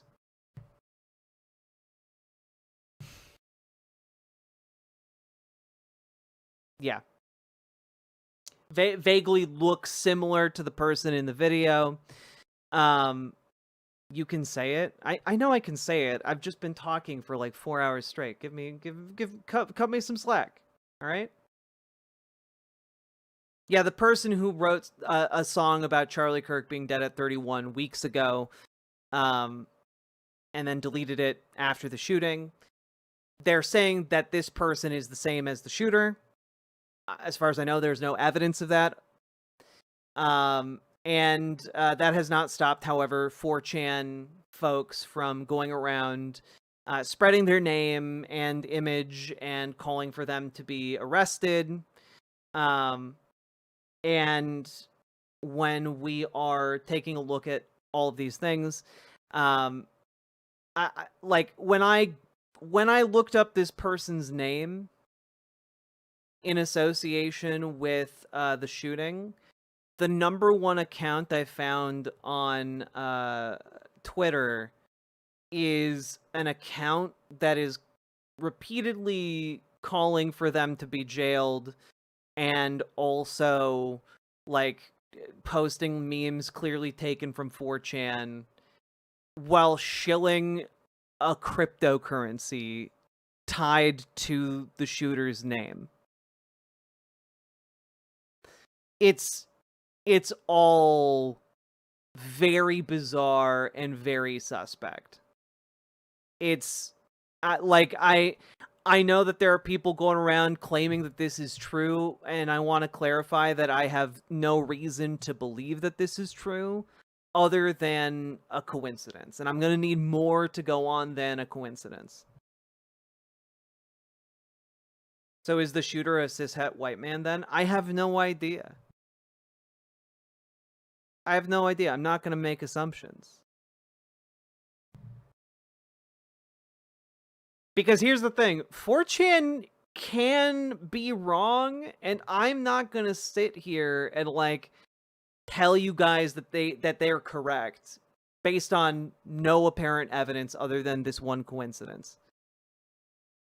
Like I don't have enough info to even tell you that and feel confident that I am not putting someone in danger. So, all that being said, some people have been frustrated with how this has all gone down, with how the investigation has gone down, and you know, I gotta say, there's a reason for that, and that reason is Donald Trump. That straight up, the massive like taking of resources from every other federal agency and funneling it into ICE has resulted in a huge number of federal law enforcement being in ICE rather than doing their other jobs. So this came out on the 9th. And I mean, it's fascinating to say the least. Can we see this? Where are the numbers in here?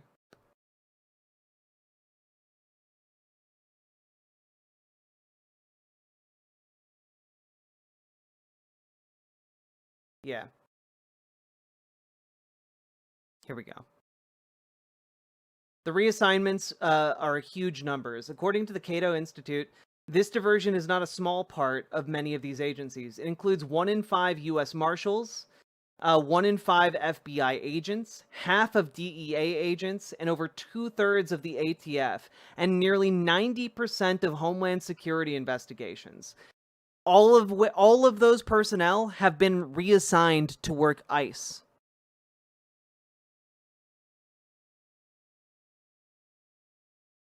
We're talking well over 10,000 agents that would otherwise be doing other targeted and niche activities working on ICE.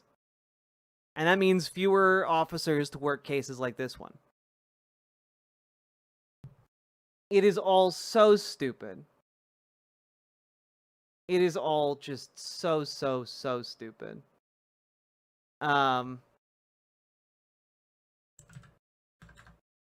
God. But that is kind of the latest that we have. Very little progress has been made on figuring out who this is, other than 4chan making wild accusations and federal authorities saying, "Oh, we have a handprint and some smudges, though." And that's about it. It's wild.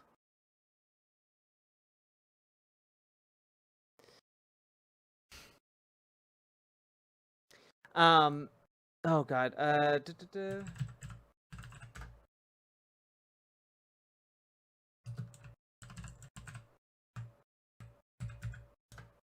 One last thing.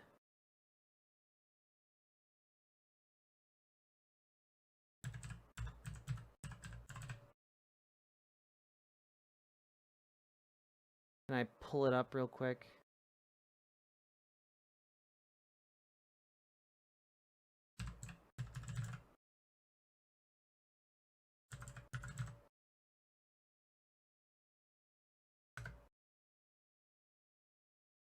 God, what?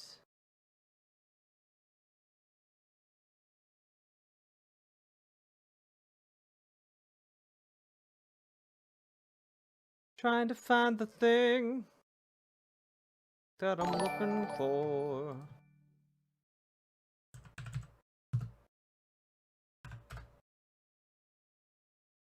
Clearwitch, thank you for subscribing over on Twitch. Very much appreciated.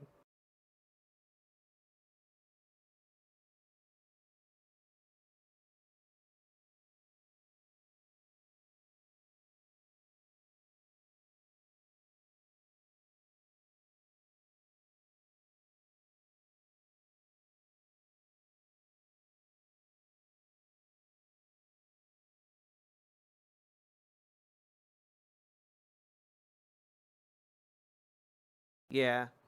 Let's see here. So, Lady Raincloud, to alleviate some of your concern, the bullet Not I to be showed was just an conspiratorial, example. but doesn't it benefit the right to not have an identity of the suspect? As long as it's not a right-wing nut job, it can be an enemy. Exactly, Sake Tanuki. Exactly. Because no one yet, thank you for the 2 tier 1 subs, very much appreciated, especially late in the night. No, yeah, no, it's okay, Lady Raincloud.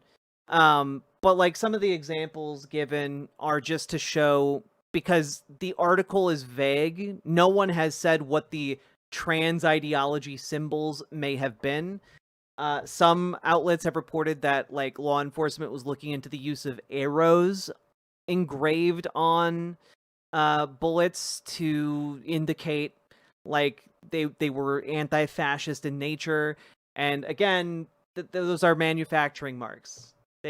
Those can also be manufacturing marks on bullets. Like, you can get a number of markings on a bullet. They're manufacturer's marks.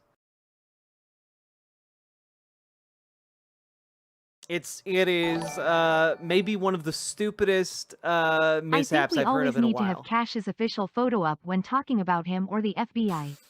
It's too funny not to. I mean, you're not wrong. You know, actually, I do have footage of the press conference. I wonder. This is a mic check. 1, 2. I wonder if he'll be his usual self here.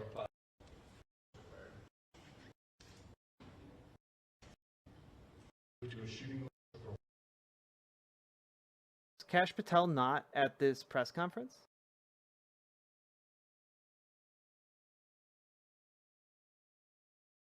Oh, weird. Okay.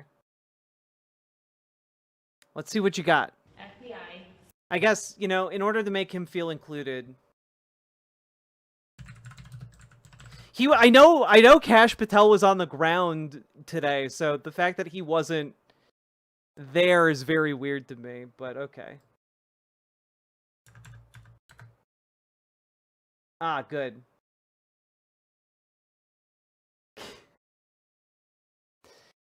Okay, I have two images of Cash Patel that we can use, okay?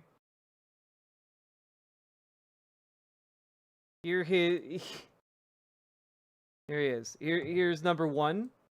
It's too big though. Get smaller. And like, hey man, I get it. I've taken some bad ID photos before in the past. I understand.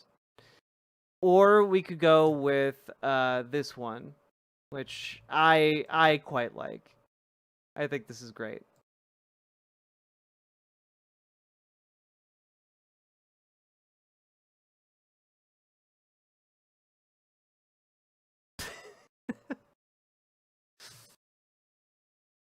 I think we'll go with the second one. I think we'll go with the second one.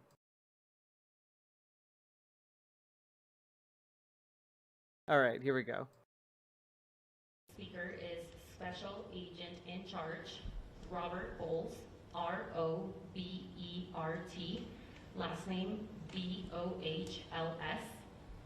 And then for the Utah Department of Public Safety, we have Commissioner Bo. He's there in spirit, chat. B-E-A-U, last name M-A-S-O-N. Anyone need me to repeat that? Yeah, one more time, please. One more time. Robert Bowles, R-O-B-E-R-T. Good night, Dragonfly. Get good sleep. B-O-H-L-S. Thanks for being here.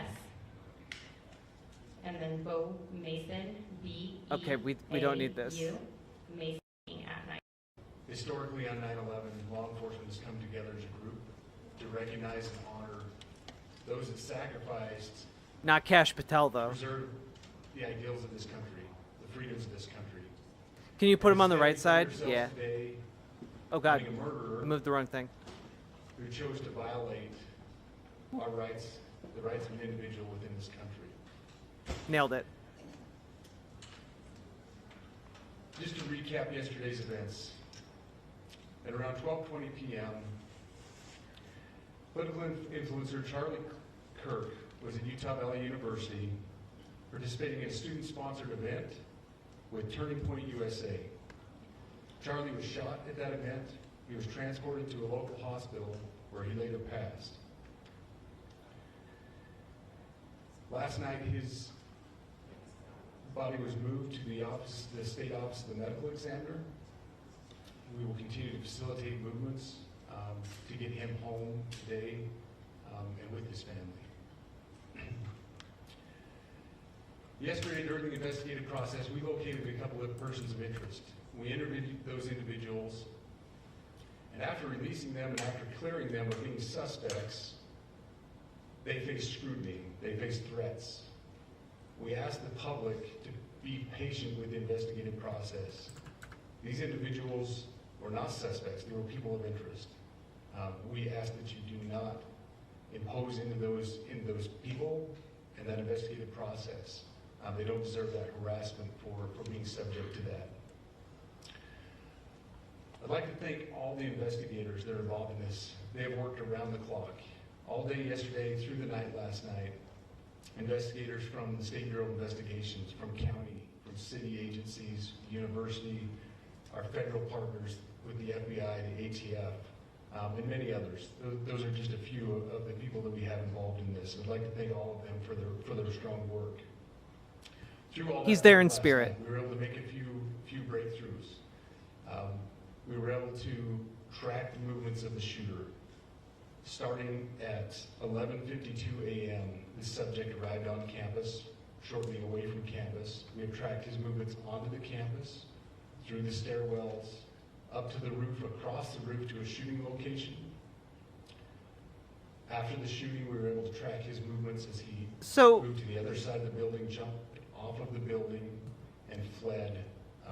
Wait, you only have him tracked Our investigators like worked 10 minutes through those before the neighborhoods, shooting? contacting anybody they can with doorbell cameras, witnesses, and have thoroughly worked through those communities, trying to identify any leads.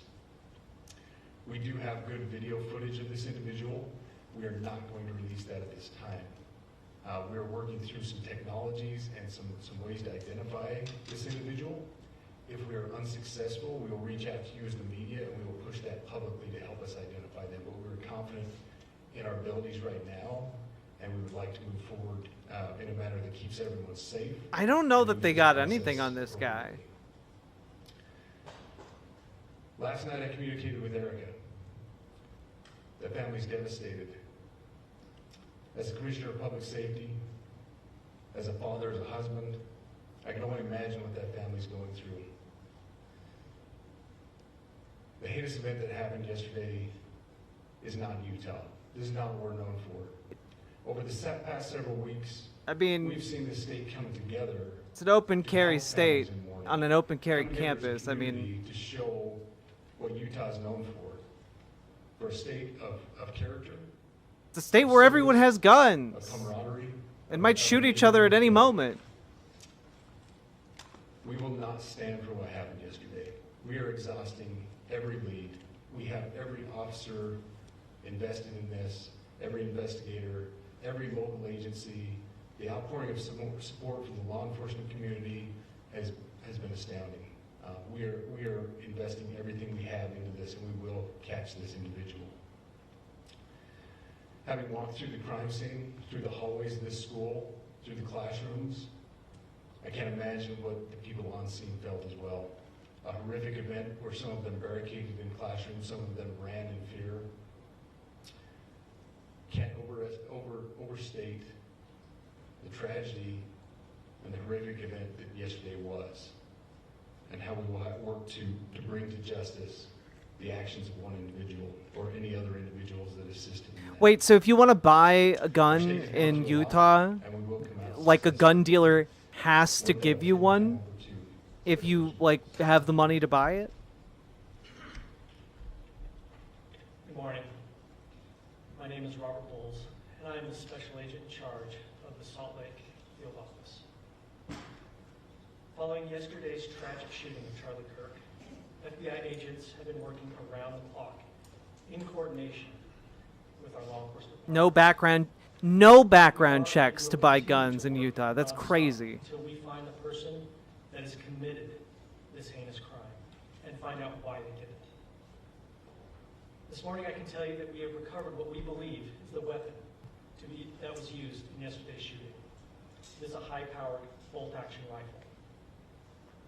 That rifle was recovered in a wooded area where the shooter had fled. So the FBI laboratory will be analyzing this weapon. Investigators have also collected footwear impression, a palm print, and forearm imprints for analysis. Now, I understand there are a lot of questions about motive. I assure you that all leads, tips are being fully investigated. As of this morning, we have received more than 130 tips. We thank the community for that. The FBI has brought every resource to bear, and we will continue to do so throughout the course of this investigation. The FBI's mission is to protect the American people. It's to uphold the Constitution of the United States. Any attack on the First Amendment is an attack on the very foundation of our democracy. That is why we will relentlessly pursue this case and the shooter until we find him.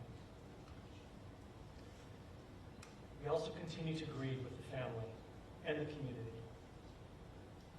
It's our community. If you have any video or images from the shooting, we ask you to please submit them. So they literally have nothing. They're asking for more Utah Valley shooting. more to go on. That's You can also crazy. call the FBI at 1-800. I can't hear them. He's just doing thoughts and prayers, Rely on the public's help. and he's now soliciting video and pictures from the public. They have blurry pictures and video, and all they have is the gun. God, this is quiet. Can you talk to us about their movements, their demeanour? Do you think it's a man? And also, can I ask, what were the security arrangements in place? Was that roof being monitored?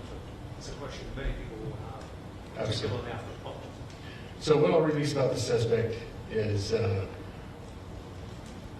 suspect blended in well with a college institution. We're not releasing many details right now, and we will soon. But right now we're not. But that individual appears to be of college age.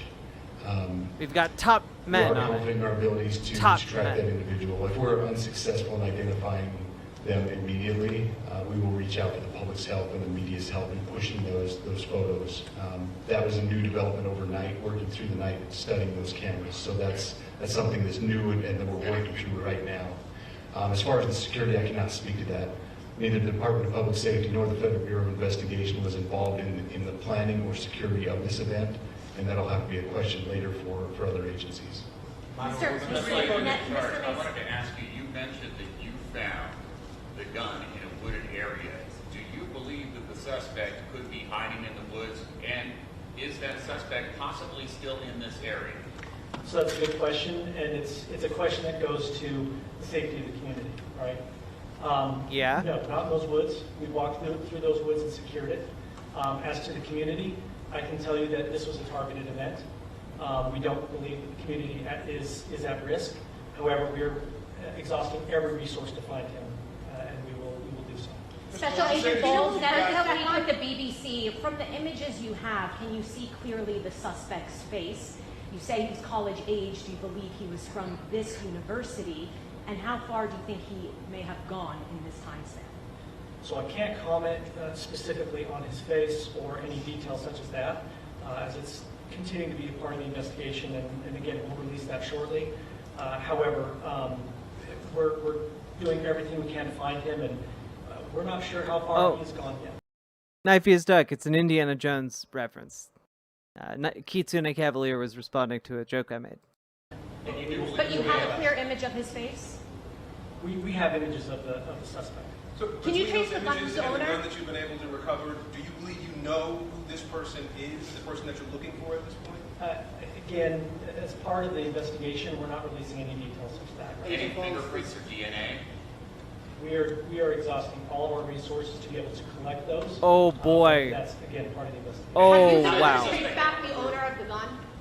Excuse me? You said you found the weapon. Have you been able to trace back the owner of that weapon or who purchased it? We are working on that, but again, part of the investigation that I can't. Agent Bowles, there's been a lot of turnover at the FBI. Do you think that's impacting the investigation? Yeah, like not at all. We've got. I'm sorry. Okay, so my understanding is that gun is maybe one of the most nondescript, like, hunting rifles you can possibly get, and like if like the serial number is filed off or something, like I don't know that they have any possible way of tracing it back to like the buyer. Like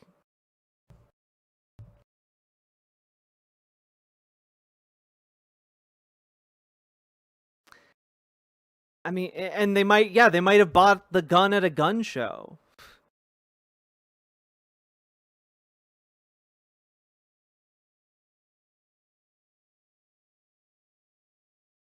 You do have to have a criminal history background check to buy a firearm from a licensed dealer in Utah.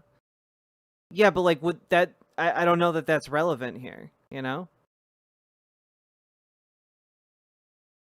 From everyone, from the director on down, and it's been an incredible supportive environment so far. Are tweets like the one yesterday useful though, where we announced that there's a suspect in custody?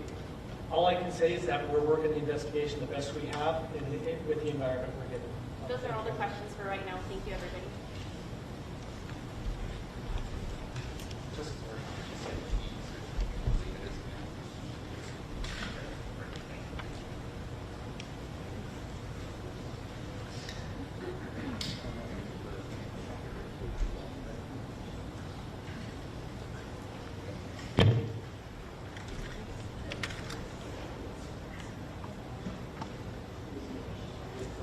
That was it. Wait, that was actually everything they had. Oh god. So that's it.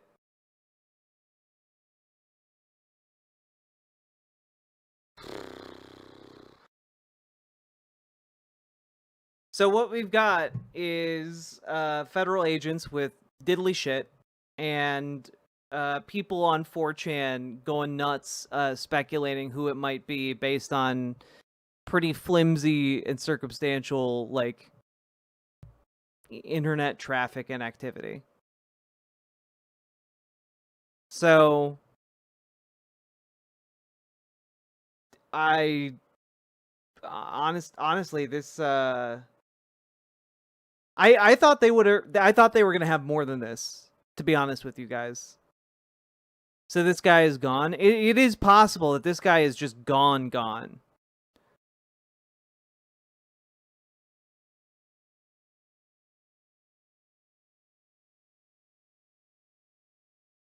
Huh. Yeah, it's a dazzling display of incompetence for sure, Elliot.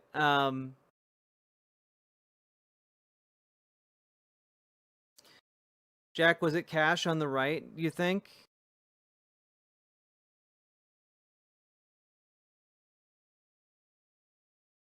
Oh yeah, that's definitely him. That is definitely him. It's just weird that, like, usually I would imagine, like, the FBI director, like, introduces this and then, like, the person in charge of the investigation would speak, but, like, I don't know, maybe he wasn't feeling up to it that day. The stick figure guy? Yeah, Cash Patel is that guy. He's a podcaster, right? He didn't speak. It's crazy.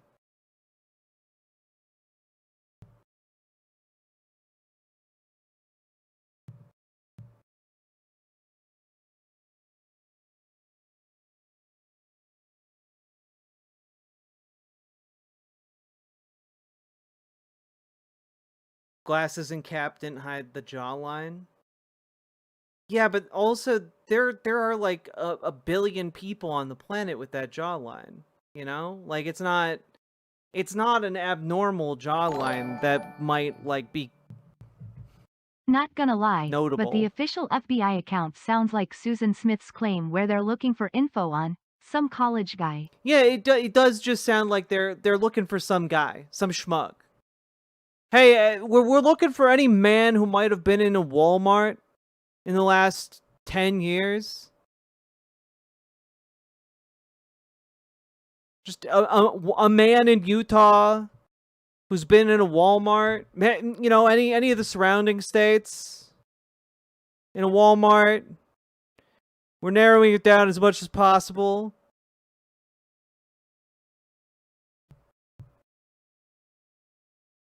This man, he look like a man.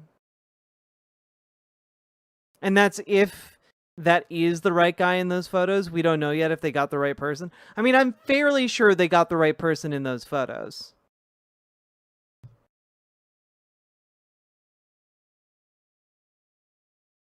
I just, I was low-key hoping that they were going to catch this guy and it was going to wind up being like a conservative nut job. I am low-key hoping that developments in this case undercut the conservative attempt to use it as a catalyst for violence towards political enemies, you know? It says a lot too that Kirk is more useful to them dead and gone, by mysterious means, than he was alive. Oh yeah, Sake Tanuki. It's a new conspiracy for everyone to latch onto in the conservosphere. Candace Owens just today was like tweeting out about how weird it was that like how the FBI was handling this investigation. Like they're already getting conspiratorial about the Trump administration. Like they think that the Trump administration is still deep stating them. It's crazy. Yeah, I'm kind of here for all of them to fight. Like, yeah, let them all fight each other instead of focusing on ruining the country for hardworking folk who make the things in this country work. You know, I'm in favor of letting them fight and tiring themselves out. I think that's good. I think that leads to a better world. This is going to be such a stupid next few months. Yeah, it's going to be a stupid next few months, and I really, really hope it gets slightly less stupid, because there's also the possibility that it gets immensely more stupid. It's only the first year, though. How much longer this lasts? Well, the hope is that when the midterms roll around, Democrats can wrestle both the House and the Senate away from the Republicans. The House is a pretty sure lock. The Senate is kind of up in the air. But if they can manage to get both houses, they can do things like take the tariff power away from the president. They can do things like opposing his agenda. It would help.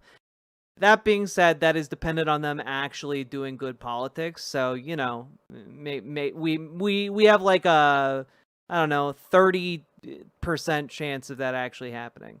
Maybe. But that's why I need all y'all to get to work, folks. Build up your grassroots politics where you're at.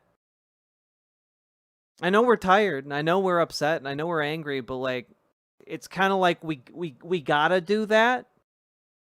Because if we don't, things are going to get exponentially worse.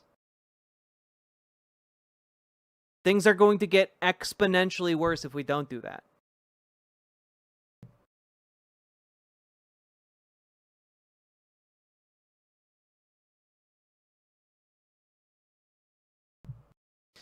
I've been seeing a lot of conservative posting that claims that it can't possibly be trans because trans people are too unstable to plan something like this.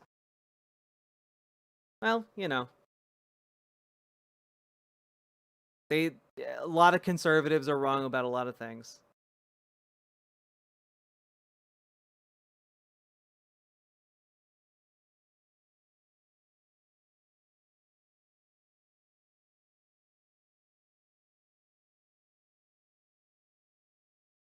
Oh God, Elliot, if Trump strokes out in the next few days, like there's going to be so much chaos, it's going to be ridiculous.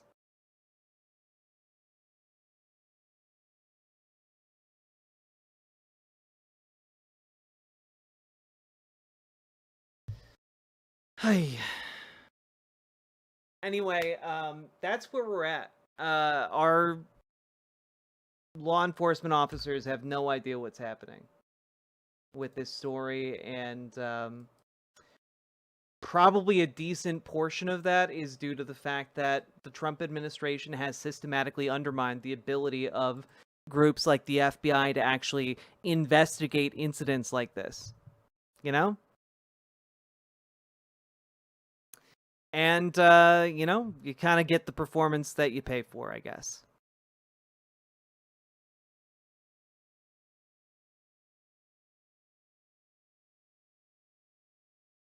Did the ideology bullets turn out to actually exist? No.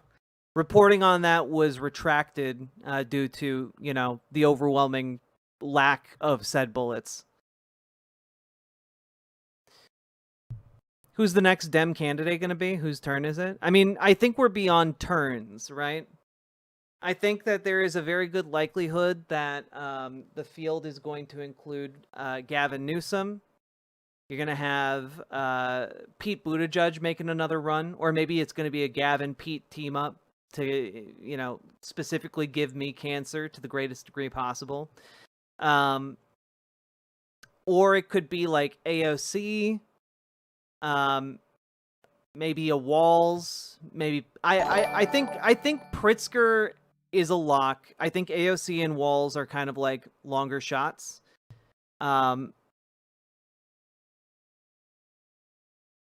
And honestly, guys, maybe Andy Bashir. I know, God, is it Wes Moore? I think Wes Moore wants to throw his hat into the ring. It's going to be a very crowded primary, for sure. But I think that the people that I would prefer to see are probably like an AOC, a Tim Walz, Trump went from a Caesar Pritzker, to seizure. one of those three. Maybe an Andy Bashir as number 4. Trump went from Caesar to seizure. Sake, I like the way you play with language. It pleases me greatly. Yeah, if AOC can replace Schumer, I would be down for that. Like, anything to get that clown out of office at this point. It's disgusting. His lack of a spine. Speaking of getting the performances you pay for, click the dang buttons. Hey, true. TJ Durza, thank you for the $6.66 dono. Very much appreciated. And Yannick de Nieuwborg, thank you very much for the membership. Appreciated. And Sake Tanuki, not only is your wordplay appreciated, but so are your donos. Thank you for the 2 tier 1 subs.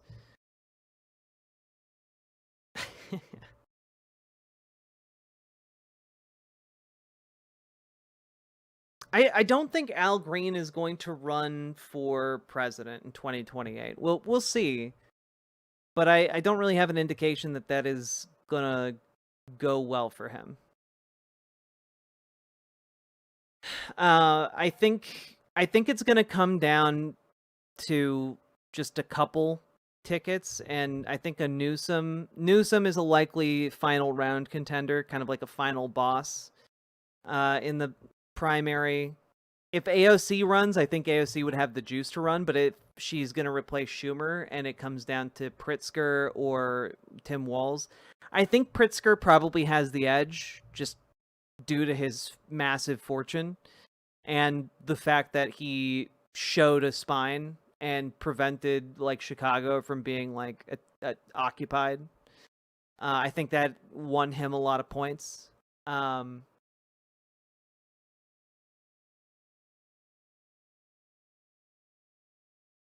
Massive? What?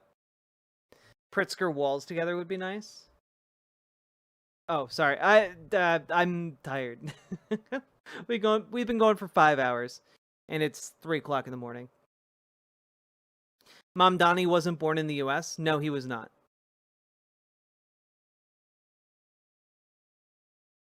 I mean, if we changed the Constitution, he could run, but that would take a lot of work. So, you know. Good night, Amber Brains. Get good sleep. I mean, my preference would be like some kind of Walz AOC attempt in the primary. I could even, and I hate to say this, given they're touring together, I could even see a Sanders AOC ticket. But like, I want Sanders to rest. Like, dude is so old. And if he won, we need someone like AOC in office to be able to kind of take the reins and move the project in a similar direction that he would. But like, dude deserves to retire to a beach, you know? I don't think he'll run again, but I think pairing AOC on a ticket would be a particularly powerful move. I don't think Kamala Harris is going to run again. I think if I had to choose the final 3, it's going to come down to Newsom, Pritzker, Walz. And that's assuming they all enter the race. Walz, I think, is becoming less likely to enter the race. Though that might also be because he was called back to Minnesota due to the political assassinations earlier this year. Yeah, I hope AOC unseats Schumer. We need that really, really badly.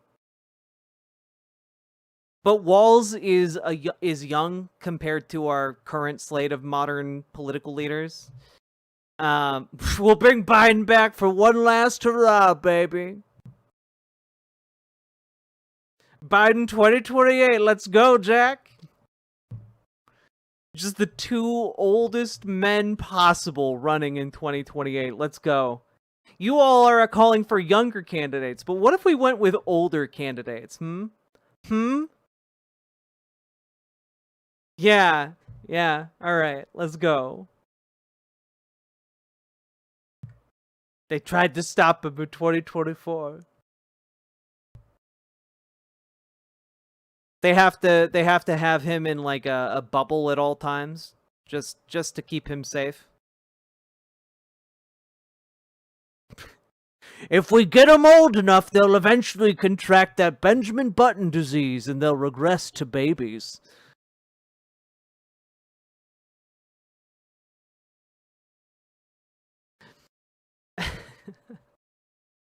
No, like I think Tim Walz might announce in the near future. I think Pritzker is definitely setting himself up for it. Gavin Newsom definitely setting himself up for it. Andy Bashir, I think, is setting himself up for it. I think Wes Moore is relatively dead in the water, because, like, if you are looking at Wes Moore's campaign versus Gavin Newsom's campaign, I think the vast majority of libs would prefer Newsom over Wes Moore. They're basically the same guy. Newsom is just meaner and like looks like he was grown in a lab to be a politician. Did I cover the Biden v. Harris beefing? Nah, I didn't.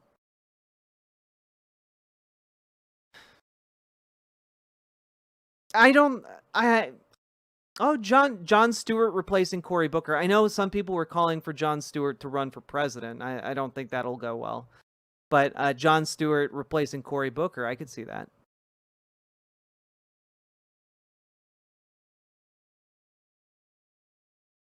Word is through Andy's team, a presidential run is pretty much guaranteed. Yeah, I guess we'll see how he does. I'm not big on him. I don't necessarily trust him to be able to meet kind of a revolutionary moment in American history. Like, I'm a firm believer that we need people who understand that if you have power, you need to use it to improve people's lives. I've listened to a lot of Tim Walz talking about the need to, like, pass things like Medicare for all. Should, like, a Democrat win the election. I haven't heard Andy Bashir talk about that. Maybe I just haven't paid enough attention to him. I know J.B. Pritzker believes in taking action. I think both of them are kind of compromise candidates who won't necessarily willingly go far enough, but that's why we need to organize our ground game, folks, so that we can apply pressure once these people are in office to get them farther left.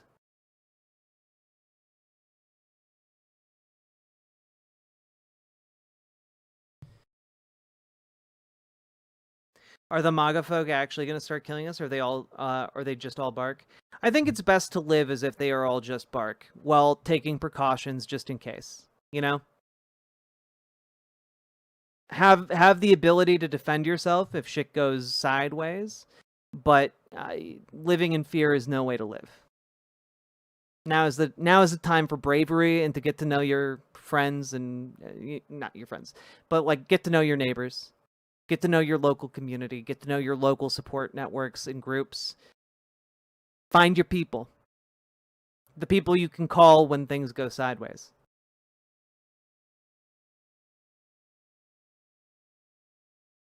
They don't tell you this, but bravery feels like fear. True, spicy diarrhea. Spitting out hot facts.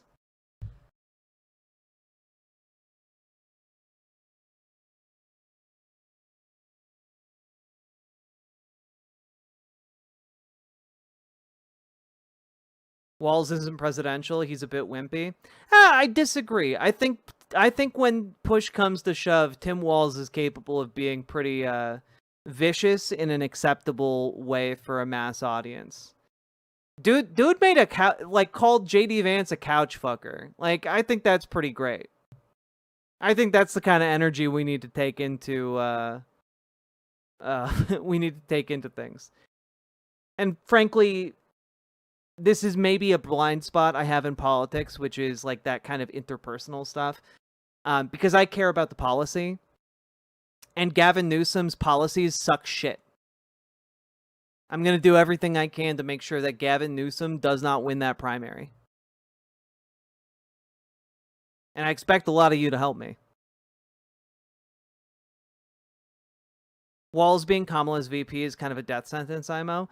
My understanding is that the polling is that most people have an extremely positive view of Tim Walz, even despite not having a successful ticket, right?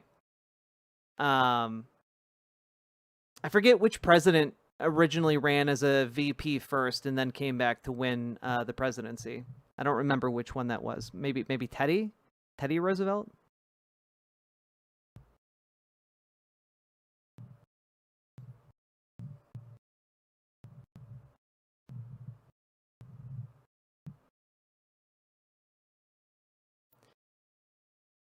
People will think he's cursed because Americans be like that. My understanding is that they don't, though.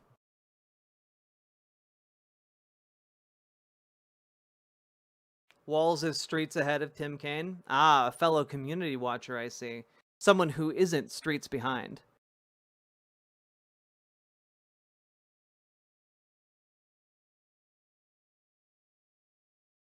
Wow, what about Cenk's candidacy? Yeah, y'all are overlooking the most obvious candidate in 2028, Cenk Uygur.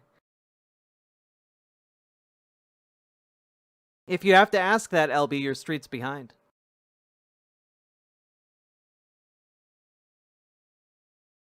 Cenk sweep. It's Cenk! A Cenk Jeb ticket.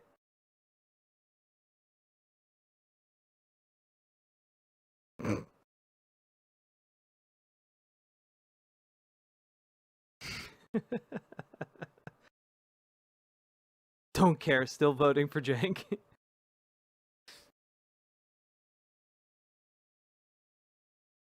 The Jebening is upon us. Jebank!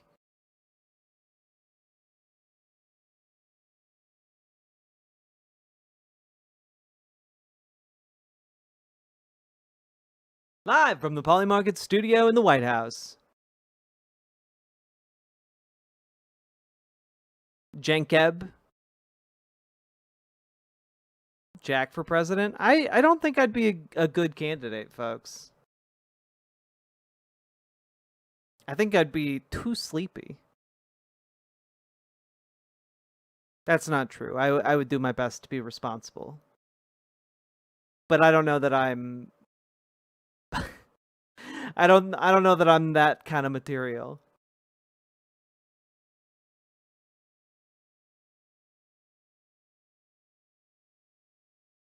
Too much aura, you'd scare the libs. True. True. I hear the nap popular is party is popular. True. Dono Ghost for president. Oh my god!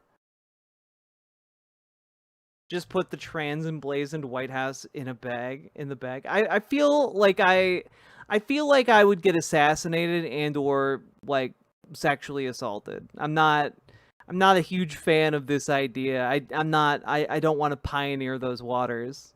My job is already hard enough doing this.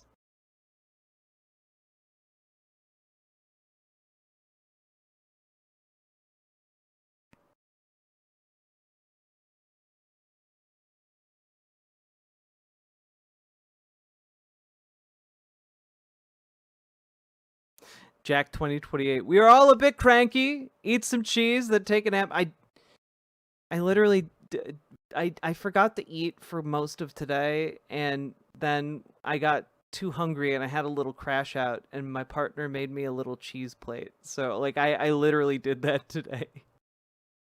I literally did that today. Oh god.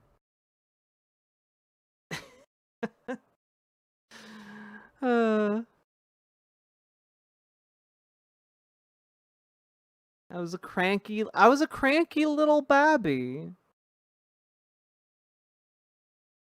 Yeah, sorry you're blue. I am also tired of waking up every single day and seeing the dumbest shit imaginable happening.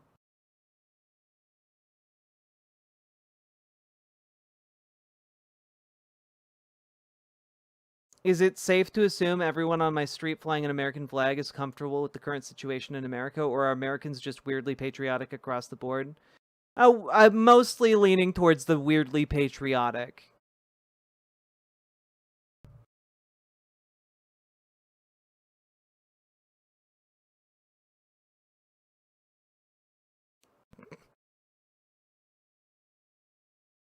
Oh, fuck. All right. Folks, I'm very sleepy. If you've enjoyed the show, we've been going for over 5 hours. Hit that follow button, hit that like button, hit that subscribe button. And please consider dropping those subs, donos, memberships, and super chats if you want to keep this riverboat chugging along. Jack, what would be a weird mandatory law you'd put into effect? I would bring back postal banking for every single post office in America. Every single post office in America should function as a local bank that can then be used to disperse business loans to encourage the development of democratic worker co-ops, specifically because democratic worker co-ops, they stay local, they have a higher success rate when it comes to businesses, like survival. They survive better in adverse economic conditions, and they also are more productive, and the workers are happier, and there's also just more productivity. I might have said that one twice. I am sleepy, but that's kind of that's one of the programs I would put into effect if I could do a mandatory law. I know it's just one. I know that there are a lot of them.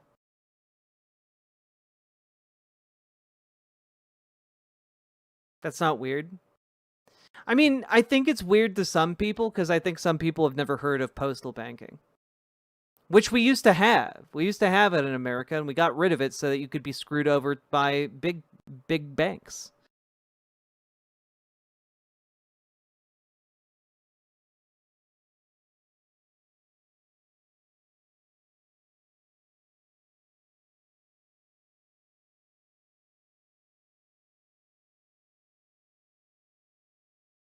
Would be on your ticket? Oh fuck, I don't know. I don't know, guys. Yeah, also I would pump $1 trillion into a chronoplan technology in order to modernize our shipping industry and dominate the world with our speed and agility. Yeah, maybe Dead Domain. I feel like Dead Domain and I would make a good ticket.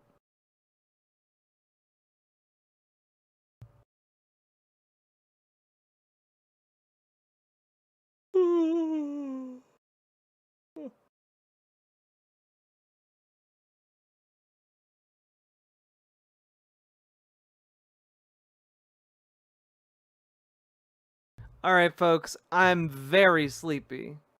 It is 3:30 in the morning, and I am losing my ability to enunciate and also be articulate. So, good night, chimps. Remember, stay true to each other, stay true to yourselves, shimperfy and carry on. And BWA and all that jazz. I will see you all tomorrow. Maybe I think we'll do a tipsy gaming stream with text to speech and AMA rules. I think that'd be really fun. All right. Good night, folks. Bye.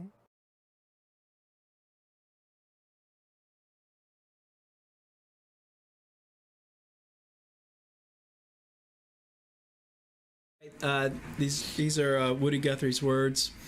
He wrote this song in around 1950. Fred Trump was Woody's landlord, and U.S. Elevator put some music to it. It's called Old Man Trump.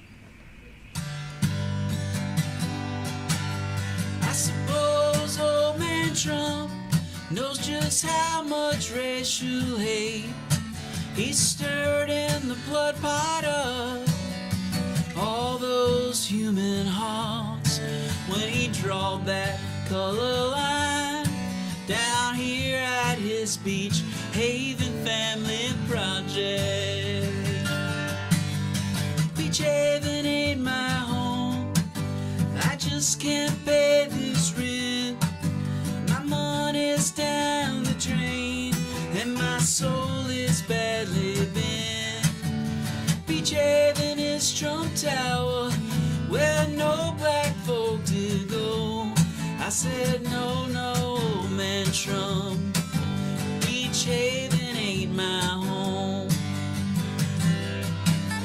I'm yelling out a welcome to you and your man both, welcoming you to live here at Beach Haven, to love it any way you please and have some decent place to raise your kids up in. Beach Haven ain't my home. I just can't pay this rent. My money's down the drain, and my soul is badly bent. Beach Haven ain't my home. I just can't pay this rent. My money's down the drain, and my soul is badly bent. Beach Haven is Trump Tower, where no black folk could go. I said no, no, man, Trump. Beach Haven ain't my home. Oh, no, no, man, Trump. Beach Haven ain't my home. Take it away, Brian.